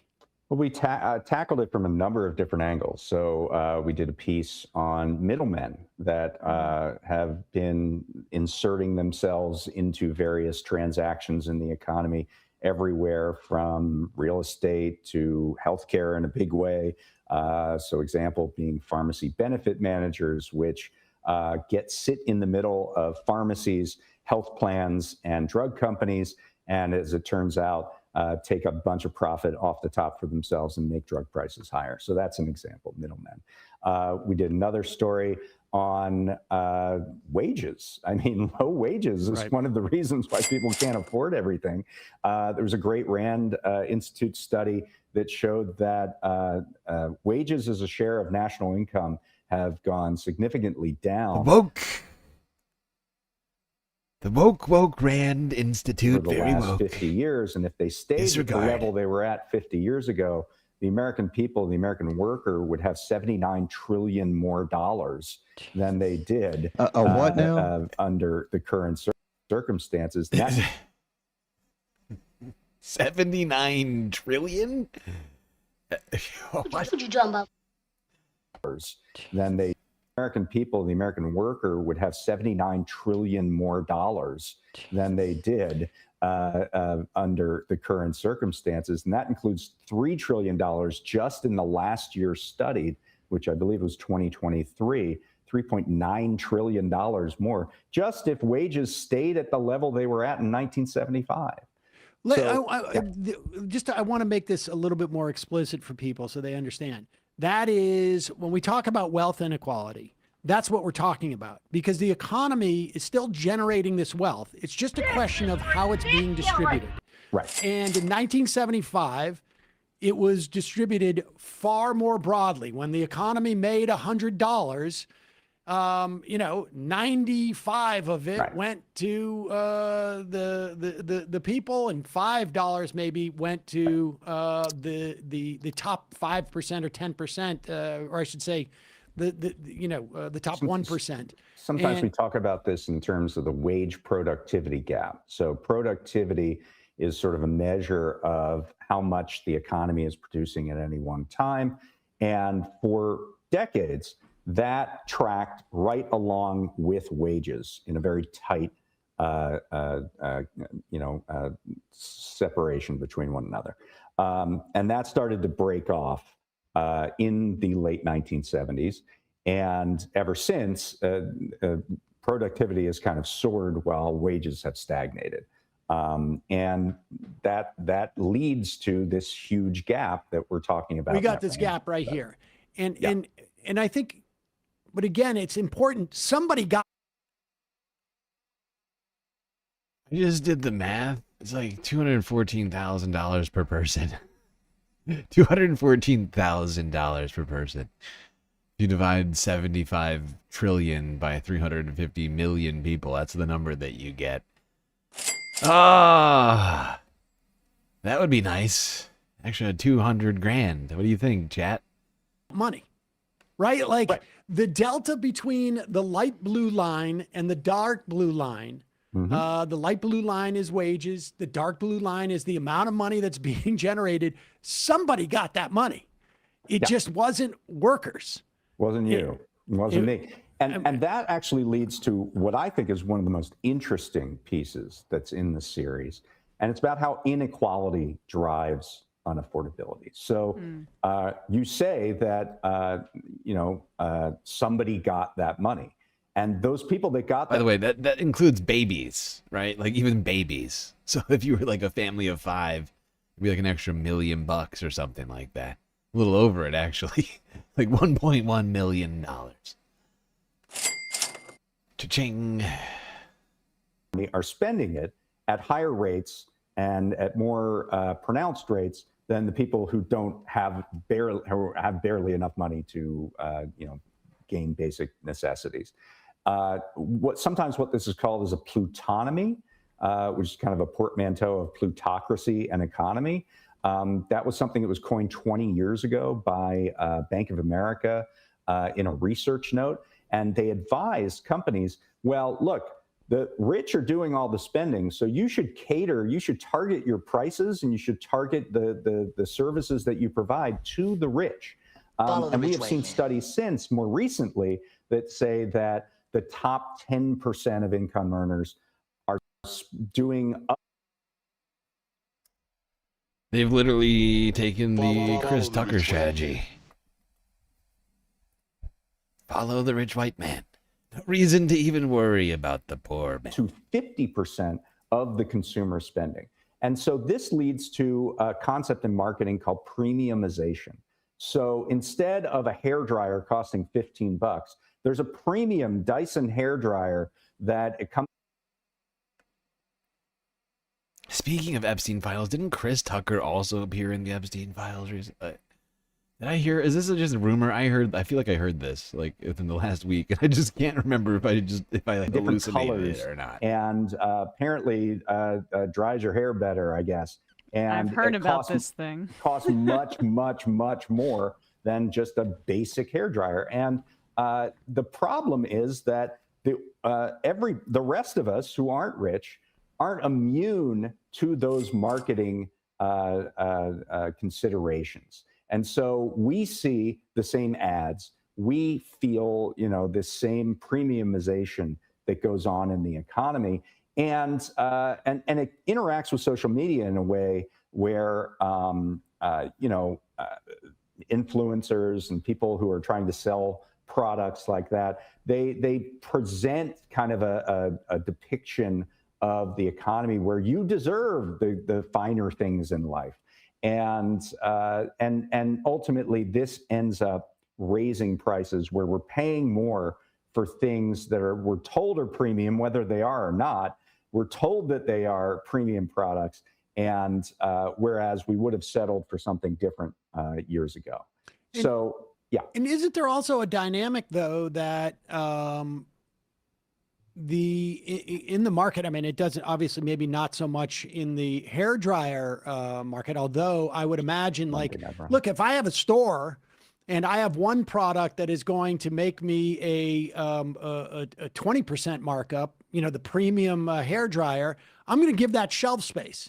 So I'm going to limit the options for ones that may be less. They may not serve the same purposes for It others. might be the only thing you sell. And right? it might I be mean, the only thing I sell, might be the because only why thing. am I going to, I'm paying the people to Why stock bother it. with a discount good if most of the spending is happening at the very top? And so that limits access to other people. And this interacts as well. This is a really great, really complex piece by Emma Jansen.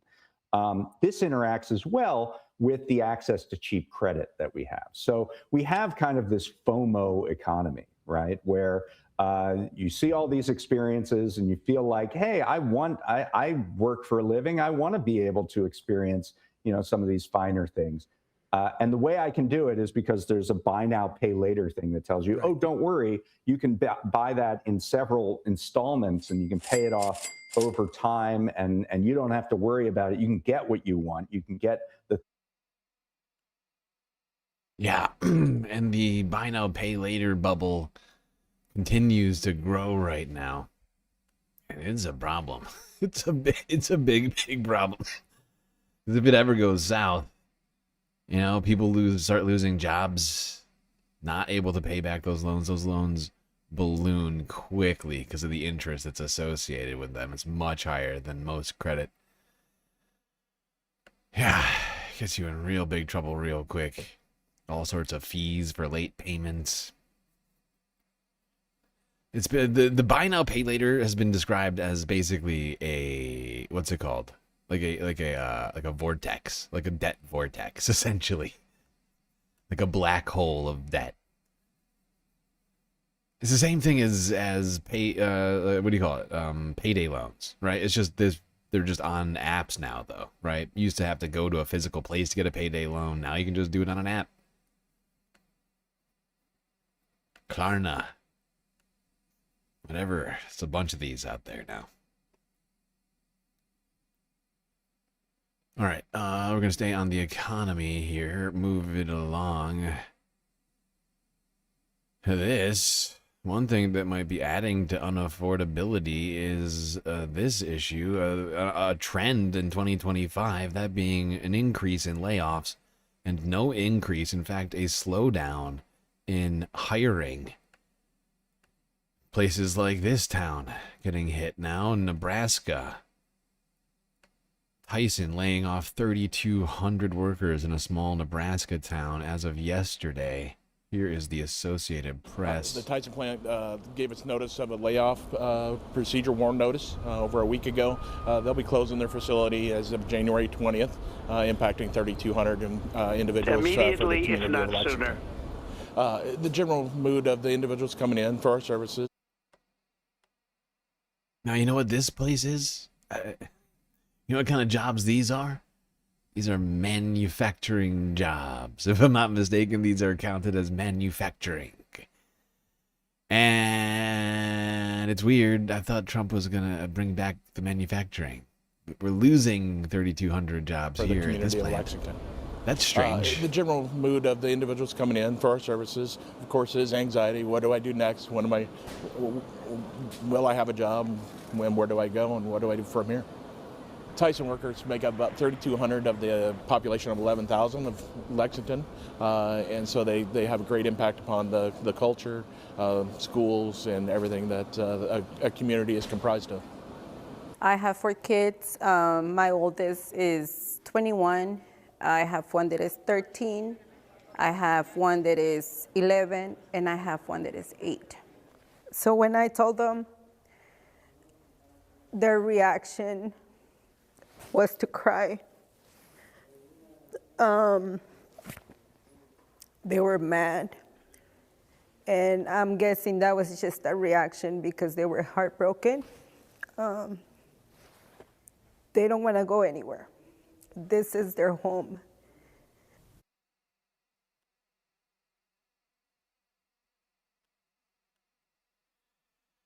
Well, Donald Trump making manufacturing great again. Thousands of jobs lost in this town, which will almost certainly decimate it. A small Nebraska town losing a big chunk of its workers like that, it's going to decimate it.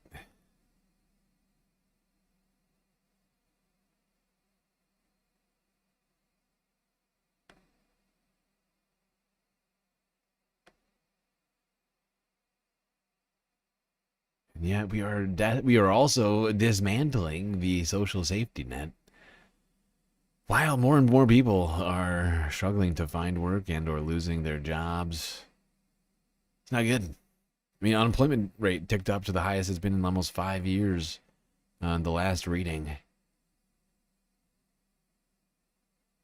It's not looking good. Now, Donald Trump held a Hanukkah celebration ceremony, whatever you want to call it. I think it was at the White House. With people like, I believe Miriam Adelson made an appearance, among others. But he made something of a blunder while talking about the economy here. Donald Trump went to a Hanukkah celebration. Oh, no, he hosted a Hanukkah celebration. He hosted the Hanukkah celebration. And it turns out that, we've been saying for a long time that he is doing the bidding of Miriam Adelson because she gave him $120 million. Well, that turns out to be a lie. Apologies. Correction. It's more like 250. Miriam Adelson, you want to come up, Miriam? Come up here, Miriam. Miriam gave my campaign indirectly and directly $250 million. She was number one. When somebody can give you $250 million. My God. She was competing with Elon for who could give Trump the most money. $150 million. I think that we should give her the opportunity to say hello. And Miriam, make it quick, because $250 million is not what it used to be. Okay? Oh my God. This guy is unbearable. Okay, well, he still got it there. That was great. Incredible woman with a great incredible woman man that loved Israel. Past tense. He loved it. Well, Mr. President, when you were in the Israeli parliament and you gave a speech and you saw me from far away, at that time I came with a scooter to the parliament just to hear you. I wanted to hear you alive. And then you said, Miriam Adelson, and I stood for a second, but it was so painful, so I sat. Then you screamed, Miriam, stand up! And I wish you would have known, but I stood up and heard all your compliment, and thank you very much. I saw you back there standing. Yeah, you saw me. Right, keep it moving. Just And now you're past your $250 million. Wow, you're really, really stretching it here, Miriam. Okay? I said quick. And you're just going on and on you and gotta on. think about it 4 more years. That buys you about 9 sentences. Alan, I agree with you. So we can pause. I just don't want you to miss that. Think about She was saying that Alan Dershowitz is at the event, and he said he thinks it's possible to do 4 more years for Trump. Alan Dershowitz is allowed at the White House? Are there children there? Of course he... Illegal. I'm sorry, would that be in any way an inhibition? I guess to I him? forgot that he's not legally mandated. I mean, should any children be allowed at the White House at any time, considering the people that are there all the time? I mean, really. Alan Dershowitz is just, it's just adding one name to a long list of potentially problematic people. To stay away from children, he just should be. He's amongst co-conspirators and friends. But apparently now we know that Dershowitz thinks that it's possible for Trump to serve another 4 years, and Adelson is offering up more cash for him to do that. But let's go back a little bit. Jesus Christ. Alan Dershowitz used to be at Harvard. This is going to cut into Dershowitz's pierogi habits for the next summer on the video. I just also really, before we move past it too far, him saying keep it quick after you gave me $250 million, it's just really incredible. It's what he did to that Senate candidate when he was like, Martha, you got to be quick. No one wants to hear what you're saying. It's just, anyway. But what was more impressive to me was that when she told the story of like, I'm partly crippled, but I got up and stand up. And he goes, yeah, no, I remember. I saw you stand up. I saw you stand up. Yeah, I know. This is what you want to spend your time talking Yeah, about? we get it. Yeah. I mean, that's what. Yeah. That's fine. That's fine. I could have used a little more enthusiasm. It was fine. No big deal. You could have, I don't know, done like a little twirl or something, or a curtsy, perhaps. I think that would have been appropriate. It's a good thing. Let's get to the part where you compliment me. Go. These are people that steward billions of dollars, and that's what they talk about. I wish you would have known, but I stood up and heard all your compliment, and thank you very much. I saw you back there standing. Yeah, you saw me. She stood Thank up you. bravely. And now I met Alan Dershowitz, and he said the legal thing about 4 more years, and I say, Alan, I agree with you, so we can do it. Think about it. Alan's And I here would be- someplace. Where's Alan? Alan is here. Oh, he had a flight. Think about it. Alan is here. Think about it. Think about it. I am thinking about it, and it's disturbing. What is, why are they, this is like an insurrectionist fucking, what the hell is going on over here? The actual hell is going on over here?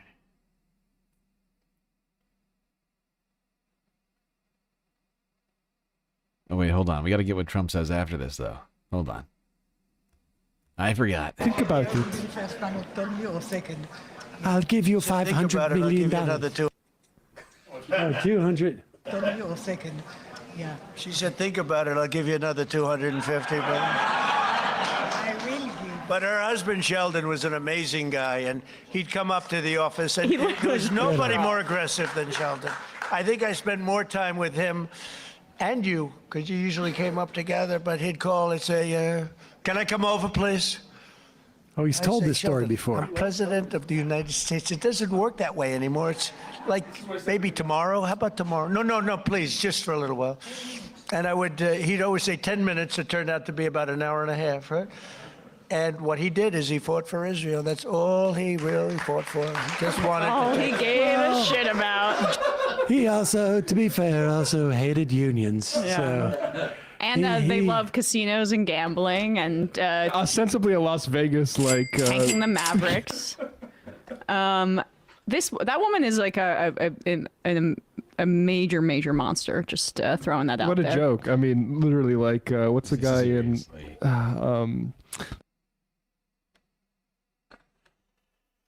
No, it's a horrifying display. Two of the richest people on the planet. Where he rides with way too much money. Just there's way too much money and power.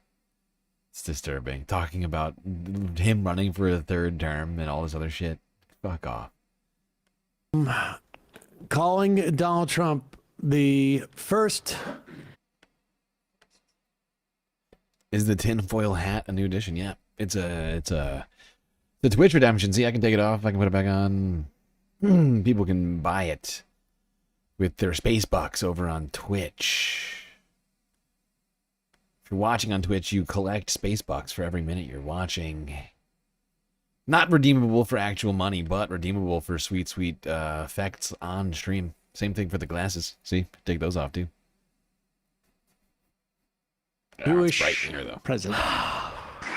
6 years ago, I was up here, and I said, this is our first Jewish president. Now he's the first Jewish president to serve 2 not consecutive presidencies. We thank you for everything. That's where bad things happened on the second one.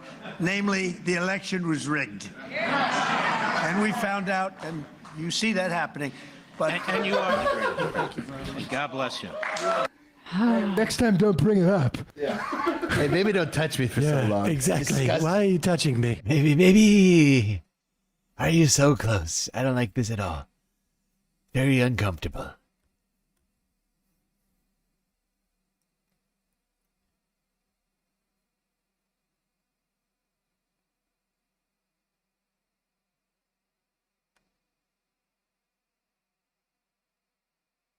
All right.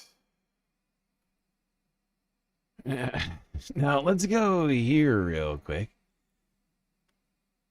Now, you too could be a billionaire like Donald Trump and Miriam Adelson.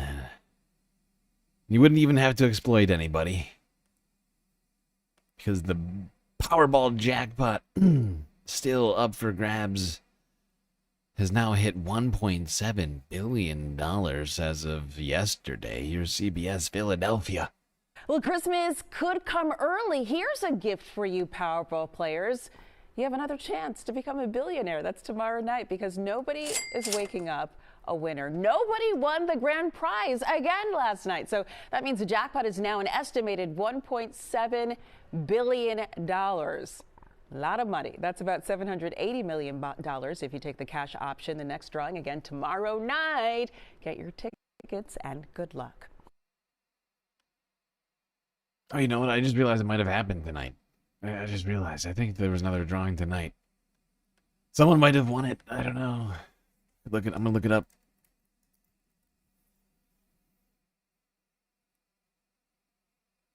I don't think so.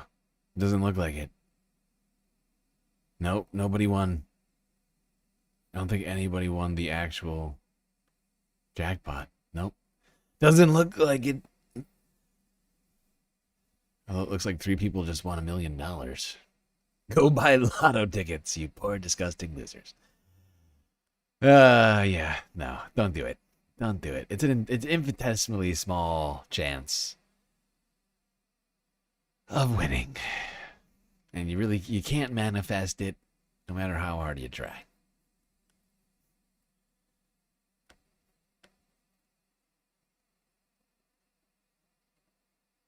You could instead take that $2 and become a galactic patron for an entire month. Which one's more worth it, I think we all know. Now, speaking of billionaires,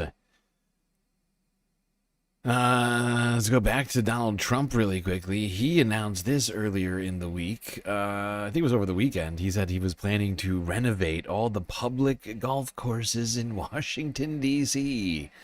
for whatever Welcome back. President Trump has built over his career many elite golf courses and clubs. He's very good at this. That's almost a bipartisan consensus. It now appears he's interested in overhauling public golf courses here in Washington, D.C., low-cost courses where beginners try to learn the game. In an exclusive report from the Wall Street Journal, Trump wants to play a big role in the future of these. There's 3 courses in particular, and one of them has a very special history here in the District of Columbia. White House report. There you go. Donald Trump wants to make DC's public golf courses great again. People are still going to have to pay 3-4 times as much for their health care, but can have great golf courses. Write that down. Now, Donald Trump has spent 23.3% of his presidency golfing, 79 of 339 days since returning to office, and $110 million in taxpayer money spent on golf, protecting the president while golfing. Good use of tax money, I guess. MAGA, make American golf great again. It's a double G.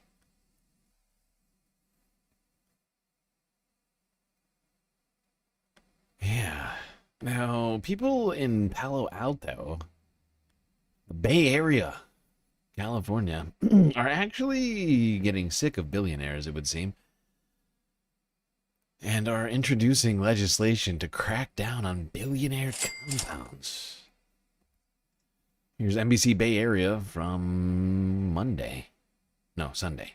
On the peninsula now, a new fight in Palo Alto. It's all about the ultra-rich. It centers around those so-called billionaire compounds when people like Mark Zuckerberg buy up multiple properties and then combine them into one big compound. NBC's Robert Honda joins us from Palo Alto with the details. The so-called compound being built by the Zuckerberg family stands out here in the Edgewood neighborhood, even amongst all the other upscale houses here. But legally, compounds aren't allowed in Palo Alto, and now the city will be considering a proposal to limit exactly what can be built and how.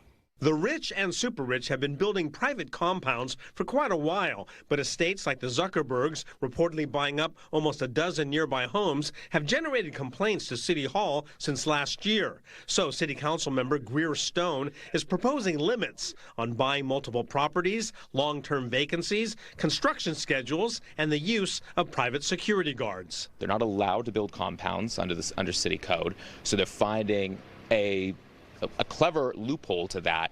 Problem is, those properties are often not actually being used for housing. And when we already have a dearth of housing in Palo Alto, it's just causing our housing crisis to be even worse. People we talk to in the Edgewood community agree, saying it impacts day-to-day life with traffic and overall density, and also the personality of Palo Alto. Some of them really look ugly. They're not artistic. They look like they've gotten as much packed into that one space as possible. I mean, you've really cut out a number of houses that used to have people that got together or at least saw each other from time to time, and that's no longer a help! I'm being repressed! Yeah, interesting. Palo Alto fighting back against billionaire compounds. Zuckerbucks. Mark Zuckerberg might be limited in his ability to build a compound here in Palo Alto. Fascinating. That'd be so sad for Mark. Oh, God. What else? Whatever would he do? He'd only have, like, a bunch of other compounds, right? Like, he already owns, he's, like, multiple compounds.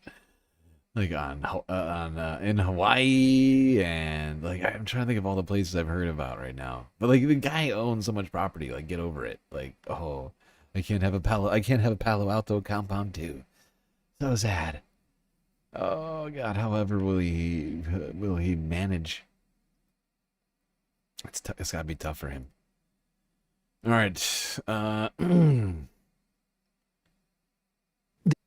We're basically done with the U.S. politics news. Gonna end it with this one, talking about the numbers. Great Harry Emden. The Democratic autopsy from 2024, I want to say came out, but it didn't come out. No, it didn't. It was finished, and apparently it was then buried. And I did see a thread from Christine Pelosi, although it turns out she had blocked me on Twitter, but I saw it anyways. I don't know why she blocked me. I've been nothing but a... Well, I could probably guess why she blocked me. Gentlemen. But be that as it may, they put out a thread which, had some helpful stuff insofar as like it talked about. Wait, I don't have it here. I have it somewhere, but it's a lot of it was like best practices stuff, like the way that they were going to do. Okay, hold on. We can't watch this whole thing. There's a particular spot that I wanted in all of this. Couple spots, actually, if I recall correctly. Yeah, that's a good place to start it up. Lost. Yeah, absolutely. I couldn't agree with you more. And I think that I actually think it's not going to work.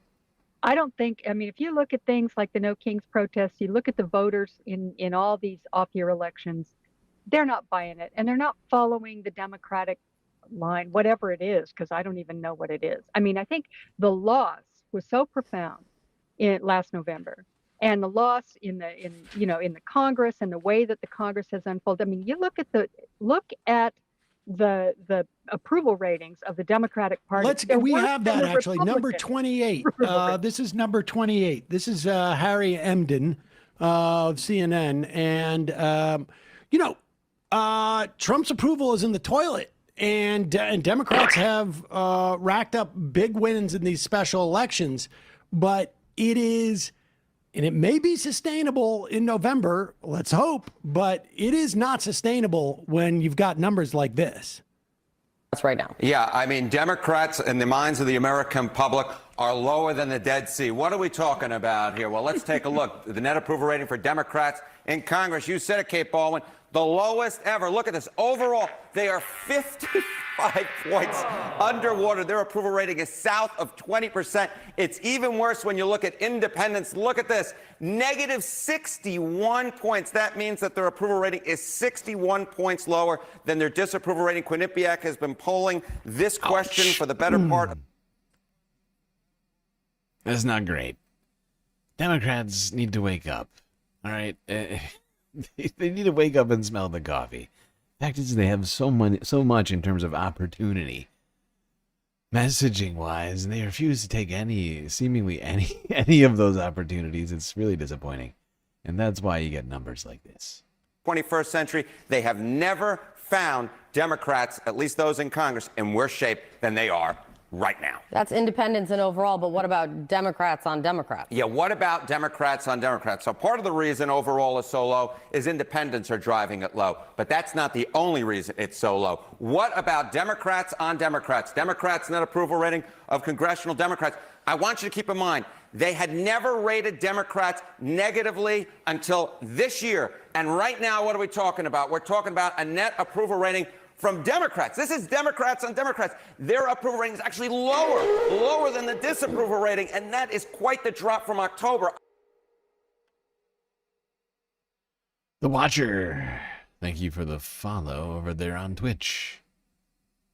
I think during the shutdown, there was a bit of a boost for Democrats, right? There was a rallying around the flag effect going on. But Democrats did not like how that shutdown turned out. They have returned against Democrats in Congress. And you mentioned Dan Goldman in that intro. One of the reasons that Dan Goldman is in trouble right now in a potential primary against Brad Ladner is because at this point the Democratic base. That's first of all that the numbers are the numbers, but the Dan Goldman has a problem because if it wasn't for 4 progressives splitting the vote last time, Dan Goldman would have come in 5th.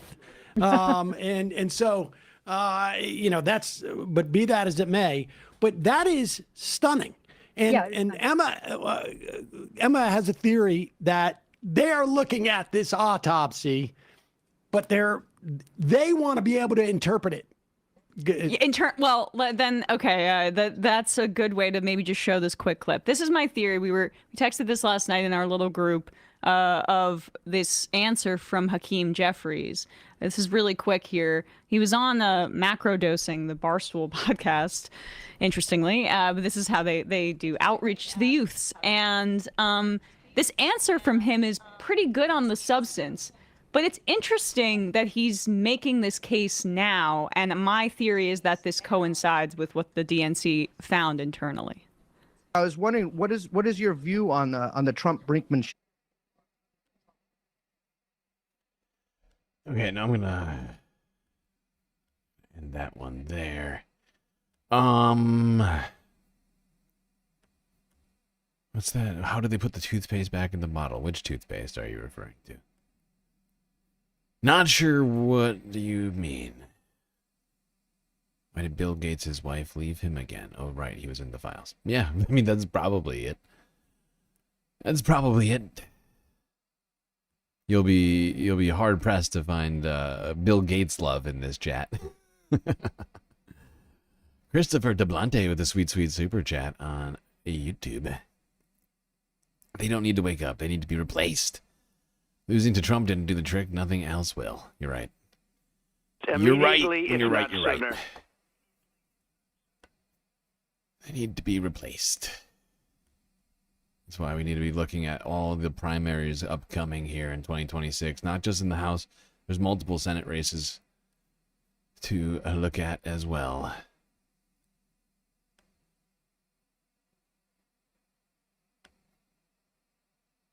Yeah, exactly. It shows that Mrs. Gates has better morals than Melania.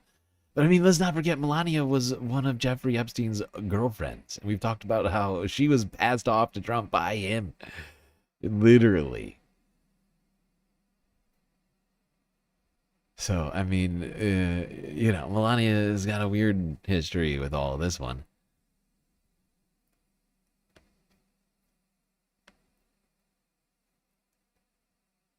It's entirely possible that the last man that Melania Trump was with before marrying Donald Trump was Jeffrey Epstein.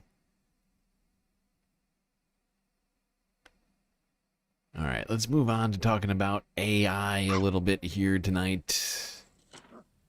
Nope, before we do that, I gotta feed more treats to our space corgi. Thank you, Begat, for keeping her fed. I know she appreciates it. All right, let's go now.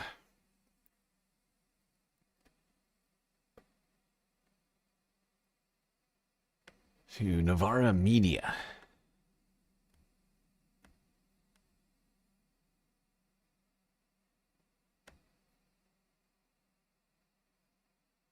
Oh, shit, I muted it. Don't do that. It's perhaps an irony that one of the few Congress people in the United States to take artificial intelligence really seriously is also one of the oldest. And 84-year-old Bernie Sanders this week delivered this call to arms. Who is aggressively pushing these technologies? Well, surprise, surprise. It happens to be the very wealthiest people on Earth, people like Elon Musk, Jeff Bezos, Mark Zuckerberg, Peter Thiel, Bill Gates, and other multi-billionaires. So here is a very simple question I'd like you to think about. Do you believe that these guys, these multi-billionaires, are staying up nights worrying about what AI and robotics will do to the working families of our country and the world? If AI and robotics eliminate millions of jobs and create massive unemployment, how will people survive if they have no income? And I don't want to break the bad news to you, I know it won't shock you, but very few members of Congress are seriously thinking about this. Millions of kids in this country are becoming more and more isolated from real human relationships and are getting their emotional support from AI. Think for a moment about a future when human beings are not interacting with each other and are spending virtually all of their time with devices instead of people. We need all of our people involved in determining the future of AI, and not just a handful of multi-billionaires.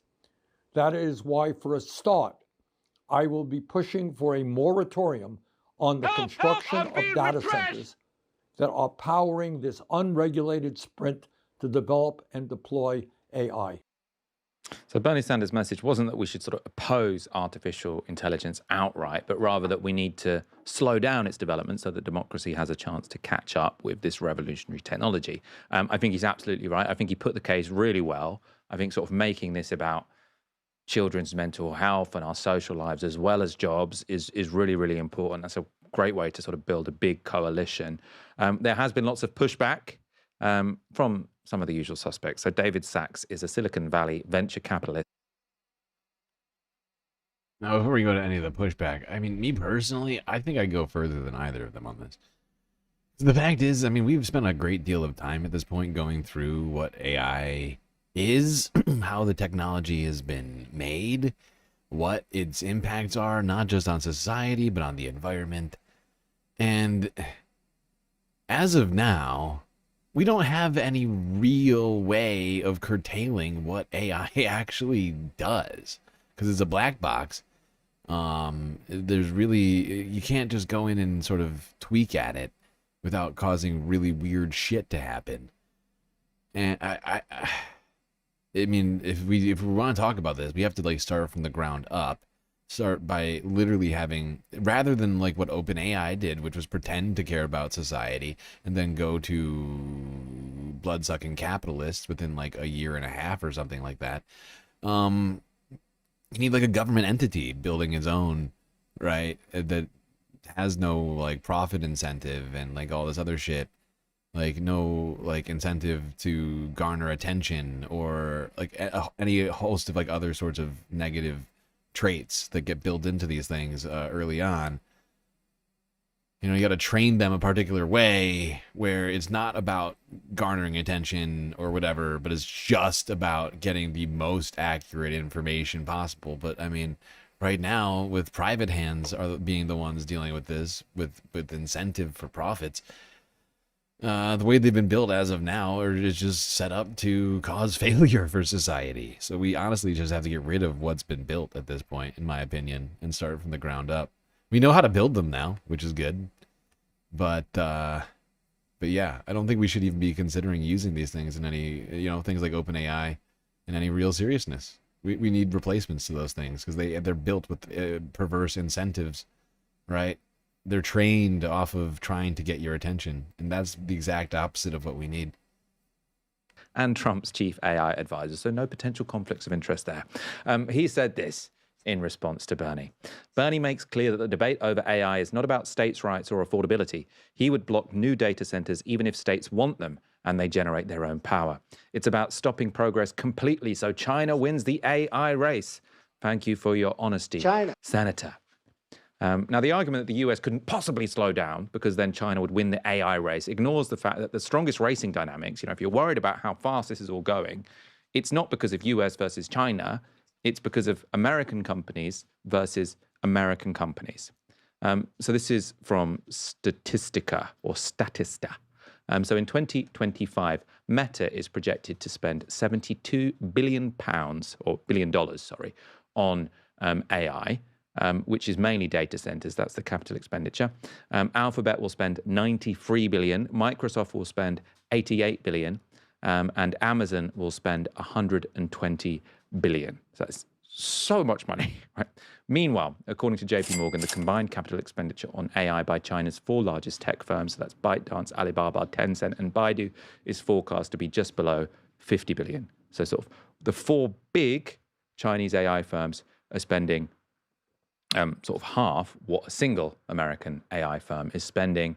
The total is sort of less than a sixth of the total amount being.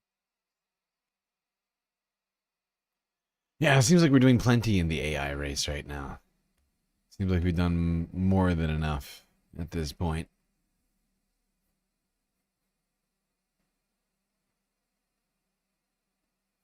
All right, let's keep talking AI.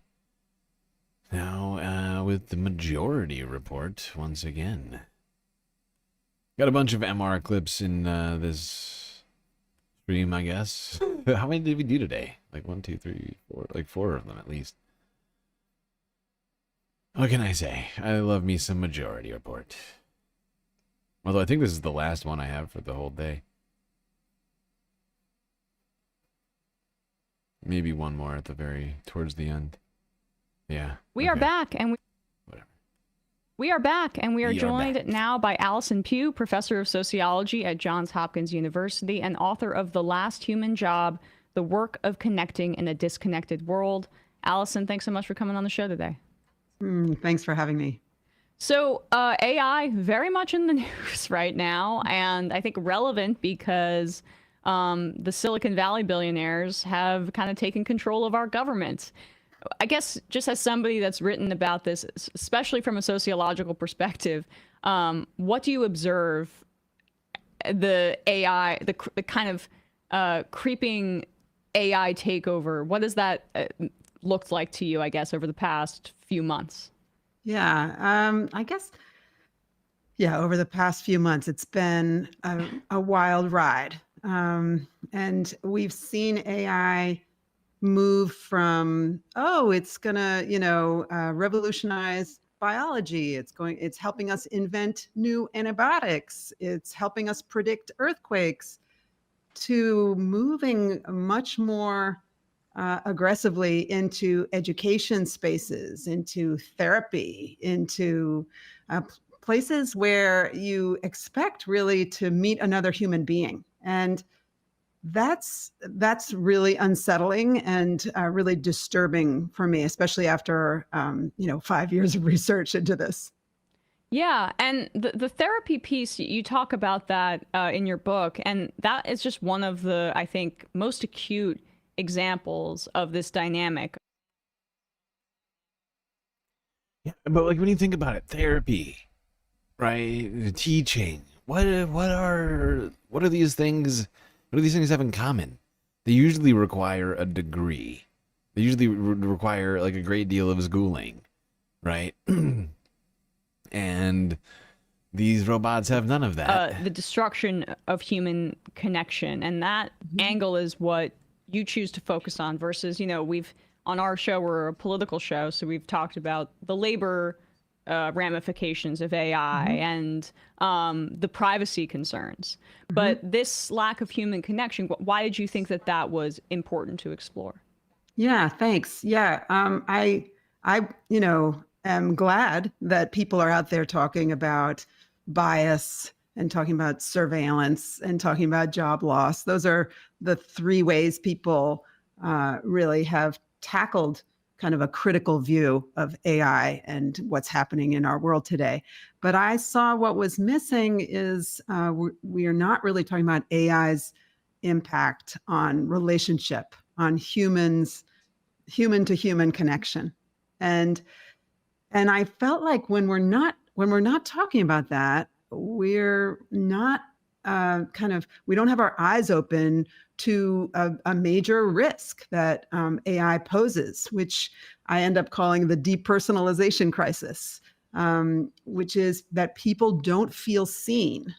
And when vast swaths of society don't feel seen, then you have, populism, and you have people voting out of anger, and you have, I think it was David Brooks who wrote an op-ed like the day after the election saying, voters to elites, do you see us now? Something like that. So being unseen is a really important social kind of phenomenon. And it starts with the kind of degradation of human to human connection, that kind of connective labor that is precious and that we have to protect. The term connective labor, that's a big, central part of your argument. Can you flesh out what that means? Sure.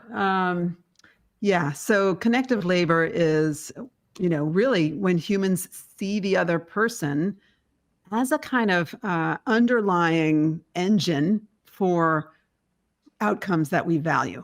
So that's my version of trying to get at the fact that connective labor is what's happening underneath a lot of different occupations, not just therapy. Therapy is the most obvious one. You have to feel seen by your therapist for whatever they're saying to land. But also teachers and primary care physicians, and then not just people with college degrees, but like hairdressers, and then not just people who are doing work for your well-being, but also maybe high-end sales, people working in security, like detectives or hostage negotiators. I just was really interested. I started out this book really interested in just collecting as many occupations as I could find across the economy. Yeah, and it's a disturbing trend we seem to be heading in, trying to automate everything, give AI, the reins on all sorts of different things, including medical professions and whatever else. Speaking of whatever else, I think it's the perfect time for us to go to this next clip that I have on AI and it being introduced into new job arenas. This one should probably be disturbing for absolutely everybody because, of course, as we already know, AI has been proven to hallucinate information. When it does not know the information, it will just make it up. And that's not the sort of thing you want to be, I don't know, say writing police reports.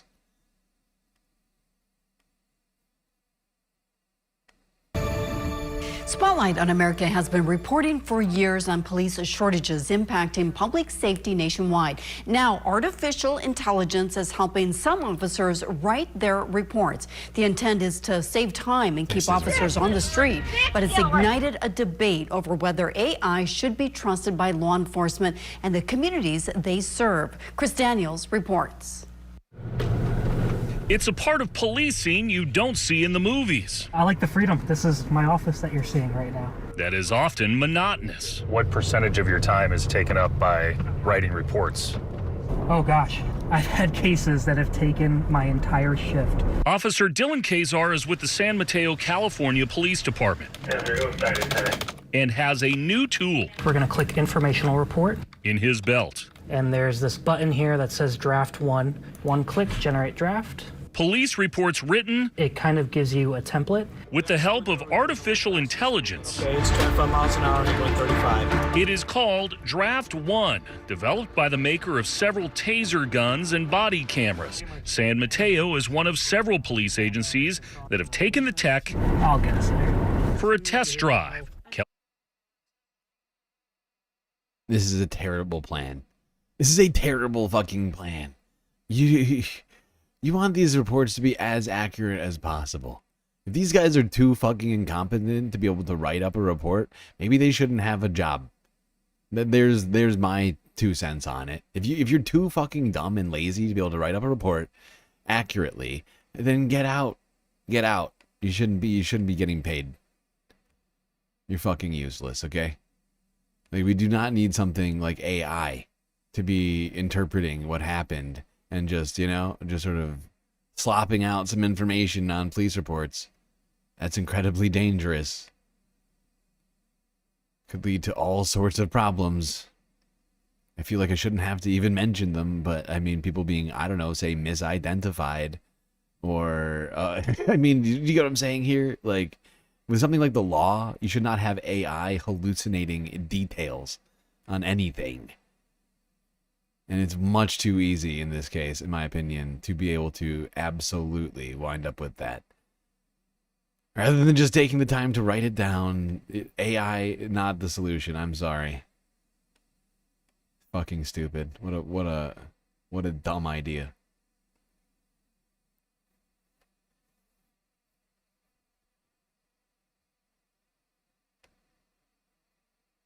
All right.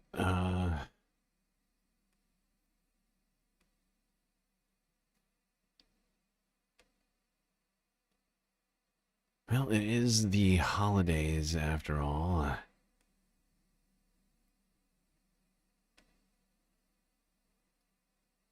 Oh wait, no, I gotta go this one first. All right, let's go here. Channel you might be familiar with by the name of Our Changing Climate. Honestly, this guy makes great videos. Let's be real. 6G internet, supercomputers the size of our palms, endless highways, self-driving cars, all the information we could ever need at our fingertips, diet pills to make us slimmer, and AI to tell us we're always right. In the world of Peter Thiel, Bill Gates, and Elon Musk, this is only natural. This is progress. The thinking goes that since the Industrial Revolution, we've been on a linear or perhaps even exponential path upwards towards a better world. Life expectancy is better, education numbers are up, people are living more comfortable lives, and environmental issues like pesky deforestation or climate change will get solved soon thanks to new technologies like nuclear fusion or the genius of AI. Thought leaders and elites have told us time. These large companies with their great resources and their innovation power, if we get them to apply that more significantly for those with the most need, that we can reduce impoverishment far faster than simply relying on government alone. And time again. For businesses big and small, the energy transition creates the single largest industrial growth opportunity since the Industrial Revolution. That more stuff, more growth, and more production has made the world a better place. But what if they're wrong? What if everything you've been told about the beautiful progress we've achieved over the last 200 years is wrong? What if that endless climb upwards hasn't always been upwards? What if that 6G internet and the latest smartphone model have just masked a festering cesspool of inequality, exploitation, and environmental degradation all along? This video is sponsored by Climatize. 10:32 a.m., January 19th.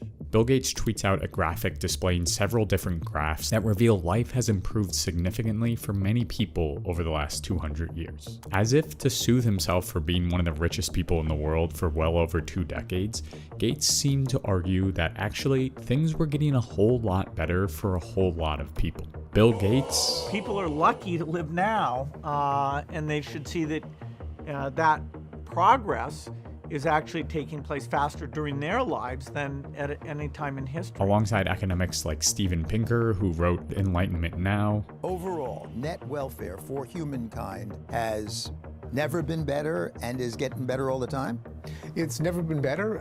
Whether it will continue to get better depends on whether we continue to seek human well-being as our goal. Have taken up the mantle of what's been called New Optimism, a collection of academics and elites that wield graphs and cold hard facts to explain that actually the world is doing just fine. Exemplified in Bill Gates' January 19th tweet and Pinker's Enlightenment Now, the underlying argument of New Optimism is that capitalism has been a net positive for humans and the planet. If you just look at the graphs, you can see we've made so much progress since the Industrial Revolution. And progress for these new optimists is a linear path. The more production there is, the more wealth there is in the world, the more capital accumulated, and ultimately the better life is for people around the world. A rising tide lifts all boats. But let's be clear here, progress in their minds really means capitalist progress. The unspoken message of all these graphs, of books like Enlightenment Now, is that we've advanced socially and technologically because of capitalism. As Professor Jason Hickel explains, there's this strange narrative out there that says that social progress, improvements in social outcomes, are sort of the spontaneous gift of capital accumulation. Social progress, such as life expectancy or poverty reduction, in the minds of capitalists is tightly tied to growth. The economy continuously needs to grow if the cycle of capital accumulation, which involves investing money into labor and materials to produce goods that then sell for even more money, is to continue. And that accumulation of capital, the narrative goes, occasionally sloughs off into the social realm, leading to better education outcomes, higher life expectancy numbers, and better well-being. And for the proof, all you have to do is look at the graphs. So let's actually go back to one of those graphs that Bill Gates tweeted almost 7 years ago and really examine its claims. This graph looks at the number of people below the extreme. Yes, show us the goddamn graphs. The world sucks now. Yep. Go and really examine its claims. This graph looks at the number of people below the extreme poverty line.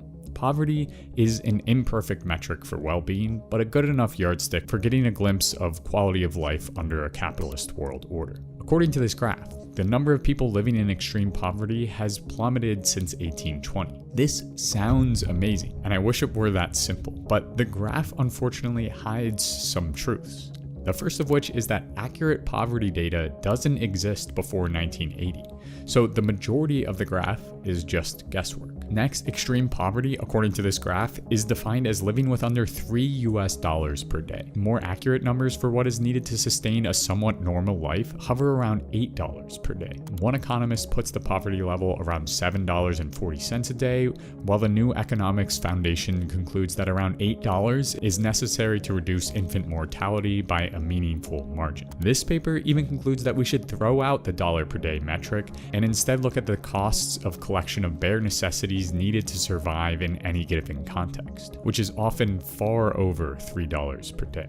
Creating a new graph based on the lower end of poverty metrics, $7.40, Jason Hickel found that the number of people in poverty hasn't declined at all. Rather, it has grown dramatically since 1981, going from 3.2 billion to 4.2 billion, according to the World Bank data. And when he took the population of China, whose country straddles the line between socialism and capitalism, and has been one of the main reasons why we saw those plummeting numbers in Bill Gates' graph, out of the picture, Hickel notes that the proportion of people in poverty today is almost exactly the same as it was in 1981, with no net progress at all. And finally, there's an assumption in Bill Gates' graph that poverty rates will continue to decrease as time marches on. Yes, that means we can greatly increase people's well-being, but it also could mean a fossil fascist takeover like we're seeing play out today with Trump in the US, which could make this graph reverse in no time.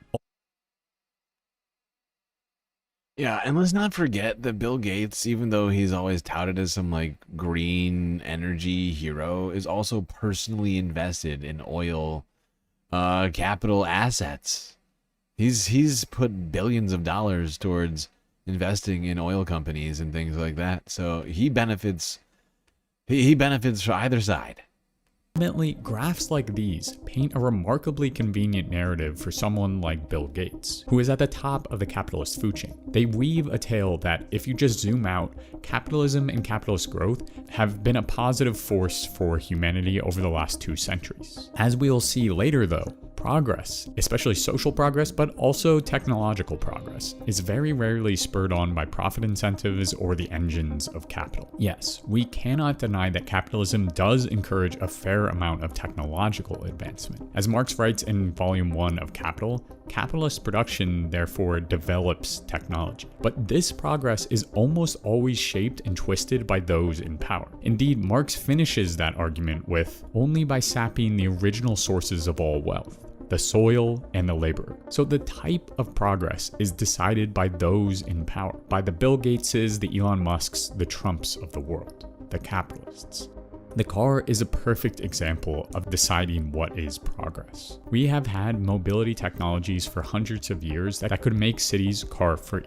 A city with streetcars, light rail, and regional trains. A city where streets aren't death traps, where we don't develop asthma from smog, where greenhouse gas emissions drop dramatically, where you don't have to sit in hours of traffic every day just to get to work. We can create that city. And indeed, urban centers in the early 20th century were beginning to build around that model. But then the forces of capitalism came to town. You see, streetcars and public transit just aren't that profitable. It's hard to sell people more and more stuff to accumulate capital when those people's needs, in this case mobility needs, are met. So companies like General Motors and Standard Oil went around and bought up streetcar companies across America, not to expand them, but to shut them down. They decided that the future of the American city would be car-centric. Thus, the shape of progress, both social and technological, was decided by corporations following the undeniable scent of profit. Here, we begin to glimpse the problem. When Bill Gates and the new optimists champion progress, we need to question who really benefits from that so-called progress. And when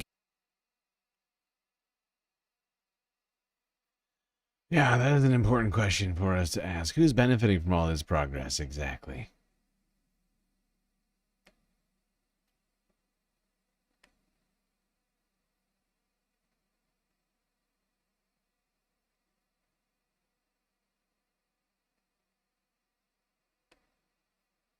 All right, next chapter.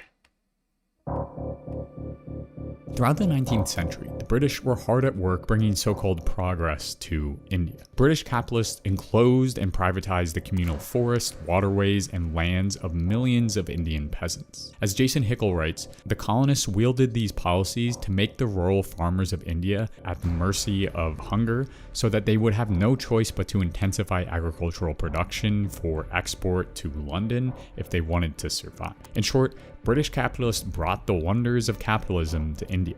Markets, privatization, and global trade weaseled their way into India, and an estimated 12.2 to 29.3 million people died from famine.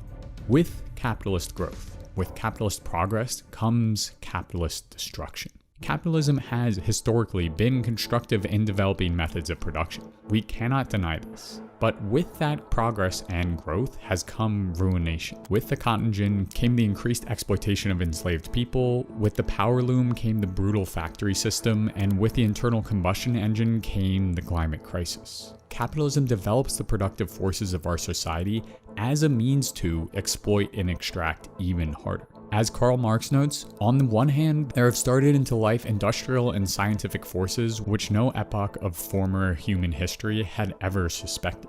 On the other hand, there exist symptoms of decay far surpassing the horrors recorded of the latter times of the Roman Empire. The newfangled sources of wealth, by some strange, weird spell, are turned into sources of want. We live in a world where the vast amount of wealth created is funneled into the coffers of just a few people. The top 10% of the richest people on Earth own 76% of global wealth. Meanwhile, the bottom 50% account for just 2% of that wealth. How can we call this progress?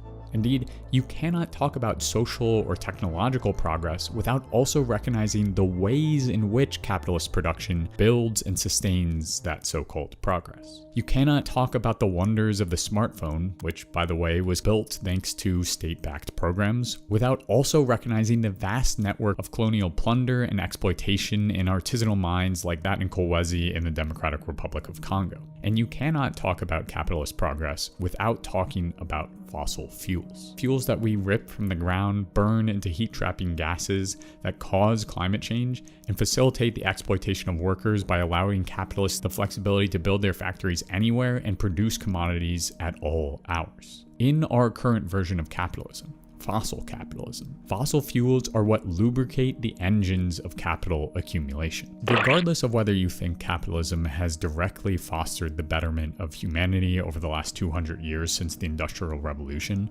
there is no shying away from the fact that it has plunged us deep into the climate crisis. It's plunged us deep into biodiversity collapse, ocean acidification, and is marching us towards various tipping points. Let's understand this at a smaller level. Let's switch back to the smartphone for just a moment.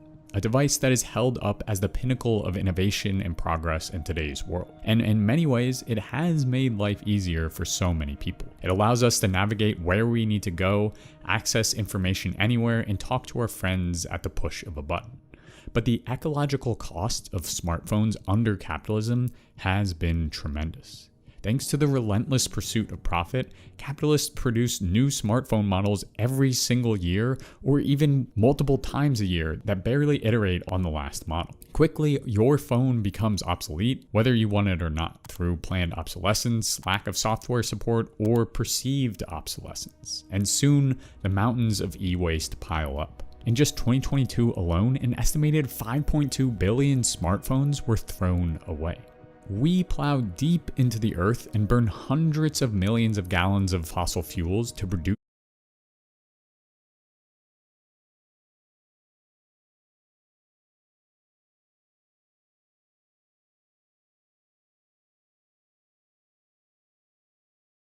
these smartphones, only to trash them a couple of years later. And even when we do use them, one researcher calculated that the global emissions from smartphones in use accounts for 1% of global annual carbon emissions. But of course, smartphones are just one piece of the puzzle. We've deforested 1 billion hectares of forests since 1900, and land use change has driven us into what is now being called the 6th mass extinction. Not to mention that this land use change, alongside capitalist-intensive animal agriculture, brings us closer to wild and diseased animals, causing pandemics like COVID, SARS, and swine flu. But thank God we have our modern medical system in the face of these pandemics, right? Well, once again, the forces of capitalism are holding us back from saving as many lives as possible. In the case of COVID, once private companies developed their proprietary vaccines, thanks in large part to the substantial backing of taxpayer dollars, they didn't turn around and hand them out for free everywhere. Indeed, the New York Times reported that Moderna seemed to be withholding crucial vaccine supplies to countries that couldn't pay high prices for them. Our pharmaceutical industry as a whole is not based on providing the most care to the most people, but instead on creating the drugs that will sell the best and make the most profit. You only have to look so far as the OxyContin crisis to see that our medical system revolves around the profit incentive. The corporate class is planning our obsolescence. Yeah, it does seem like they're trying to innovate away the rest of humanity. The non-billionaires, I guess.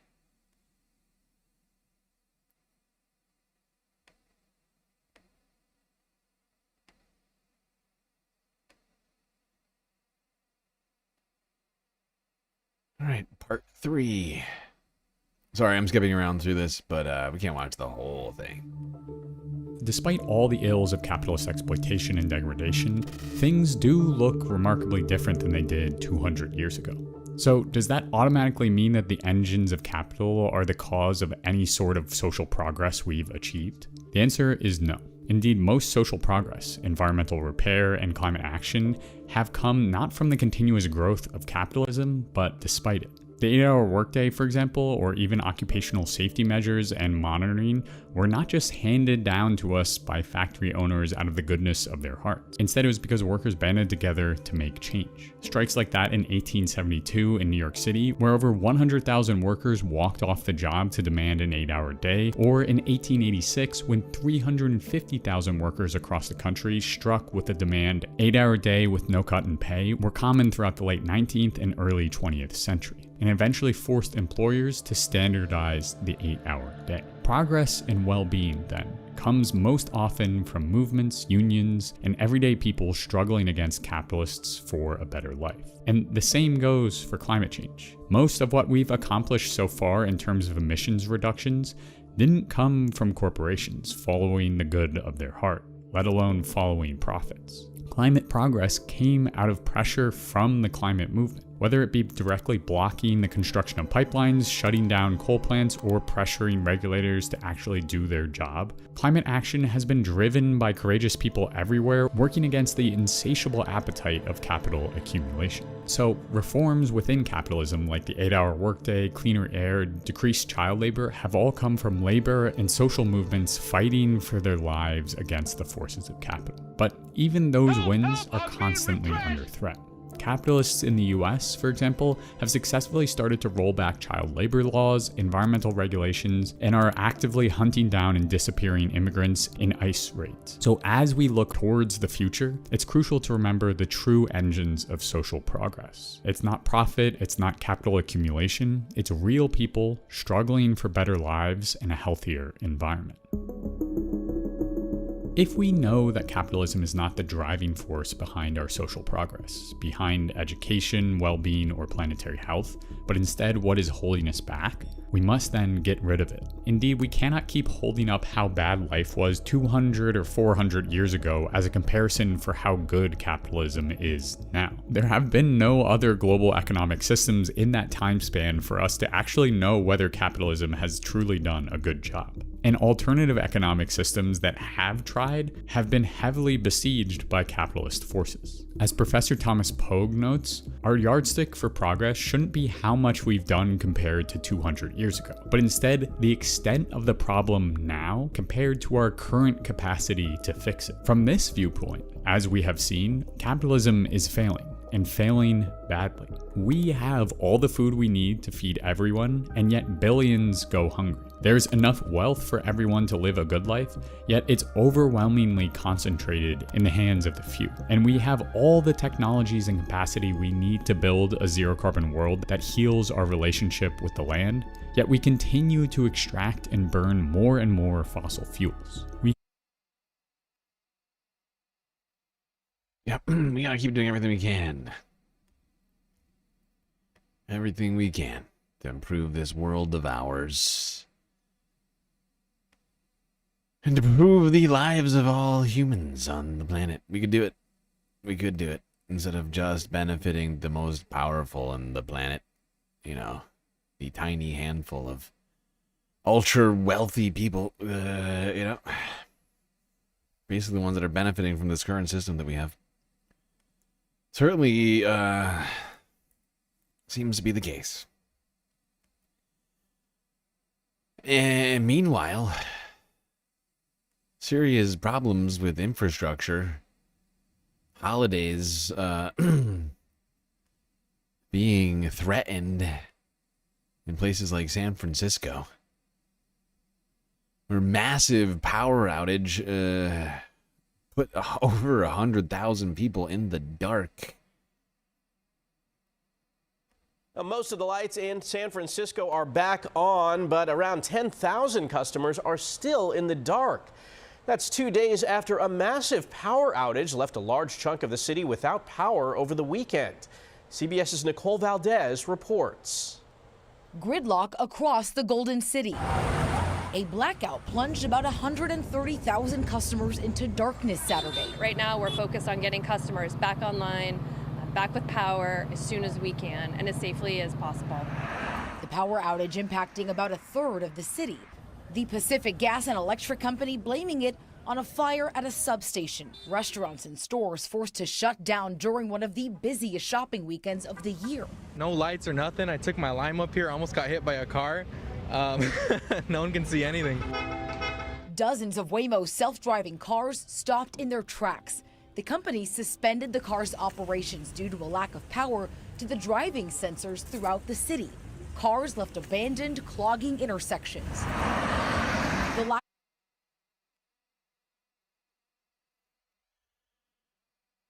God.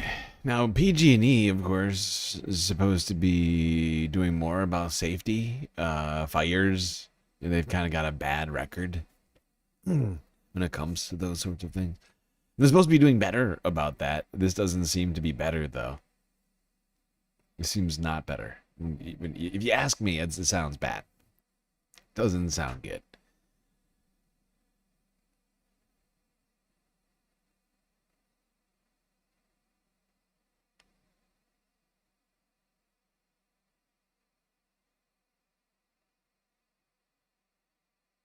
Sort of eerie to see such a big city completely dark like this.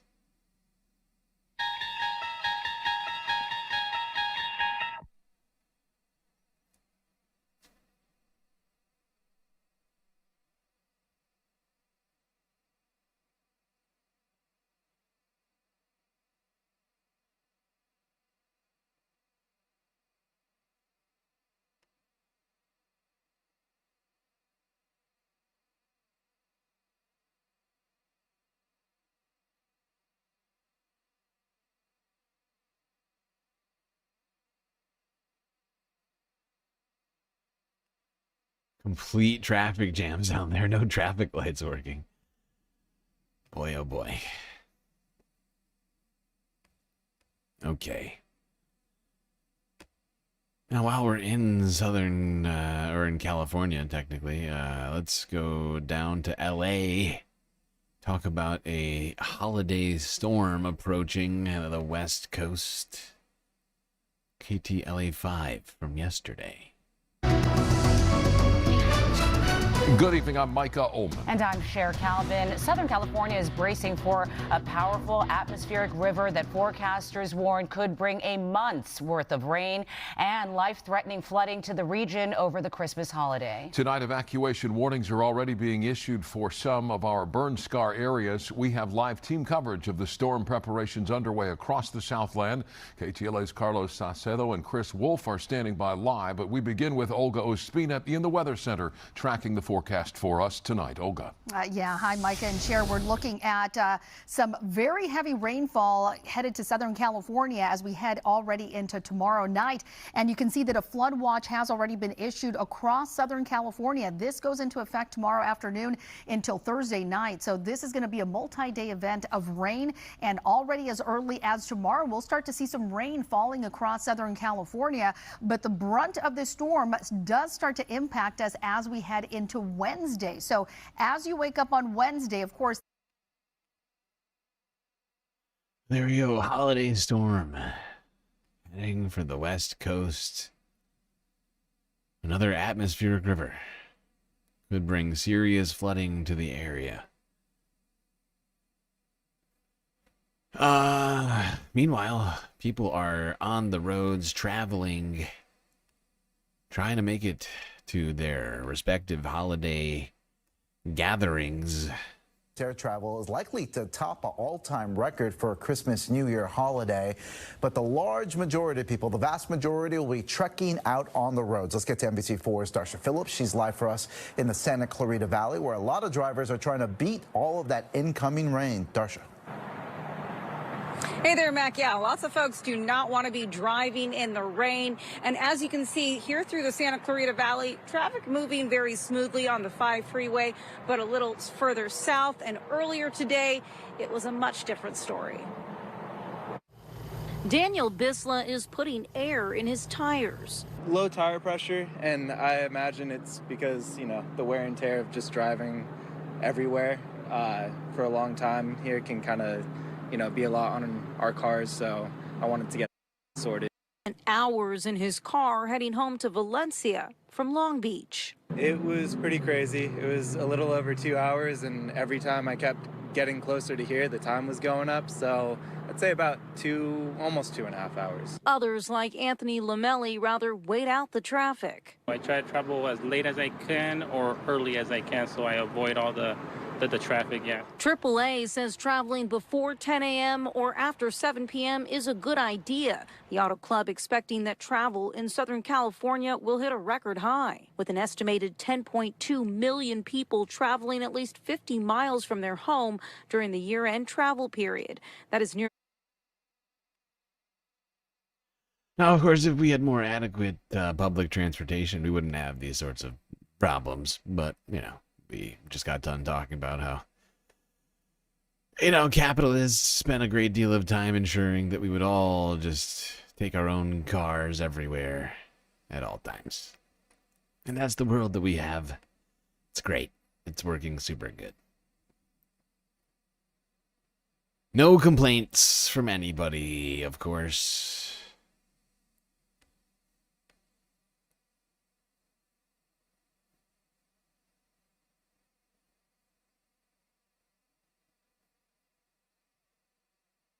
All right, let's go across the country to CBS New York.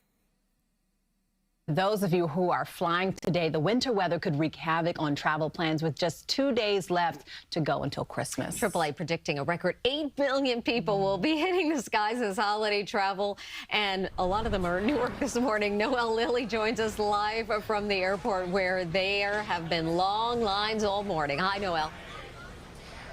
Oh, yeah, guys, I hope people wore their comfortable airport shoes, because you're going to be standing here at Newark.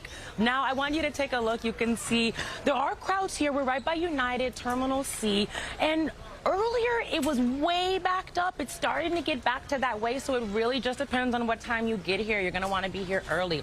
TSA says they are ready, though, for the added crowds. And again, the lines appear to be moving smoothly so far. The flight tracker website, FlightAware, does show at least 22 delays so far at Newark Airport today, so check that before you leave the house.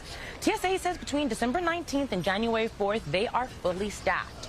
Sunday, December 28th, that's going to be your busiest travel day. After that, it's December 19th, 20th, 21st, 27th, and 29th. Like you guys said, Christmas Day isn't too bad to travel. During the holiday.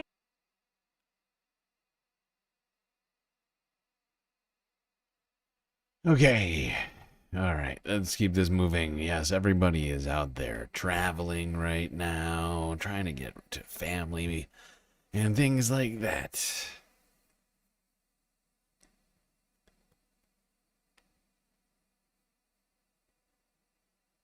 Now, let's go here down to Philadelphia. CBS Philadelphia from 2 days ago. A warm start to winter in Philly. Tracking chance for rain on Christmas Day.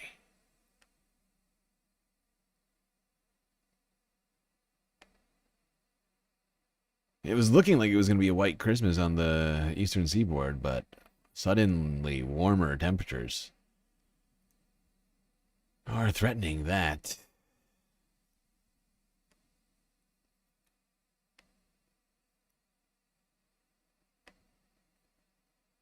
Coming to you from the Hyundai Virtual Next Weather Sphere, this is Next Weather. Well, good morning. I'm next weather meteorologist Tammy Souza. Let's talk about the next big change on the way. How about that? First of all, we'll look at our highs for today out there. We're going to be in the upper 40s, a few mid 40s north and west of the city if you get out toward Ocoatesville and Pottstown. In the city, 48. We'll be at 50 for all of you in Dover, and we're looking at the mid and upper 40s down the shore. So a seasonable day to be sure. Now, we are going to see some clouds from time to time. They're going to drift through the area. This is not going to be a cloudy day. We'll call it a partly. This is pretty unseasonable weather here in Philadelphia. Almost 50 degrees on Christmas. I mean, that is very strange. Sunny day. You'll need those sunglasses, and it will be pleasant enough. This is our first day of winter, but it's actually going to Binder has the Yule log up. I know, I saw that. I was wondering if he was going to do that again this year. It would seem that is the case. More like fall as compared to what we've seen lately. Now, we do have some changes on the way because on... I need that. I need that floor? Yeah. Yeah, I've been thinking about how I could make a cool set like that. That would be helpful to my job.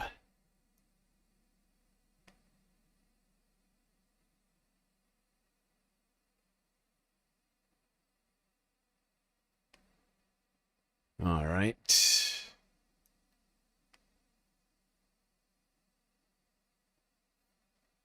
I think that's actually, now I was looking at it, we're 6 hours into the stream, which means we gotta take another galactic intermission before we continue anything.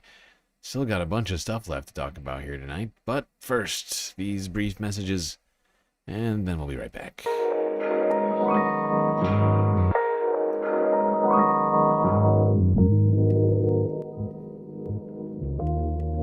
Alrighty, hope everybody's been enjoying the stream so far. If you haven't already, hit the follow button and or subscribe button on Twitch and or YouTube. And while you're at it, do consider contributing to the Galactic News Network, as we are, of course, completely funded by individuals like you. A lot of great ways out there for you to show your support. Things like super chats and super stickers. Memberships, gifted memberships on YouTube. We got bits and subs, gifted subs, Twitch Prime subs over on Twitch. We got Cash App, we got PayPal, and of course the very best way to get the most space benefits for your Earth dollars, Patreon. Where for the low price of 10 cents a day, you get access to a myriad space benefits unseen by the rest of the goddamn Milky Way galaxy. Alright everybody, enjoy the break, grab yourselves a drink, maybe a snack, and I will be right back.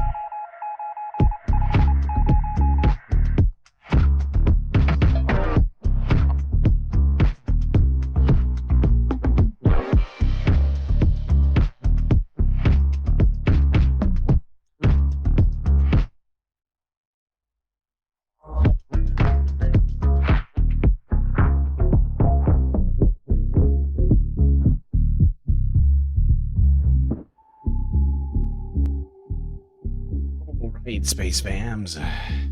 It is that time once again. For the break to end and for the show to start again. So, get back in those seats. Otherwise, you're gonna miss it.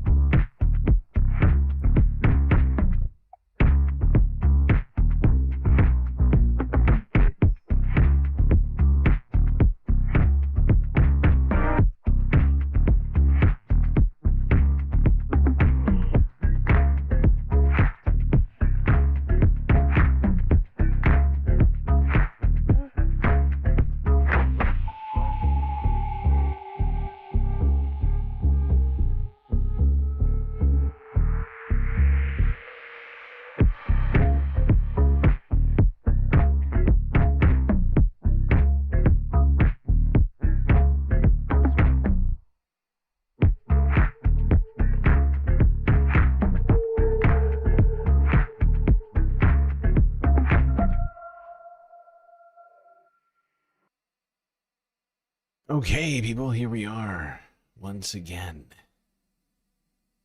Fifth half about to begin. PCAT doing the Lord's work over on Twitch, it's true. She's doing all my work. Putting all those links in the chat. It's incredibly helpful. Alright, now, back to the show. Still in the environmental half. Figured since it's almost Christmas, might as well throw a couple of fun ones in here today. If you haven't noticed, I'm trying a little bit. Just because I feel like we deserve it. It's been a tough year. It's almost over. Tough year. Tough year. But here we are. Together. Getting through it. And hell, I mean, come on. We got the YouTube channel back. There's a Christmas miracle right there, if I've ever heard of one.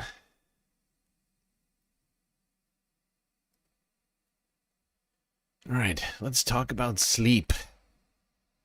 And how animals evolved to sleep.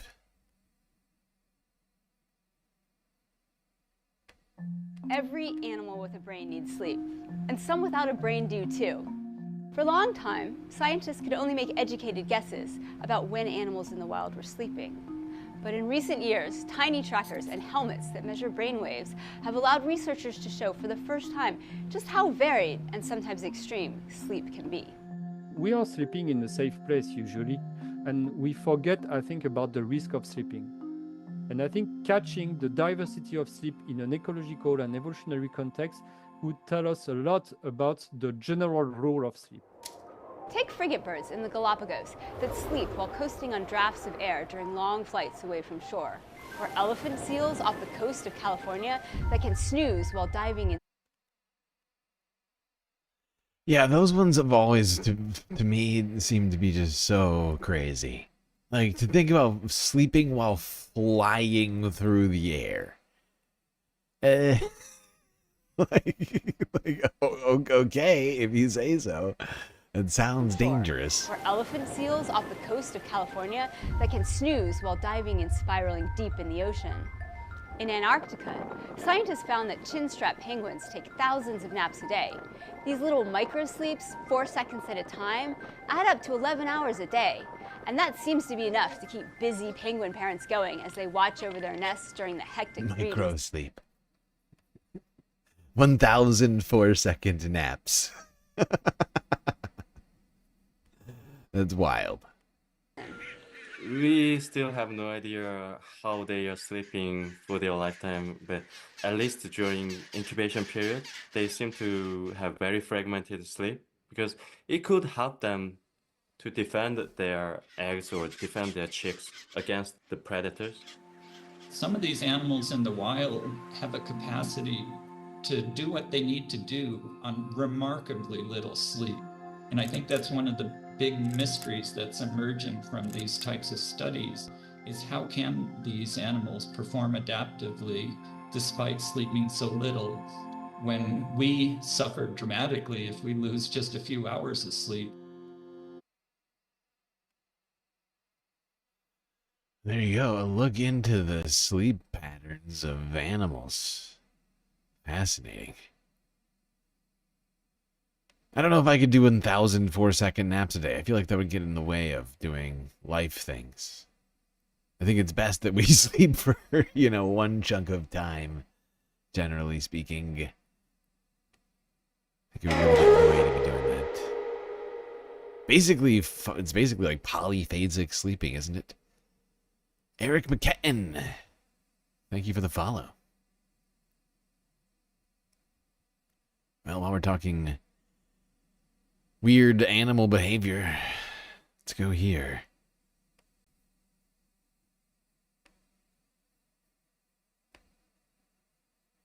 Dad, why are we just standing in the rain?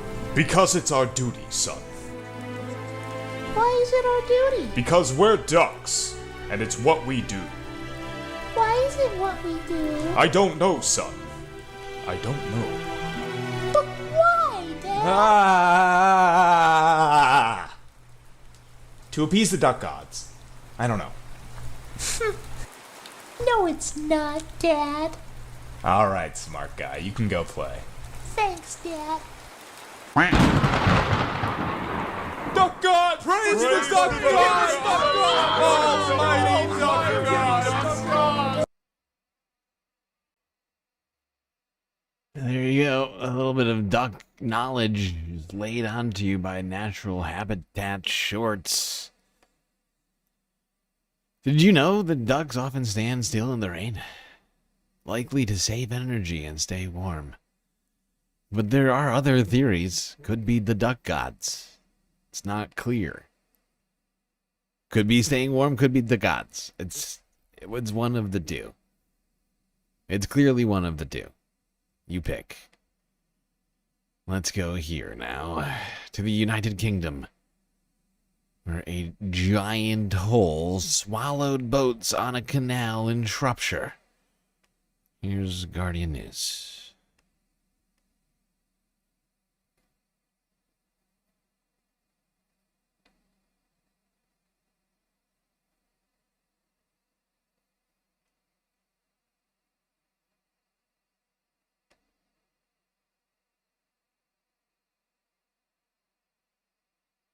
Wow. That's not how you want your day on the canal to end. Suddenly and disastrously. Jesus Christ. There you go. Sinkhole completely emptying out a canal. Taking like 3 or 4 boats with it. Where is Duck? I don't know. I don't know where Duck is. How am I to be knowing where Duck is at any one time?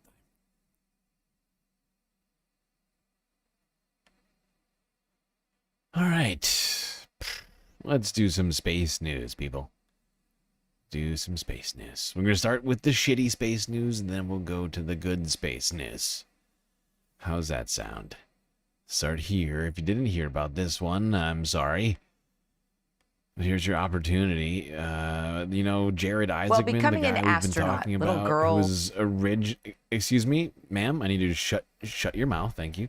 Jared Isaacman, the guy we've been talking about for a number of months now, a good friend of Elon Musk's, who was originally nominated for the NASA administrator job before unsurreptitiously losing that nomination and then being re-nominated once again later in the year.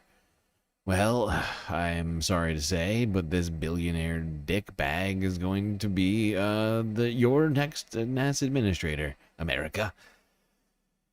As he has been sworn in for that top NASA job as of earlier this week. Well, becoming an astronaut, little girls and boys dream about it. They build the rockets, they watch the launches. NASA explores the unknown in air and space and has inspired our wanderlust for discovery for decades. And now it has a new administrator. Billionaire Jared Isaacman was just sworn in for the top job at NASA. Isaacman is the founder of Draken International, a company that provides tactical fighter aircraft and training to the U.S. military. He's also a highly respected pilot with more than 7,000 hours of logged flight time, 15 world flight records, and 2 commercial space flights with So SpaceX. respected. Now Isaacman is in Highly charge of leading NASA's mission to return humans to the moon before eventually sending astronauts to Mars. NASA's newest administrator, Jared Isaacman, joining me now. Congratulations, Jared. Oh, thank you very much. Honored to serve. Well, let me tell you something. I'm honored to talk about something right now, if you don't mind. This fucking guy. He's such a smarmy dickbag. I'm already sick of him. I'm already so sick of this guy. Full disclosure here, one of my best friends for decades is Reed Weissman, who Ears, says Phil Moraigar. He does have quite pronounced ears, does he? Yeah, you're not wrong. Dark Sparkle. It's giving like another space treat. There you go. moon-bound soon with his crew as he commands the Artemis II mission. What do you hope that these astronauts achieve for us, Jared, and your message to them as they get ready to launch? Well, I'm a big fan of Reed's. He's a great commander, and he's assembled an exceptional crew on Artemis II. So, I mean, this is incredibly exciting times. We're a matter of weeks away, essentially. Within the next couple months, we're going to send American astronauts around the moon. Now, that's the first time we've done that in more than a half a century. But this is just one step on a far grander journey. So just today, the president released a national space policy. I was just in the Oval Office as he signed the executive order, where it commits the United States not just to returning to the moon, not just for the footprints and planting the flags, but actually building a base, establishing the infrastructure on the moon, so that when we... Those things really are big, aren't they? Now that you mention it, I'm struggling not to look at them. It's actually somewhat off-putting. I should be more professional than that.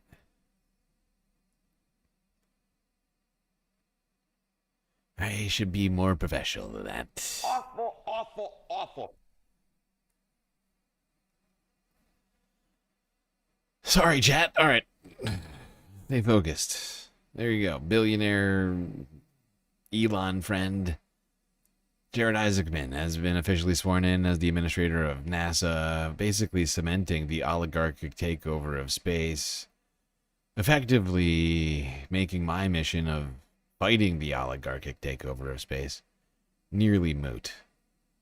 Truly a sad, sad day in this part of the galaxy. If I'm being real, I feel a little bit down about it. You know, if you just look, here, look, read it. It says it on my desk.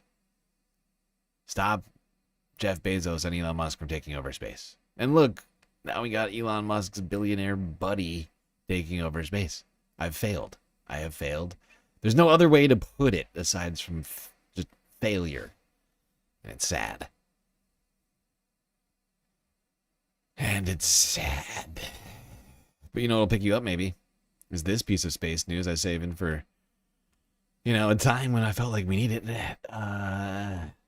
If you happen to be in Chicago, guess what? A space-themed store is opening up near you. That's right. Gundam Base, first ever store in the country, opening in the Chicago area. This is awesome if you're an anime fan. The first official store in the U.S. for Gundam toy models is now open right here in Rosemont. 3, 2, 1, The fashion outlets of Chicago welcoming the first Gundam base site in North America. I just went crazy. I said, I have to be here. There's no words to really talk about it. It's just, if you know, you know. And trust me, these fans know. People waited in line this morning before the store's grand opening to be among the first to experience it all. They have stores all over the world, but this is the first, and they chose fashion outlets to be their home. So we're really excited. I used to have to... I'm not gonna lie. I used to be a big Gundam Wing fan back in the day, watching Toonami. You know, it was up there with my favorite Toonami shows. Oh, God. Chicago. To Japan in Enjoy order it. to see a Gundam base shop. I don't have to travel anymore. I can stay here in Chicago, and like there's a Gundam base shop here. Everything that I would want, from trading cards to the Here's another piece of galactic nerdery lore. I might own a couple of models like this. Yep. Write that down. kids, stationaries even here. Oh my God, it's heaven. I love it since I was a kid, you know, and it's a really great opportunity for the city to have something as beautiful as this, and it's really cool to see. The mega popular robot toy kits have captured hobbyists around the world, now a global fandom. They first grew in popularity in Japan in the 1980s from an anime television. Yes, that's right. I was a nerd child to some degree.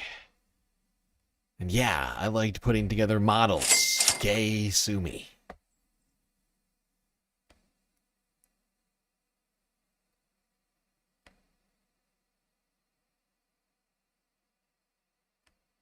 Honestly, though, I was never a full nerd because I was always also doing sports. Just a really, I guess I had a kind of rounded upbringing when I think about it.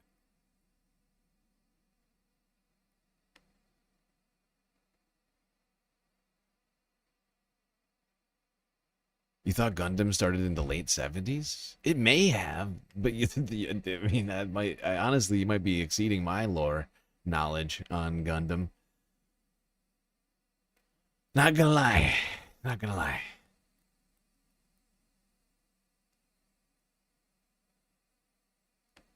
All right, let's move on to the Earth news, people.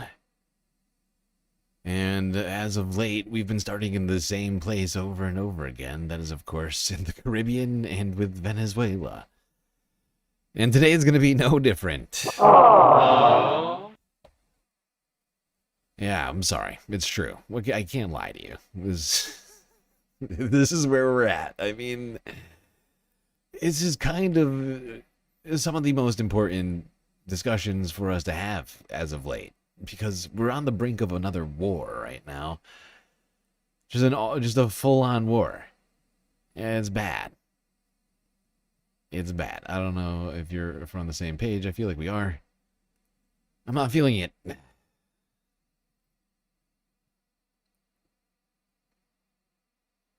The original season was in 1979, says Nadia. Okay, Nadia, with your Gundam knowledge.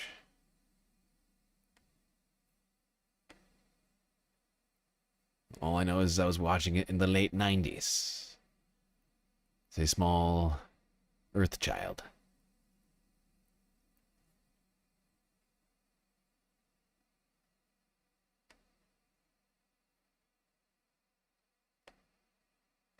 Late 90s, early 2000s, I guess, really. All right. Stay focused. Cannot talk anime all stream. That's not the purpose of this. All right, to Venezuela. Now, the first... Just gonna cover some news in case anybody missed any of this. Now, the first Venezuelan oil tanker, because of course there is now a second oil tanker, which the United States has, like, boarded. I don't know. It's not clear whether or not we seized the latest iteration. But the first Venezuelan oil tanker that was seized by the United States last week appeared off of the shores of Galveston, Texas. Here's KQ11 from Monday. New here at 5:30, nearly 2 weeks after the... Jesus Christ, that's loud. Sorry, chat. By the way, this was recommended by one of our space fams over on the Discord. If you're not in the Discord, you should be. It's a great place to be. Not only do you get galactic updates, and I post when we go live in there, it was one of the only places I was able to communicate with the space fams after we lost the YouTube channel.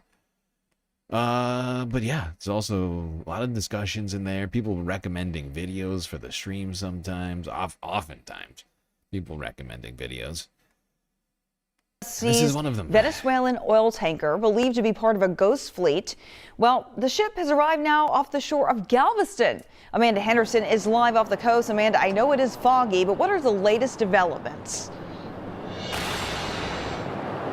Yeah, Cheryl, the fog has actually gotten worse since we've been out here, but about 50 miles offshore from where we're standing on Seawall Boulevard, there is an oil tanker out there. That is the one that you just mentioned that is believed to be part of the ghost fleet. And that was taken into custody by the U.S. over 2 weeks ago. And this is something that has made national and international headlines. And when the U.S. seized this tanker, video was released by Homeland Security Secretary Kristi Noem. It shows the U.S. forces boarding the ship. Officials say the skipper is part of a shadow fleet of tankers, meaning it's alleged to use false flags or spoof routes to move sanctioned oil. Okay, I think that's enough on this story, but there you have it. That oil tanker that was seized by the United States government appeared off the coast of Galveston, Texas, and seen by news crews earlier this week. Are we pirates now?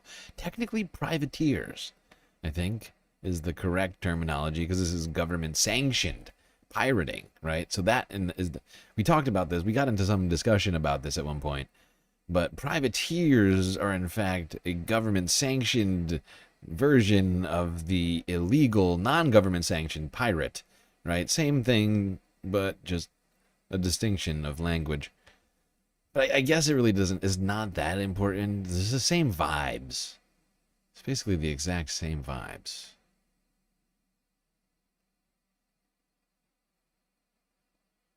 Arrgh. Exactly.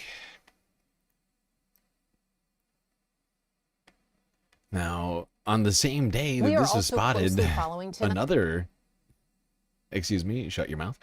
Another Venezuelan tanker was apparently pursued by the United States in international waters. Illegal. We are also closely following tonight developments surrounding Venezuela. A U.S. official telling CNN the United States is pursuing a vessel in international waters near Venezuela. Now, it's understood that this tanker was sailing toward Venezuela to pick up oil when U.S. Coast Guard personnel attempted to board. The vessel itself is under U.S. sanctions for links to Iranian oil. And this is the second vessel targeted this weekend by the Trump administration. All of this, of course, coming after President Trump this week announced a total blockade, in his words, of sanctioned oil tankers into and out of Venezuela as he looks to ramp up pressure on its leader, Nicolas Maduro. Joining me now. Okay, that's all we're going to take from this. By the way, this CNN piece, we watched it the other day. I just kept it in here to remind people and or give people context of the week who missed this story. There's number two vessels apparently seized and or boarded by U.S. Troops in the Caribbean this week. Now, CNN, we're gleefully talking about this and about regime change in Venezuela. It was pretty disturbing, honestly. Space Ghost Pirates. R.I.P. Space Ghost. Space Ghost died last year, or at least the man behind the voice of Space Ghost died last year. It's very sad.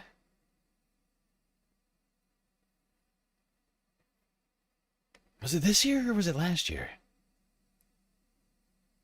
Now I can't remember. I know we talked about it on the stream, so it had to be one of the two.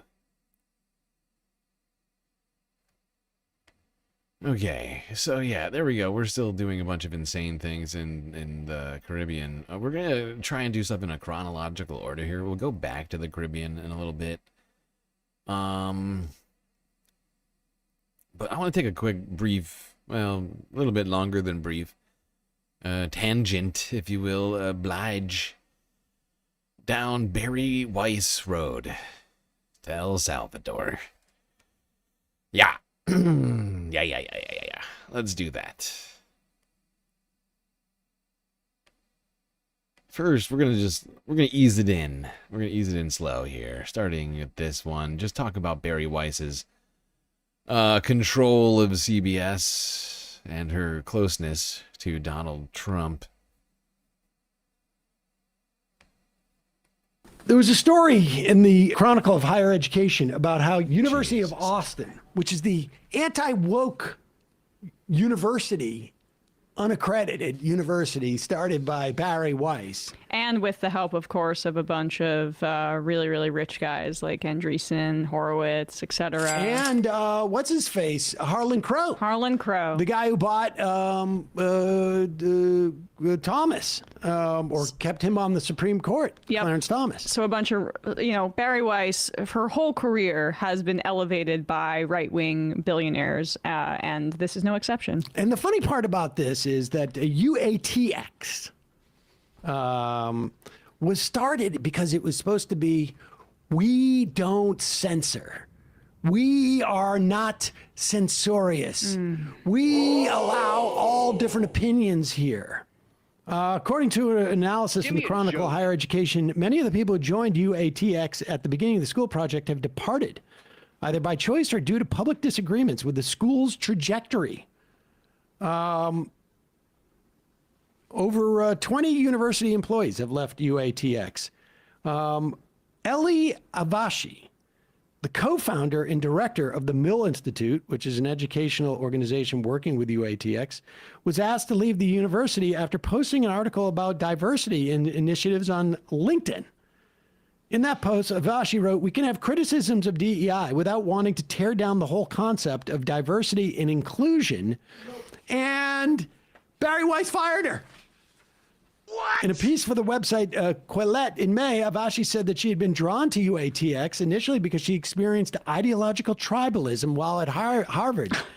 But Avashi said that instead, she never expected to also find ideological litmus test at UATX. Huh. In other words, there's ideological tribalism everywhere, but Harvard didn't fire you. It's almost like Barry Weiss, who I guess because of what you posted on LinkedIn. Yeah, Barry Weiss. When reading about this morning, I was reminded that I guess after the election, she hosted the debate between Sam Harris and Ben Shapiro, and Sam Harris was the Kamala representative and Shapiro was the Trump one. It's like, that's both sides. Both sides. That's what. But a center-right Zionist and a far-right Zionist are going to debate American politics. Well, that was like my old buddy Indy Mike, who said, "I'm an independent. I listen to both sides. I listen to both Megyn Kelly and Sean Hannity." Bill Maher now. Yeah. But this story is not about Barry Weiss at UATX or UATX or whatever that unaccredited Trump university is. UATX. Whatever it's called. She is now the head of all the news at CBS, based upon her running a small Substack. Come on! By that metric, granted, I only just started my Substack very recently. I haven't even posted to it yet. But by that same metric, I feel like, I'm qualified to run CBS, right? As qualified as Barry, certainly. There was, for weeks, apparently, advertising about a 60 Minutes story that was going to be about CCOT, which, of course, is that gulag in El Salvador that the Trump administration sent just randos who were not American citizens there. Although I think there was one, was there one American citizen? But either way, this is where Kilmar Abrego Garcia was sent. This is where the hairdresser, the gay hairdresser was sent, the man with the autism awareness tattoo, the real horror stories that we've highlighted. People remember that CCOT's essentially a torture camp. They horrifically abuse the detainees there. And so CBS had advertised the segment on Friday, featuring interviews by Sharon Alfonsi, among others. They interviewed some of the deported migrants who have since been released from the gulag, saying they described, quote, the brutal and torturous conditions they endured. And Barry Weiss apparently, I think at first killed it and then said, "Oh, we're just actually holding it back for more content. For comment. For comment by the Trump administration. Well, and here's the thing. Yes, they want to actually allow Stephen Miller to go on camera. And the point is that... Why would anyone ever want Stephen Miller to go on camera? He's the most telegenically impaired people I've ever seen. He looks like Nosferatu, and then when he starts speaking, he sounds like Nosferatu. It's not a good combination. To actually allow Stephen Miller to go on camera. And the point is that the for weeks, in fact, weeks and weeks, they have asked, at least the reporters did, comment from the White House, and they said nothing. So Sharon Alfonsi, this 60 Minutes correspondent, said that Barry Weiss had spiked the story. And the reason why we know this is because apparently the Wall Street Journal reported it because they got hold of this email. And the email, I'll read parts of it. This is an internal email of that correspondent to, I guess, the rest of the CBS team. Yes, because on Saturday, apparently, Barry Weiss spiked the story, and people were found out about it like throughout the next day, I guess, and said, "What's going on? What's going on?" So she wrote, "News team, thank you for the notes and texts. I apologize for not reaching out earlier. I learned on Saturday that Barry Weiss spiked our story inside CCOT, which was." Or Voldemort. Yes. No, absolutely. I mean, that's implied. We've talked about this at length. But Stephen Miller looks like if Nosferatu and Voldemort had a baby. I mean, we've made fun of him for looking like Voldemort and or Nosferatu on numerous occasions. I mean, the guy seemingly can't help it. It's something intrinsic to him being like Voldemort and or Nosferatu seems to just come to him naturally. To air tonight, we, Ori and I, asked for a call to discuss her decision. She did not afford us that courtesy / opportunity. That's what's sort of like, that's honestly the most shocking thing about it. That she's like, I don't need to give you a reason at all for spiking this story that we have been advertising and it clearly has been set up to go. I mean, let's be clear what happened here. Someone in the White House saw that they were going to run with the story, and Ellison's trying to take over WB. In fact, he just offered like a $40 billion guarantee. And they realized like, oh, this is going to be a problem for us. Right. And her explanation of we need Stephen Miller to come on camera and comment about this, it literally just allows the Trump administration to hold the story and to kill it. Because if they never comment on it, if that's your standard, then the story doesn't come out. That's the That's true. Purpose. This is what Sharon Alfonsi. No, but that's what she wrote. We requested responses to questions or interviews with DHS, the White House, and the State Department. Government silence is a statement, not a veto. Yep. Their refusal to be interviewed is a tactical maneuver designed to kill the story. If the administration's refusal to participate becomes a valid reason to spike a story, we have effectively handed them a kill switch for any reporting they find inconvenient. If the standard for airing a story becomes, quote, the government must agree to be interviewed, then the government effectively gains control over the 60 Minutes broadcast. We go from an investigative powerhouse to a stenographer for the state. These men risk a stenographer for the state. Wow, wow, wow. That sounds incredibly corrupt. But that's to mean something we've been talking about for a while now, right? On multiple occasions. It seems like that's what the Trump administration would have preferred journalists to do, is to just write down what they tell them to write down and to not ask questions. Certainly not mean, nasty questions about terrible things. You know, if you want to ask why you're doing such a great job, great question, okay? But asking about things like Jeffrey Epstein or... Jeffrey Epstein? Or like, I don't know, the white genocide in South Africa. I don't know. It's very rude and nasty. And I don't understand why people keep doing it.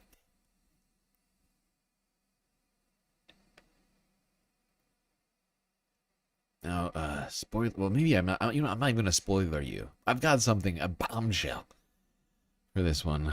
We're gonna get to it. Let's keep quickly talking about this. Vicariously. Well, here we go. The Barry Weiss-run CBS News killed a 60-minute segment critical of the Trump administration. So in this video, I'm going to break down this entire story, including showing you the teaser that now CBS News has pulled off their website for that very segment. I'm also going to discuss what Barry Weiss is claiming, what the 60 Minutes journalist on the segment is claiming, what other journalists are claiming, and also what likely actually led to this segment being pulled. So first, let me play for you the teaser for the segment that was, of course, not shown. And this segment was pulled it wasn't like this was decided, weeks ago. It was pulled last minute. This was going to air on Sunday. I'm going to get to what CBS immediately, if their not statement sooner. when it was pulled. But here is the teaser. I'm going to play for you in the window here because there could very well be a copyright claim on this video because I'm playing this teaser and CBS News doesn't want this shown anywhere.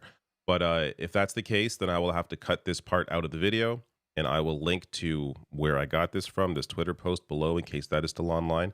But here is the teaser. Began. So that's the teaser. They got interviews with people that were actually put there. And this clearly was not going to look good on the Trump administration. And there's no denying that. And it's worth noting that I'm honestly shocked that it was ever greenlit, considering seems like a real oversight on Barry's part that this ever got made. I mean, they're purely a propaganda wing for the Trump administration now. I mean, if that's what you're gonna be your thing, you would think you wouldn't even go through the effort of this. For those people that think I am close with the new owners of CBS, please understand that 60 Minutes has treated me far worse since the so-called takeover than they have ever treated me before. If they are friends, I'd hate to see my enemies. Ridiculous. Okay, now David made a good point. I mean, hopefully we don't get into any issue with this, but I have something for us. I have the story. I have the story. You might be asking yourself, how is that the case? It was pulled by CBS. Well, like many of the people in Trump's orbit, clearly a great deal of incompetence is required to even get in the door around here. And apparently 60 Minutes, the 60 Minutes CCOT episode was mistakenly streamed in Canada. That's right. They tried to pull it, and then they couldn't even do that properly. They could not even do the cover-up. Once again, it's like real through line through everything right now. A lot of cover-ups going on, not a lot of competence. Not a ton of competence. First, though, let's just go here. Well, new this morning, some CBS News employees are threatening to quit amid fears of corporate censorship. That's after the network abruptly pulled a 60 Minutes investigation hours before it was set to air last night. The segment would have brought viewers the stories of Venezuelan deportees sent to El Salvador's notorious prison. CBS says that it was still going to air it, but that it needs more reporting. Let's go live now to CNN chief media analyst Brian Stelter. This is really a severe blow, it seems, to the network's credibility here. What are you hearing from journalists there, Brian? I think that's accurate. This is a blow to credibility. Whether or not the piece actually airs in the future, and Editor-in-Chief Barry Weiss is saying to the staff this morning, this segment will air when it's ready. But here's what's odd about the situation. We can walk through the timeline, and I think it'll show how this doesn't really add up, all right?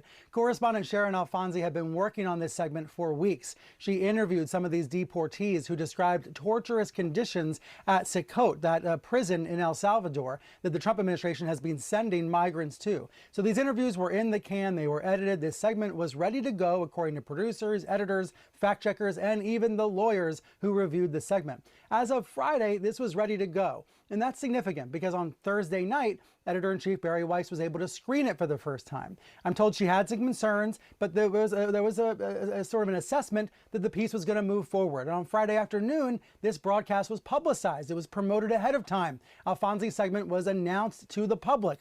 And yet, on Saturday morning, Weiss weighed in with additional concerns. And I'm told, according to sources, she was especially concerned about the lack of a Trump administration response to the reporting.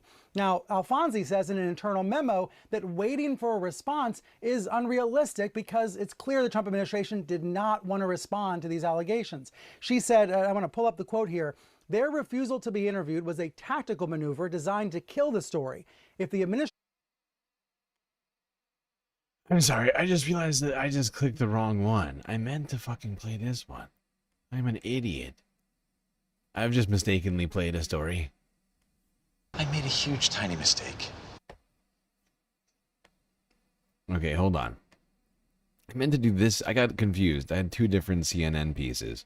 This is the one that I actually wanted. The 60 Minutes piece God pulled by the head of CBS News has now been seen around the world, all because of a streaming slip-up. The story is a deep dive into treatment of Trump deportees at a notorious prison in El Salvador. CBS News editor-in-chief Bari Weiss decided to shelve it, saying that it was not ready. But the already approved episode was published by a streaming platform in Canada all the while, and it's now gone viral. CNN's chief media analyst, Brian Stelter, has been tracking this one. He's got more. Brian, what happened here?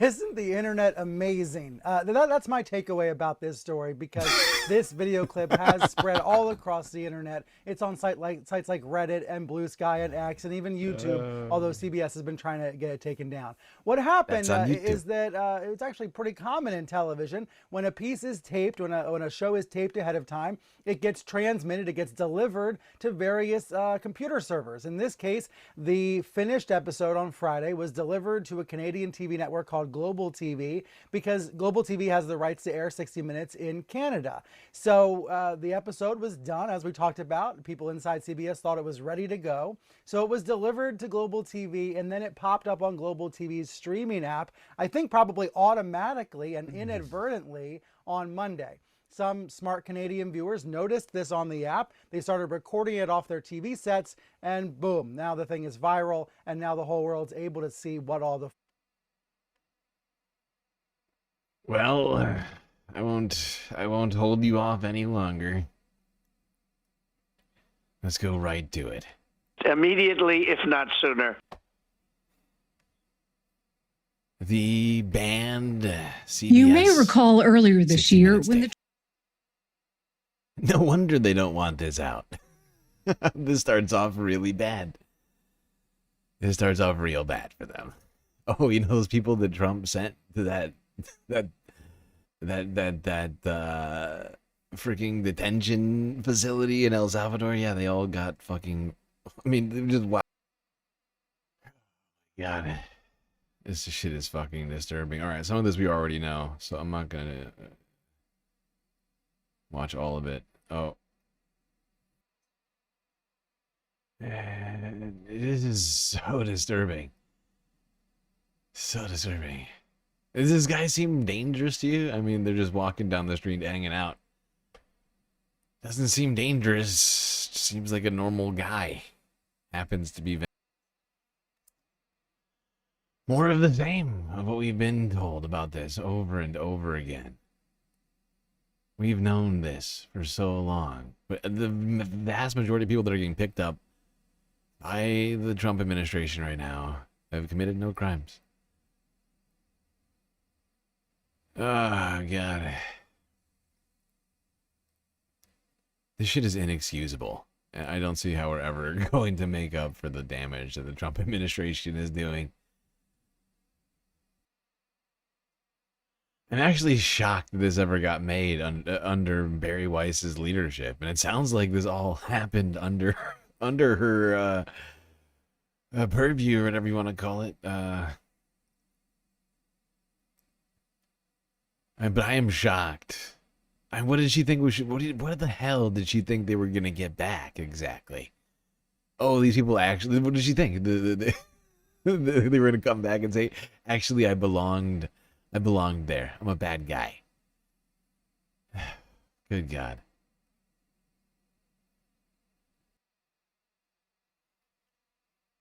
This is so disturbing. God. How anybody can be okay with this? Like, just demonizing people. It's just disturbing to me.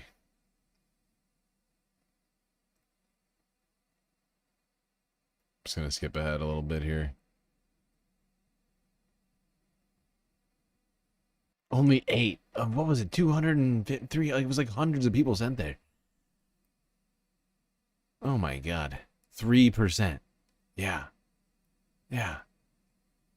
Yeah, there was like 250 people sent there. Only 8 of them have ever convicted of violent or potentially violent offense. The very worst of the worst, they say. Disgusting.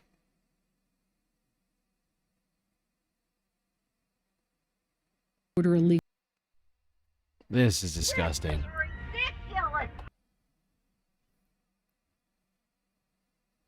For fuck's sake. This is torture. He's this guy's just describing torture. For what? To what end? These people weren't even convicted of crimes. They're just being tortured. That fucking report is incredibly disturbing. No shock why they wanted this repressed.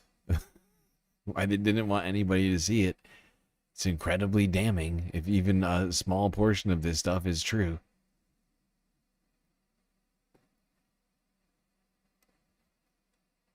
Certainly doesn't look good for the Trump administration.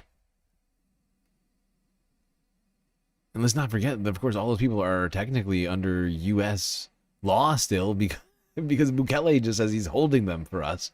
So technically, they're under U.S. jurisdiction, even if they're in El Salvador. That's effectively what was said earlier this year regarding prisoners in CICAT.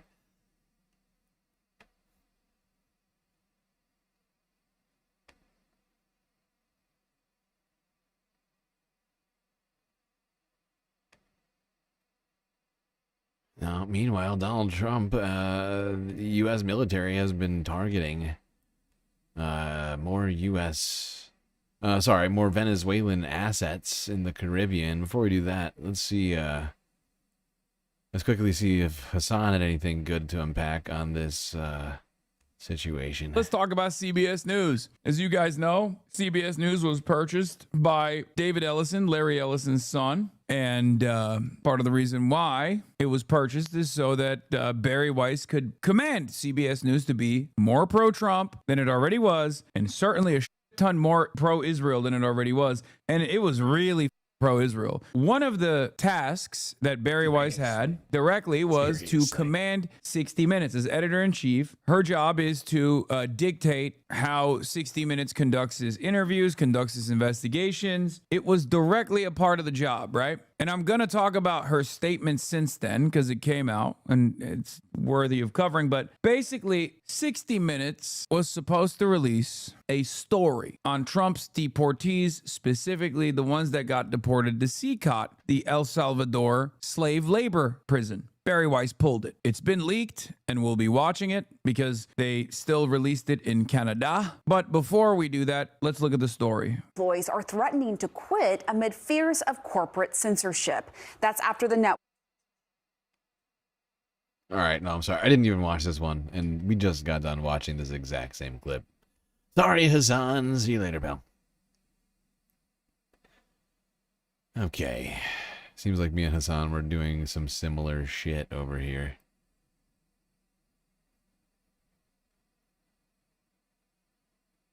Antitrust needs to be activated 100%.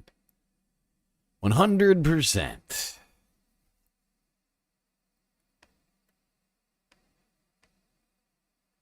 All right. Now, like I was saying, we've continued to seize more oil tankers in the Caribbean, among other things.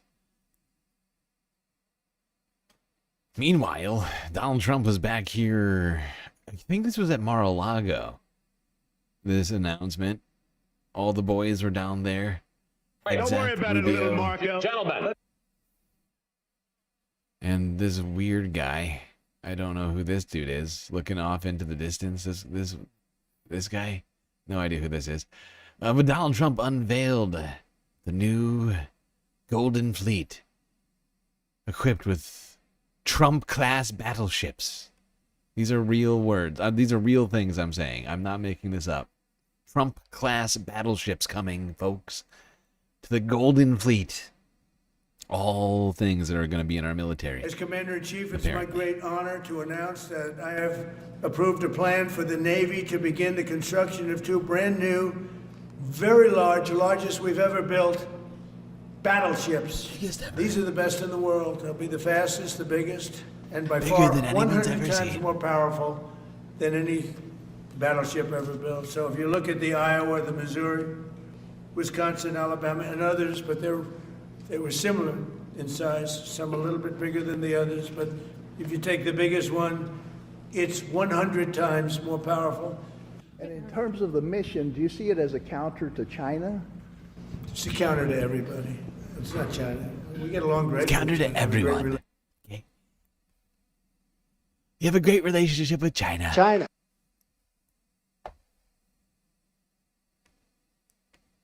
All right, I got a bunch of stories on this. This shit is ridiculous.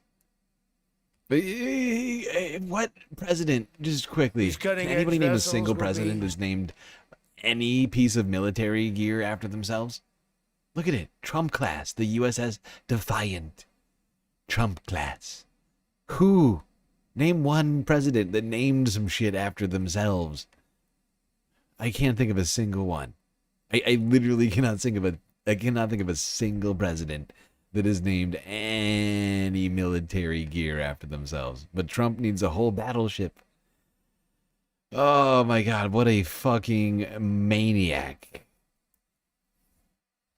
Egomaniac. These cutting-edge vessels will be some of the most lethal surface warfare ships. These are images of a look, and he's got battle.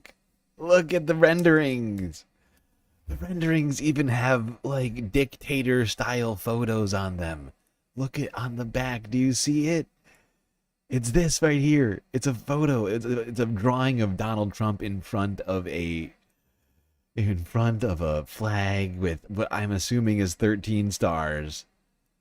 Actually, it's more than that. But whatever. Okay, like look at it. It's insane. This is some full-on dictator shit. This is Kim Jong-un. This is like Kim Jong-un level, like, like cult of personality shit. He's gonna put emblazon his face on battleships now. This is insane. This is the dumbest timeline ever. We've achieved the dumbest possible time. There's no way, and I know I'm going to be proven wrong any minute now, there's no way things get any dumber than this. This is the dumbest. Lethal surface warfare ships.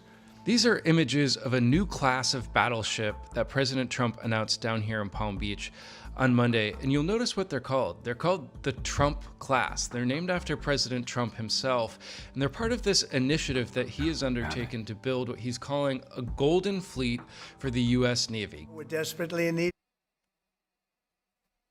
Megalomaniacal fucking insane. We have a demented, unintelligent person running the United States of America.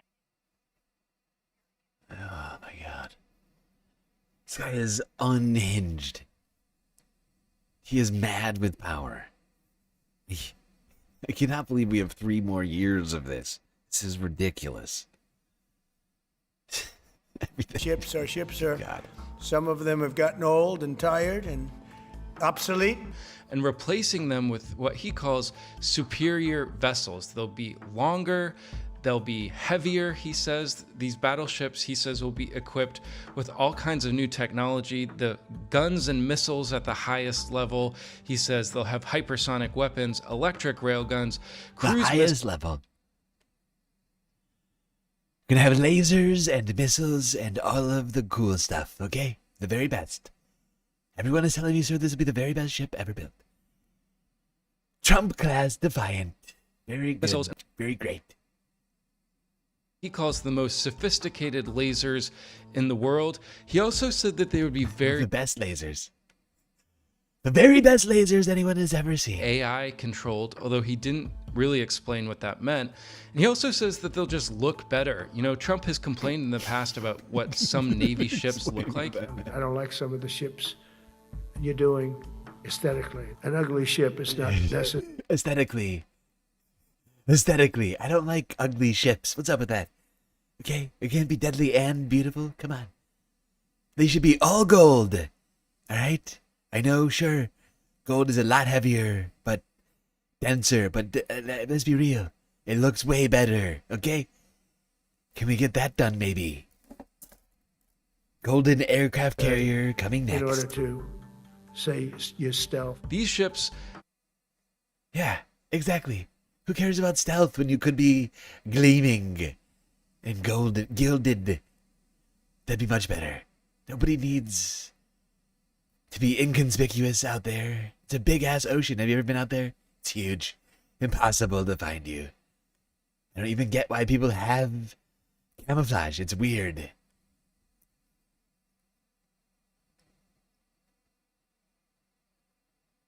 Oh my fucking God.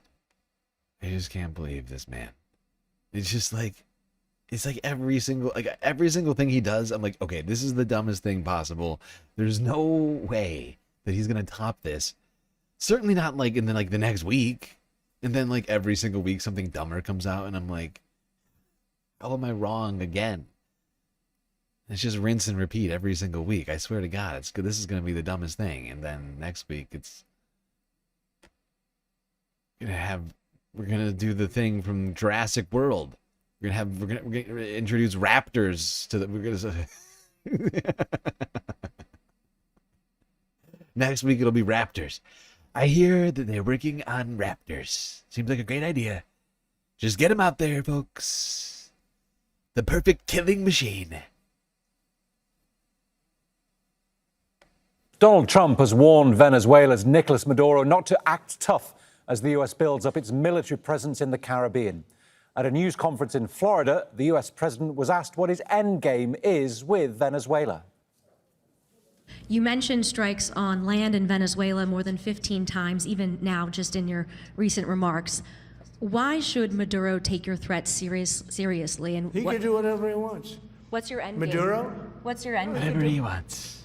I don't care. No answer. He can do whatever he wants. I mean, we have a massive armada formed, the biggest we've ever had, and by far the biggest we've ever had in South America. He can do whatever he wants. It's all right. Whatever he wants to do. If he wants to do something. Whatever you want. I don't care. If he He just sounds like a bully. He just sounds like a playground bully. Oh, you gonna do something? Are you gonna do something? Are you hitting yourself, Nicolas Maduro? Do what you want. Do whatever you want. Are you gonna start something? What do you want your money? You want your oil back? You want your oil back? Okay. What are you gonna do? What are you gonna do? Are you gonna invade Texas now? Okay. Let's see what happens. It's tough. It'll be the last time he's ever able to play tough. Trump promised to keep ships and oil seized off the Venezuelan coast as the U.S. pursues a tanker in international waters. It's already seized 2 oil vessels this month as Washington increases pressure on the government of Nicolas Maduro. Caracas accuses the U.S. of piracy. The UN Security Council is set to discuss the growing crisis between Venezuela and the U.S. on Tuesday at the request of Caracas. He's a tin pot dictator that wants to dance around with a gold-plated AK-47. That's an accurate description of the president. Absolutely. And, I mean, did you see him with the sword earlier this year? I can't remember what that was. It was at some celebration earlier, like in the last month. He was just dancing around with a fucking sword. He almost cut Melania's head off. Backed by China and Russia. Speaking at his Mar-a-Lago resort, Donald Trump also announced plans for a new Trump class of battleships. He says they'll be bigger, faster, and 100 times more powerful than any previously built. Joining us now is former Navy Captain... Very best ever. Okay. As we're going to end that clip, not done with the Caribbean yet. I can't remember which one of these clips I actually wanted. See, there was two different clips. They both had, like, different snippets of that ridiculous press conference Trump was doing. Expecting a different kind of announcement today, hearing your Secretary of War and Secretary of State here. You mentioned strikes on land in Venezuela more than 15 times, even now, just in your recent remarks. Why should Maduro take your threats seriously? And He can do whatever he wants. What's your end game? Maduro? What's your end game?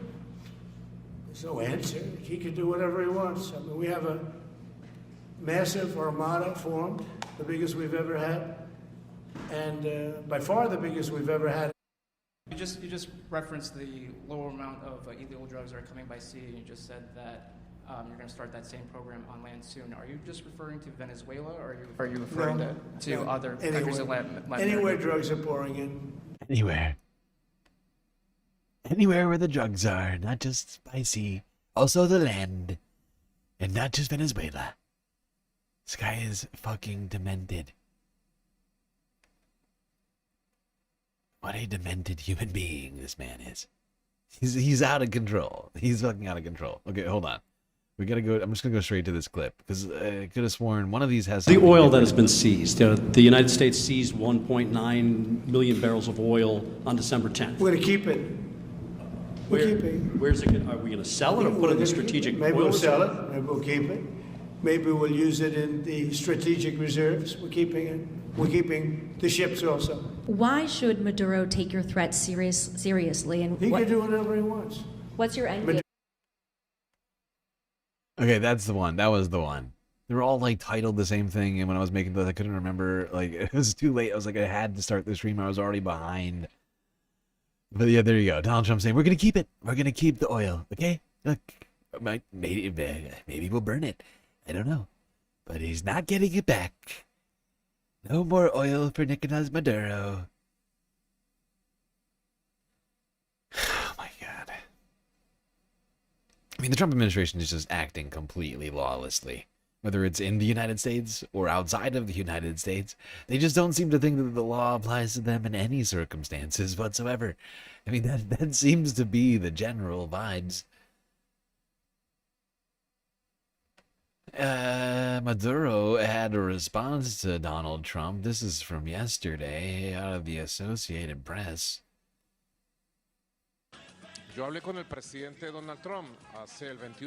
I spoke with President Trump on the 21st of November. It was a cordial, respectful conversation. Afterwards, I was left reflective, and I have been ruminating in recent days on the illegal attacks that have taken place. I think President Trump could do better for his country and for the world. He would do better, right, within his country in regard to, say, economic and social issues. He would do better with the world if he addressed the issues in his own country. Every president should focus on his own country's issues, because it cannot be that 70% of his speeches and statements are about Venezuela. And honestly, if I talk to him again, I'm going to tell him that. I believe that everyone should mind their own business. Here in Venezuela, we Venezuelans take care of our own affairs. We voted against foreign intervention and against endless wars, against regime change. The people of the United States voted for a new United States, adapted to humanity, that respects sovereignty, does not intervene, and does not harass any country, does not lead to countries going to war. Duncan did it. Thank you for the follow over there on Twitch. Much appreciated. Wow, we have just as many people watching on Twitch. For a second there, we had more people watching on Twitch than we did on YouTube. We've really built up our audience on Twitch, being banned from YouTube for 3 months. It's a fascinating shift in things. Either way, good to see more and more people showing up to the stream tonight. Got one more video on Venezuela. And then I think we're going to go to break, last break, I think, for tonight. Yeah, we've made honestly, much faster progress than I thought we would. I had 90 clips prepared for tonight, and somehow we are getting towards the end of the stream already. Should I U-log it, or should I just I feel like I should just let Binder do his U-log thing. Maybe I'll do like a Twitch U-log. I don't think he's doing one over here. That's from a later day. Later time.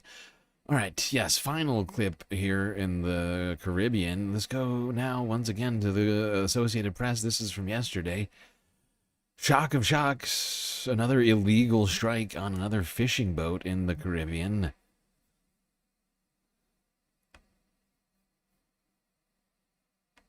For fuck's sake. This is so wildly unnecessary.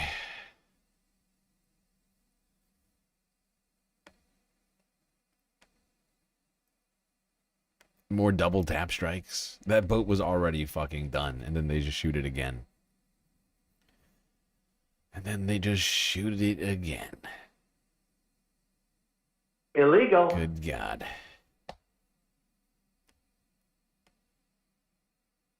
By the way, thank you, Dark Sparkle, for feeding Leica over there on Twitch. It's the only way to feed the Galactic Puppy. There's really no way to do it on YouTube.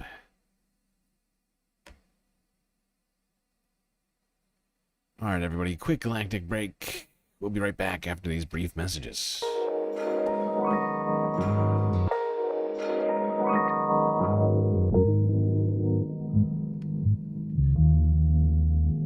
All right, everybody, I hope you've been enjoying the show so far. If you haven't already, hit the follow button on Twitch or the subscribe button there on YouTube. While you're at it, do consider contributing to the Galactic News Network, as we, of course, funded completely by individuals like you. A lot of great ways, of course, for space fams such as yourself to contribute to the Galactic News Network. Things like super chats, super stickers, memberships, gifted memberships. Or perhaps you're on Twitch. Bits, power-ups, subs, gifted subs, Twitch Prime subs. We also have, of course, Cash App and PayPal if you prefer your money go directly to funding the stream rather than the bottom line of Amazon and or Google. But of course, the very best way to get the most space benefits for your earned dollars is to go on to Patreon and become a Galactic Patron, where for the very, very low price of 10 frickin' cents a day, $3 a month will get you access to a wonderland of space benefits unseen by the rest of the goddamn Milky Way galaxy. Things like an avatar on one of the break screens. That's right. During the intermissions, you could be hanging out poolside with me and the rest of the patrons, or perhaps the bar, the lake, or the street. That's not all, though. Get yourself a shout out at the end of every show. Secret Discord channel inside the Discord server, and much, much more. All right, everybody, enjoy the break. Grab yourselves a drink, maybe a snack. I will be right back.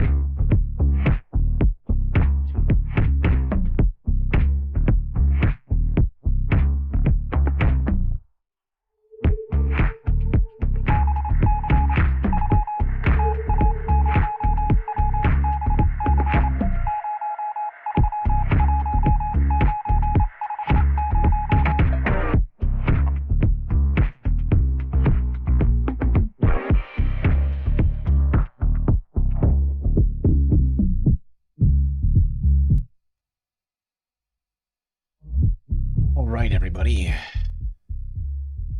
It is that time once again for the end of the final break, the beginning of the final half. So get back in those seats, Space Fams, otherwise you're gonna miss it.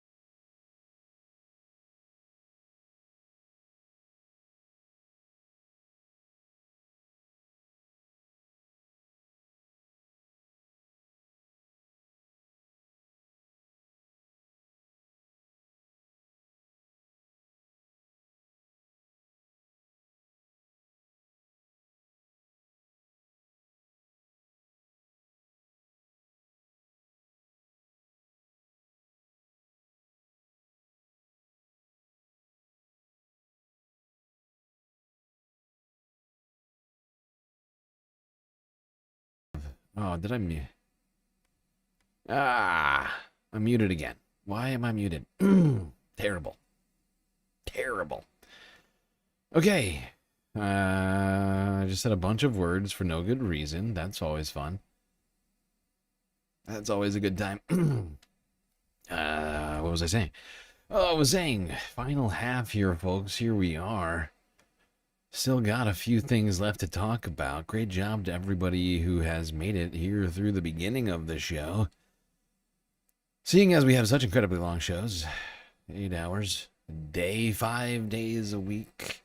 And it truly is a pleasure to have had you all here tonight and to be back on YouTube with you all, you know. And it's very interesting that our Twitch numbers are now, to some degree, keeping up with YouTube. And fascinating to watch that, as when we stopped, I mean, what was it, like 6 months ago, we stopped streaming on Twitch. We had like no viewers over there. And right now, there's actually more viewers on Twitch than there are on YouTube, somehow. Shocking. Either way, it's beautiful. It's a beautiful thing. It's fantastic to be back. Perhaps the best Chris McQuanzica miracle could have been had. The return of YouTube. At least the return of GNN on the YouTube. Now, let's go to this, because we just got done talking about what we've been doing down in the Caribbean regarding fishing boats and oil tankers and threats of war. And one place that's been completely off of our radar for a while, hasn't really been discussed for months.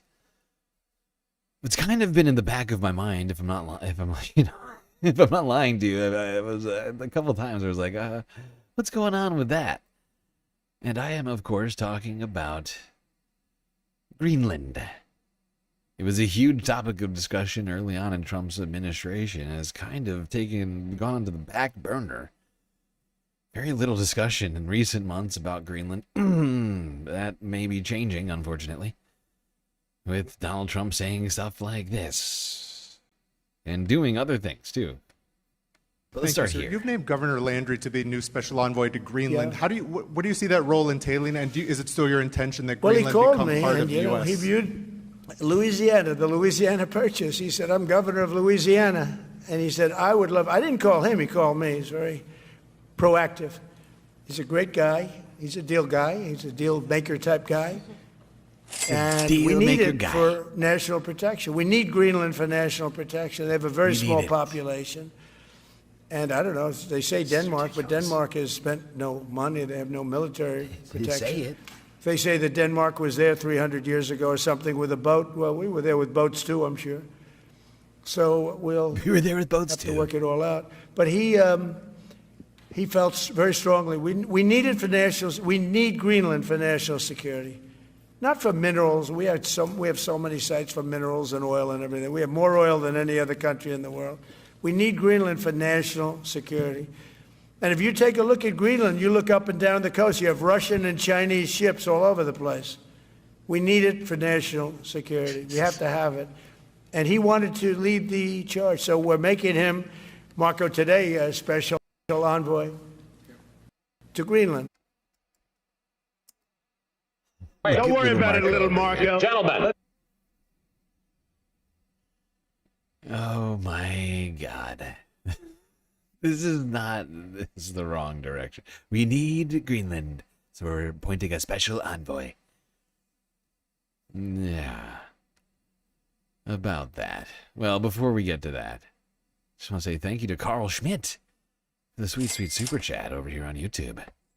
Mary Candlemas, Mithramus, and Osirismus GSL. Thank you for how hard you work on the show. Thank you. I appreciate that. Multiple levels. Not just the generosity, but the noticing of the work that I put into this. I do put a little bit of work into this show, as it turns out. You know. 8 hours a day, 5 days a week, and I actually do a fair amount of preparation every single day. I would say I work at least like 12 hours a day on the days that I stream. It's all for the love of the game, Space Fams.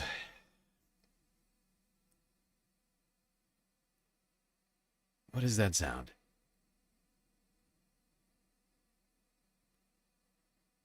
I just heard a sound. What the hell was that?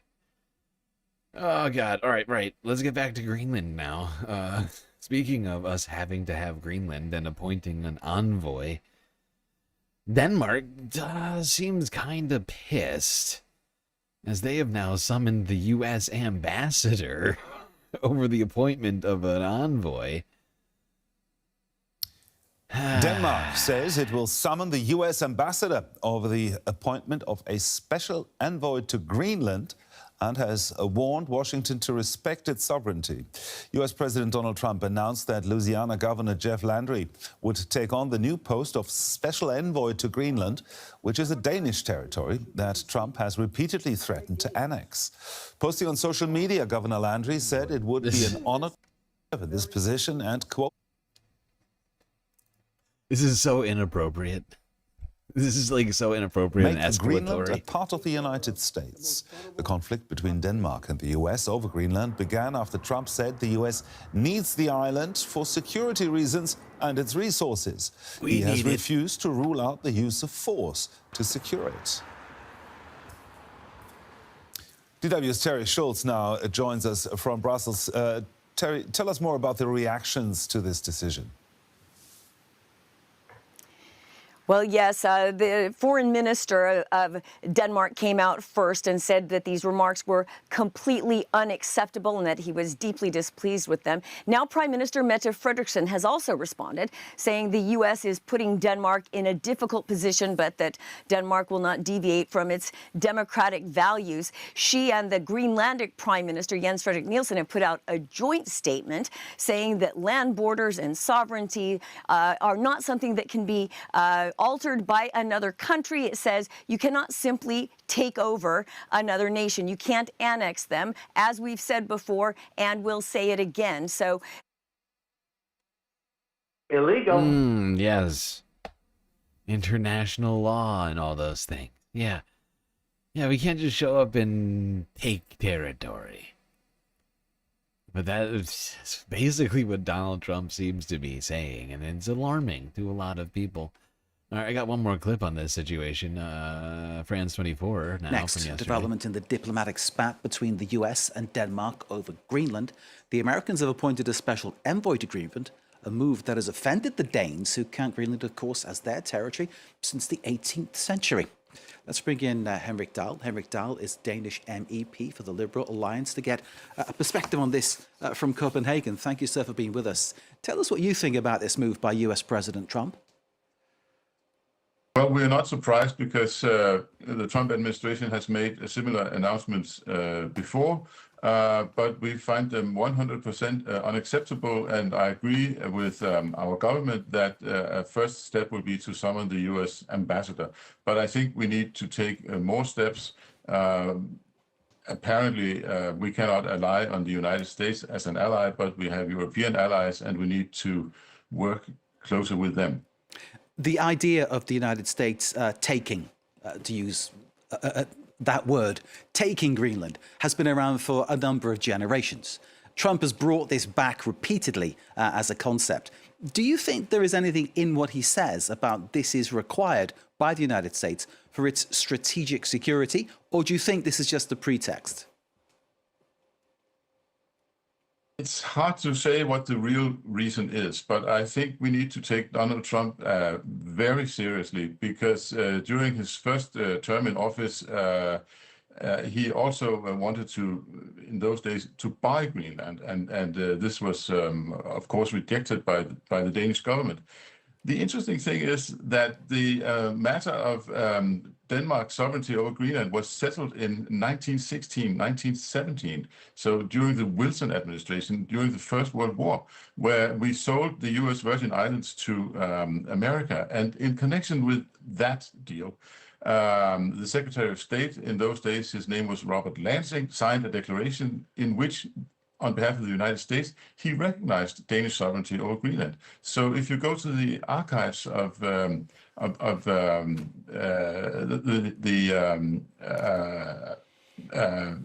Foreign Ministry of the United States, you will find that they recognize our sovereignty.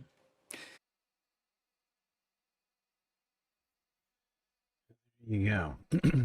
When was this on the table in the past? That's a great question. Because I personally have this. I mean, this is the first time I'm hearing of this being, at least in the modern era, this even kind of being an idea. It's an insane idea. The plans of a demented lunatic.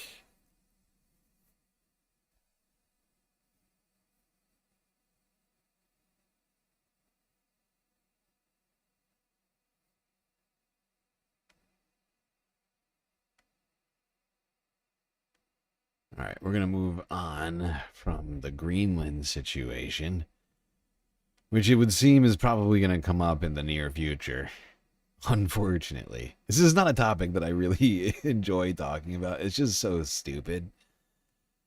But Donald Trump just has these incredible expansionist plans. He came to power claiming that he wanted to end the forever wars, and now he's waging this expansionist imperial fucking like spree, essentially.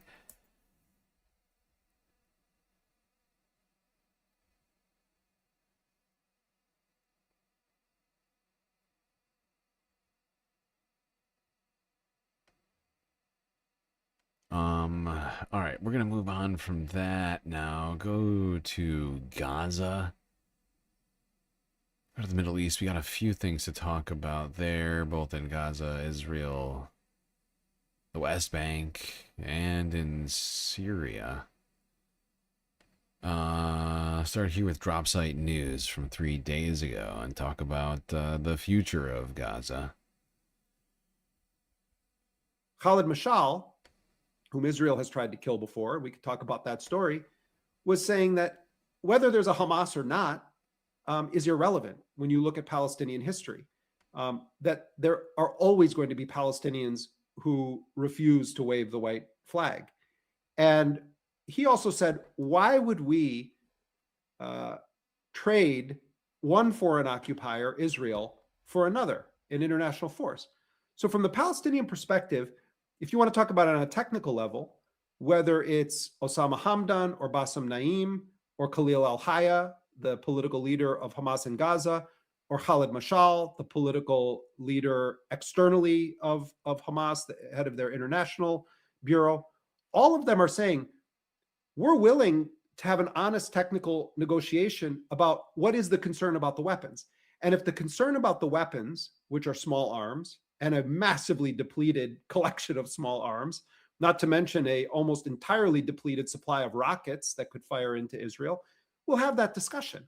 And so what they're saying is, and I think it's really important to emphasize this, they're saying we will accept a Palestinian police force that is nonpartisan, that is deployed in the streets of Gaza in the context of Trump's plan, which calls for a technocratic committee of Palestinians to take over the governing authority. Yes, there's questions about who's actually in charge of that committee. They don't want, foreign guardianship or trusteeship. But let's say that there's some resolution to that. What they're saying, the Palestinian resistance is saying is, we will give you a guarantee that exists under threat of Hamas being accused of breaking the ceasefire, that not a single weapon of the resistance will appear on the streets, that anyone wielding a weapon that is not authorized by this police force to have it can be arrested for a crime. They're saying that we will give you our guarantee. And what is the collateral on that guarantee? It's a resumption of a war with an endorsement from Arab and Islamic countries and a UN Security Council resolution. So what they're saying is, let's talk technically and remove this from Israel's filter of everything. What is the issue about weapons? You're concerned that there's weapons that are going to be used to attack Israel. We're willing to sign an internationally overseen hudna, long-term truce of 3 years, of 5 years, of 7 years, under threat of a war resuming if they violate it. We're willing to store the weapons and to agree that the sovereign authority in Gaza is that police force. That's what they're putting on the table. If the actual goal of Trump or whoever wants to say this is, we don't want any attacks emanating from Gaza toward Israel, what the Palestinians have laid out is a technical plan for how to achieve that without inflaming a 77-plus year situation by Israel trying to win a victory that it failed to win on the battlefield. So I put this to Khalid Mashal in the context of sort of how you stabilize Gaza. And what Mashal was saying is, look, we're willing to accept an international force to come in if its mission is not like disarming the Palestinian people and trying to compel a surrender of our liberation cause. We'll accept that. And Hamas, by the way, has always been against foreign troops deploying. So this is something another senior Hamas official said there was debate about this, and they ultimately tried to show that they were willing to be flexible in agreeing that their public position is, we agree, we will allow an international force to come in. So. Yeah, more great reporting from Jeremy Scahill on Dropsite News, as always. Honestly, Jeremy has done incredible work in this matter, and that is in fact a huge development in all of this. Supposedly Hamas's willingness to allow an international force, so long as it does not entail their full-on disarmament. That is honestly a huge change. And let's not forget, even though Donald Trump claimed victory earlier this year on the Middle East peace plan in Egypt, they still haven't actually finalized the peace plan, right? He just congratulated himself for getting them to a first phase, which has already happened on multiple occasions. They haven't been able to get past the first phase for 3 years. So,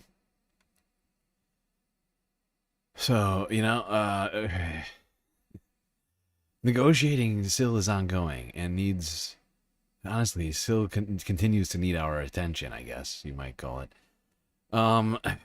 Meanwhile, let's go back and talk about the sentiments in Greater Israel with Al Jazeera English from yesterday. Now, Israeli society is moving to the extreme right on the issues of Palestine and the Palestinian people. And this is evident in popular culture and opinion polls, which reveal overwhelming hostility towards Palestinians. It's also being translated into legislation that singles out and oppresses Palestinians, as Norode explains. This is dubbed Israel's hip-hop war anthem. Israel's public television service broadcast this one. In Israel, voices horrified by these attitudes are now on the fringe. Israel now is a fascist state, and I would say a fascist society. In lesser Israel. Okay, yeah, I guess we could call it lesser Israel too, if you'd prefer it. My left. Thank you for the follow. Because everybody is like that, because those are the dominant or the hegemonic stance and policy. Content that entrenches genocide is trending across social media in Israel. Ordinary Israelis mocking grieving mothers, soldiers parading in the lingerie of Palestinian women, and blowing up a building in Gaza for a gender reveal. When you occupy other people, when you deny the rights and the liberties of other people, the Palestinian people, eventually it trickles in and erodes your own morality of your own society. I think it's pretty fucking disturbing that they bring the kids into it. Like, it's very fascist feeling, you know? Like stuff like, where is it? Like images with these kids back here, like singing to these IDF soldiers doing fucking war crimes. It's fucking disturbing. Jewish Israelis appear to support this view. 62% say soldiers should kill Palestinian fighters even when they don't pose a threat. 60% don't believe soldiers should be investigated for abusing Palestinian detainees. 55% support bombing heavily populated areas to deter Palestinian factions. These opinions translate into new regulations which further discriminate against Palestinians and where the lines between the mainstream Normalizing war? No, they're normalizing genocide is what they're normalizing. I feel like in many ways war is already normalized in this society. No, they're bringing kids in on a fucking genocide. Precision of language, please. Left and right almost disappeared. Human rights organizations say just in the past 2 years, 30 such laws were adopted and more are on the way. Like a bill introduced by the Jewish Power Party from the governing coalition and the Israel Beiteinu party from the opposition. It proposes the death penalty be mandatory for individuals who kill an Israeli. Amnesty International and others say it will be used exclusively for Palestinians. Observers say in this climate, politicians and society feed each other's extremism. One is vying for votes, the other for affirmation. Norode, Al Jazeera, Ramallah, Palestine. Yeah, that's a disturbing trend. Israeli society becoming more and more extreme as this all goes on. Does not bode well for the future. Meanwhile, in the West Bank, Israelis' settler attacks are stepping up. God. This video shows an attack by Israeli settlers on a Palestinian dairy in the occupied West Bank. More than 20 masked settlers invaded the dairy, torched vehicles, and fled. The same group of settlers also attacked a nearby Palestinian village, burning tents and injuring 4 workers. The UN has been tracking settler attacks on Palestinian homes, businesses, and farms in the West Bank for 20 years. But they're getting more frequent. There were 260 settler attacks in October alone, the most ever recorded in a single month. Most of the attacks are on olive groves belonging to Palestinian farmers, like this one in the village of Burin. The confrontation left several people injured on both sides. The farm belongs to Bashar Eid. He says it is regularly attacked by settlers from the Givat Ronan outpost.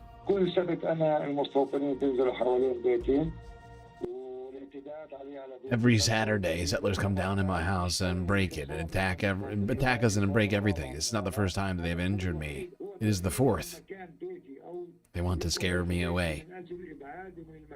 Occupy my home so that they can take full control of the entire mountain. Increasingly targeting Palestinian factories, shops, and other businesses.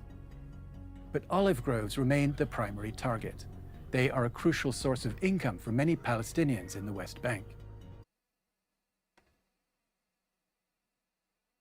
Yeah, I think this is probably not surprising to anybody. We've been talking about the increase in attacks in West Bank. But once again, I think it would be a bad look if we stopped paying attention to this.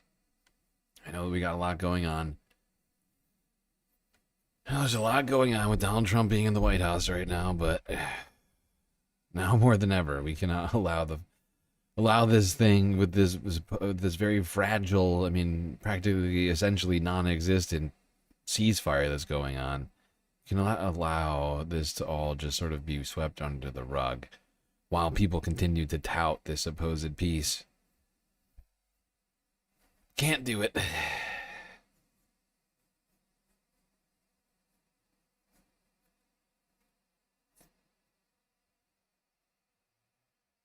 All right, now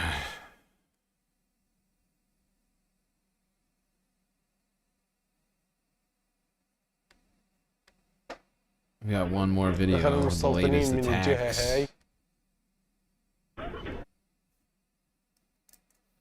in the West Bank. This is video of settlers attacking a farm.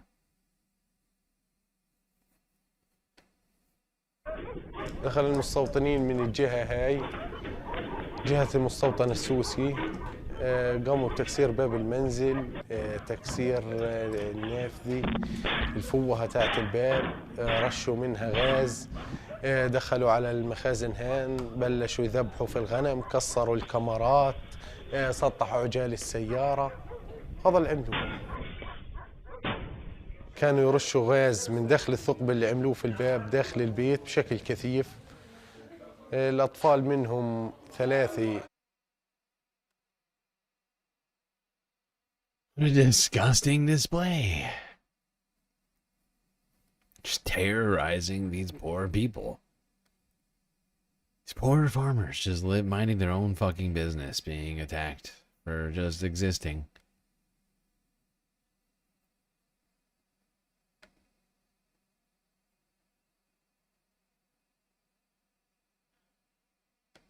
All right. Now, if you didn't hear about it, the United States executed multiple strikes on supposed ISIS targets in Syria a few days ago, in the wake of Donald Trump claiming that we would retaliate for the deaths of 3 U.S. soldiers who were stationed in Syria. About, like 2 weeks ago or something like that. The US military launched extensive strikes against dozens of Islamic State targets in Syria on Friday, said US officials, who added the strikes came in retaliation for an attack on American personnel. The US Central Command released video on Friday of what it said was the military striking more than 70 targets across central Syria, with Jordanian fighter jets supporting the operation. Reuters was not able to independently verify the location or the date when the video was filmed. Speaking at a rally in North Carolina on Friday night, US President Donald Trump called the attacks a massive blow against the ISIS members the US blames for a December 13th attack on coalition forces. Right. Okay. Now, I'm going to go into this next video pretty quickly. But things are seemingly getting worse in Syria, not better, unfortunately. And we've been mildly optimistic, I guess, since the fall of Bashar al-Assad of a future for Syria. Of course, there's been many things that have occurred since then, sort of denting my confidence in that optimism. All sorts of different things, right? I mean, where do you want to start? Right? Whether it was Israel's obliterating all sorts of stuff the second that Bashar al-Assad got out of power, or all of the sectarian infighting that's happened, or police implementing, basically Sharia law. A lot of those things have been not good. And now, after many months of not fighting, so Kurdish-led SDF forces and Syrian forces have clashed as of yesterday. This is something I was really hoping wouldn't happen, because there was some, I don't know, hint of, once again, I guess, optimistic, perhaps naive optimism now, considering that this would not. Clashes have erupted in the Syrian city of Aleppo between government forces and the Kurdish-led Syrian Democratic Forces, leaving civilians dead and injured, just as pressure mounts to force the group's integration into the Syrian state. Medical sources told Al Jazeera that civilians have been killed, including a mother and her 15-year-old. Sharia just means law. You just said law. Is that true? Honestly, I was not aware of that. All I know is that the police forces in Syria started implementing, essentially using like, it was right after the fall of Assad, and when they were starting to rebuild little things like police, and we watched back then a clip of a policeman essentially saying that they were using the Quran for guidance on laws, and it's disturbing to me, generally speaking. Probably not good. If you told me that we were going to use the Bible in the United States for the law, I'd be upset about that too. And many others were injured after gunfire and shelling across Aleppo. Syria's state news agency says dozens of residents and factory workers fled the area as the violence intensified. In a statement carried by state media, Syria's Interior Ministry accused the SDF of launching what it described as a treacherous attack on joint security checkpoints in the Sheikh Massoud and Ashrafia neighborhoods, injuring security personnel and civilians. The SDF rejected the accusations, denying that it targeted residential areas. In a statement, the group said it had already handed over its positions under a previous agreement and accused what it described as Damascus-affiliated factions of shelling neighborhoods. The clashes coincided with a high-level visit to Damascus by Turkish Foreign Minister Hakan Fidan, who met Syrian officials to discuss the stalled integration process. It's important that the SDF integrates into the Syrian government, that it does so through dialogue and compromise in a way that benefits everyone, and that it ceases to be an obstacle to Syria achieving unprecedented stability, integrity. Yeah, stability and all that. That would be nice. That would be nice here. Yeah. Fortunately, there's been multiple breakouts of fighting between different groups. Not the SDF. And now they're in there too. And ISIS and all this other shit. The US, it just feels like Syria's falling apart. Doesn't seem good. Right? Because like Baathists and loyalists were essentially fighting with the new Syrian forces earlier this year on multiple occasions. You had Israel attacking Syria, and now you got these ISIS things happening, and then now it's the Kurds again now too fighting, and it's just everybody Oh my God, basically everybody in Syria is effectively now been engaging in some amount of fighting this year.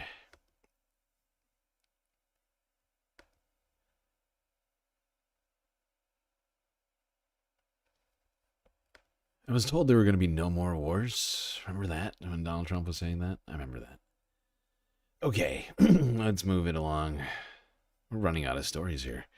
Let's go here to France 24 from yesterday. Talk about this situation in which a Russian lieutenant general was found dead after a car bombing in Moscow. For more, let's go to Glasgow. Gavin Hall, lecturer in political science, international security at the University of Strathclyde. Thank you for speaking with us here on France 24. Good evening. How are you doing? I'm doing fine. Let me ask you the timing of this attack and what does it tell you? 3 Russian generals killed inside of a year. It's 3 Russian generals inside of a year, all with reasonably similar modus operandi, car bombs, or in this case, or in General Kirill's case, a remotely detonated scooter device placed inside the scooter. But it's they're all broadly operating in the same way. And if you see the pictures of them, one from this morning with General Saravov, they're all fairly limited and controlled, which indicates that someone's concerned with potential collateral damage, i.e. they're trying to hit a specific target, which does seem to fit the narrative that this is a well-organized operation that's taken place to specifically target these individuals. Ukraine's not claimed responsibility so far. Is it certain that it's Kyiv? It's by no means certain that it's Kyiv, and indeed Ukraine doesn't claim responsibility for any actions taken out by its security services. In response to the General Kirillov detonation bombing last December, then a Ukrainian source informed the BBC and others that it was Ukraine that was responsible for that, and that's the only real sort of confirmation we actually have. But yeah, so it's not clear necessarily who carried this out. Of course, we could guess. Probably a somewhat high likelihood that it's Ukrainians, but it's not a given. I mean, the Wagner Group guy got taken out, and I don't think that was Ukraine. So, who knows for sure? But it certainly seemed intentional. That much is clear.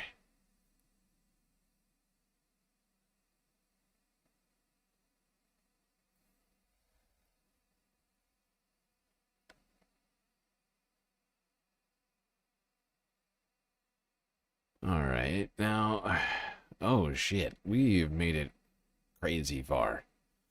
Penultimate video.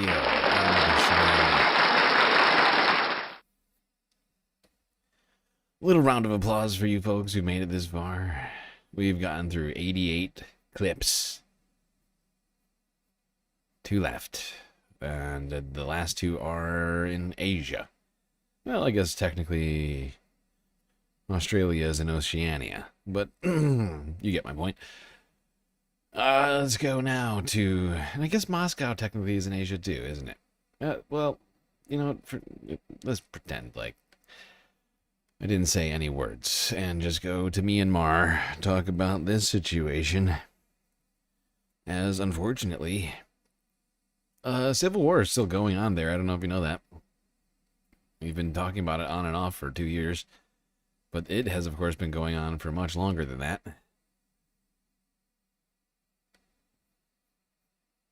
This is from 23 hours ago, out of the BBC. Deep in the jungles of Myanmar's Chin state, we're driving into what the country's military rulers don't want the world to see. The heart of the resistance against them, made up of tens of thousands of civilians who've picked up arms to fight a repressive regime.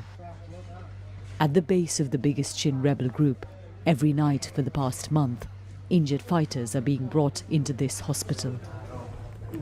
Many were schoolboys when the coup started in 2021. Just about adults now, they've been fighting on the front against the fiercest offensive the junta has launched in more than 3 years. Abel, 18, is in too much pain to speak. He's gone through surgery overnight. He was with a group of fighters trying to take back territory the junta captured a week ago. They won the battle, but Abel lost his right leg and has serious injuries to his hands as well.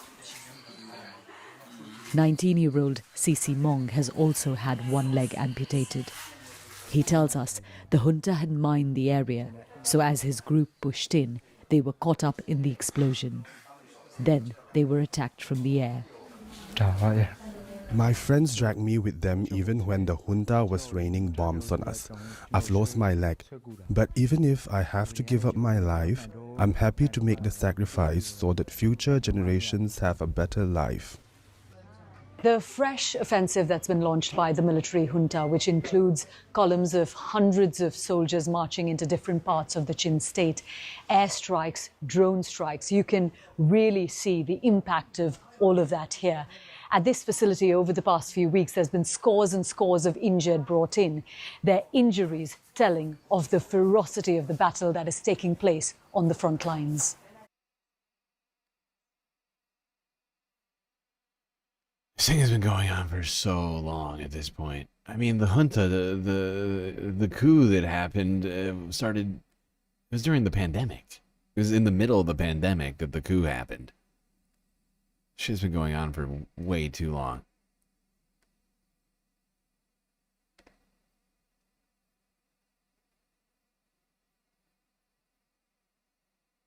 There have been groups fighting back against this since the very beginning, and they've only seemingly doubled down their efforts. I honestly, it's very frustrating to me that very little has been done to, help the rebels, I guess. in my mind, I feel like they're the ones who are in need of help.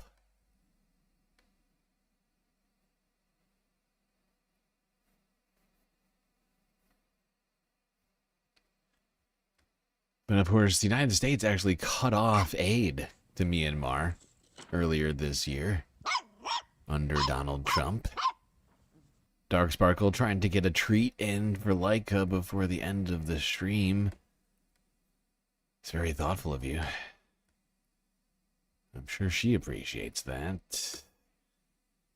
Alright, people, last story of the night, and I'm afraid it's not any more rosy than that last one. We're going to Australia. Talk about some new details regarding the Bondi Beach. The Bondi Beach tragedy. I don't know what to call it. I think you all are familiar with what we're talking about here.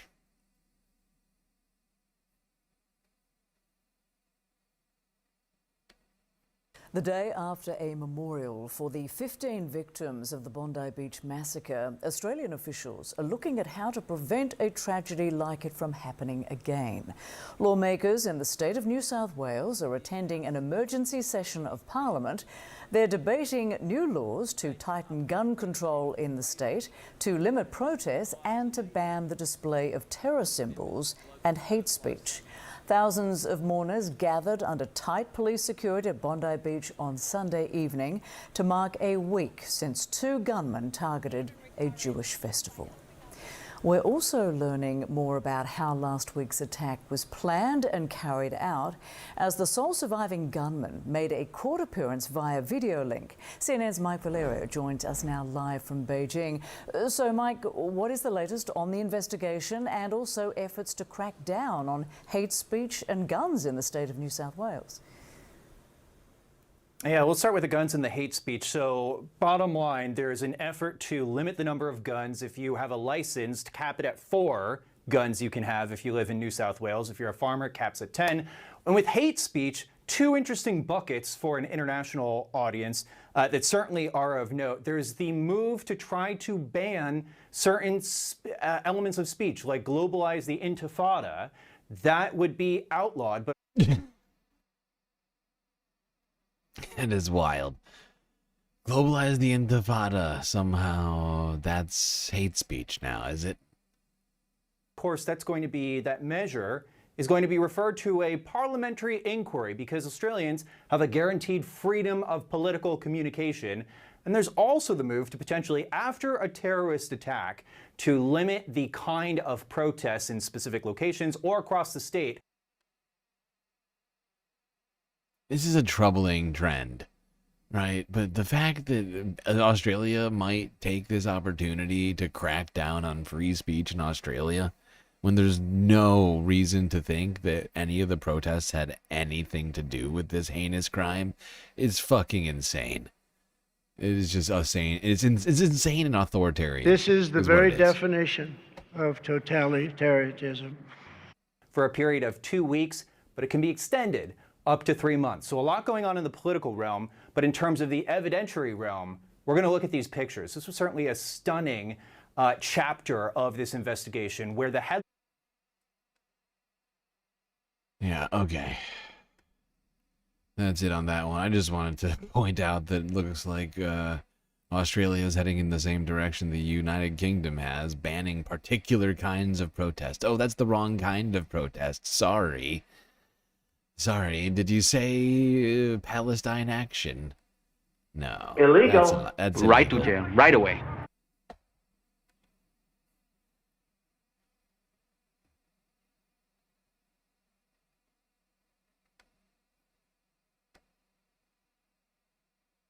Well, I guess that's the last one.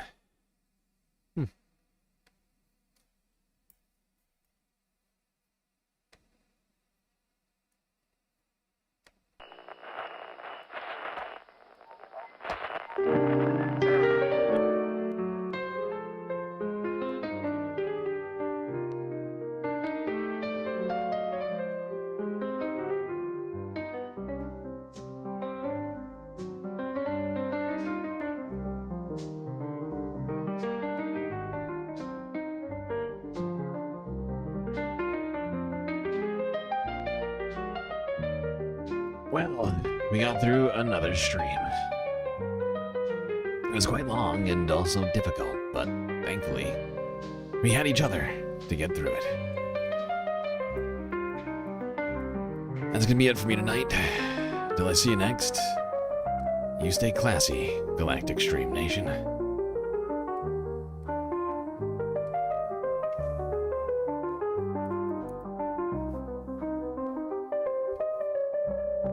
Can't forget this. These are your galactic patrons. Gabby, Goth Dogs, Aaron W, Schmegley, PB, Midi, Afroponics, Gnarl by Nature, Inner Planet, Janet, Godcat, Robot Cat, Disco Wolf, Callie Braiding, Sammy, Geodragon, The Anti-Corporatist, Obsessive Audio, Owen Noeb, Nadia, Jokey, Scouts, Selena, Omega Star, Sasha G, Pitchforks Dragon, Vincent Morales, Donald James X, Evan from Portland, Lovely Pariah, Mish, Becky, Decipher, Icebreaker, Columbia Rican, New York, Will in Detroit, Sisyphean Task, BC, Free Palestine, Hermit Horologist, HBX, Manda, Lori Lunchmeat, Carl Gaslightocracy, Paige Larson, Frizla, Penny Hanna 99, Dark Sparkle, and CJ from the Six. That's right, all of these people here have helped produce the show which your eyes and ears just got done enjoying. You can do for just a few US dollars a month on Patreon.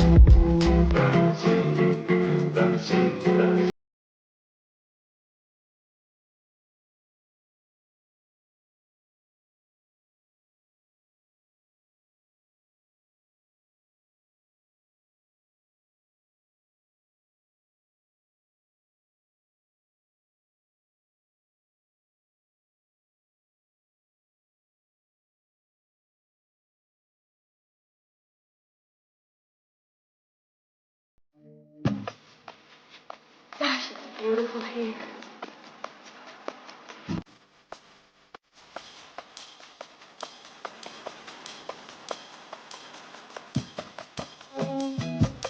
Just look at that yellow stuff.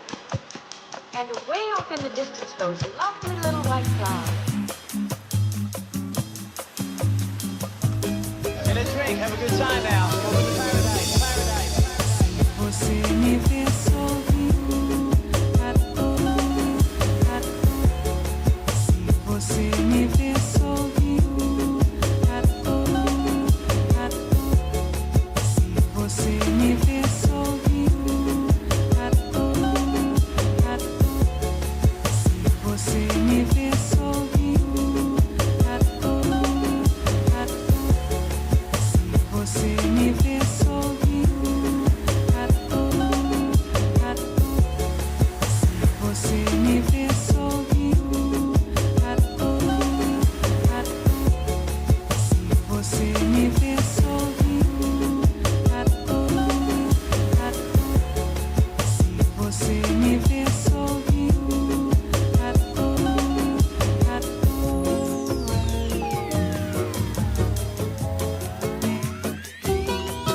Yeah.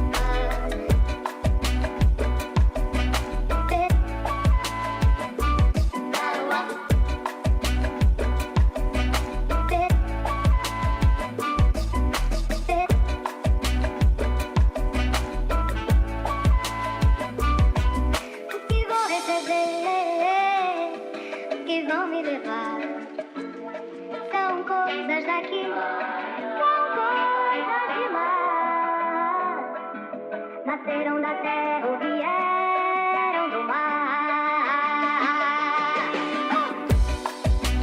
Sei que não crê, fale de amor. Pela tábua. Sei que não crê, fale de amor. Pela tábua.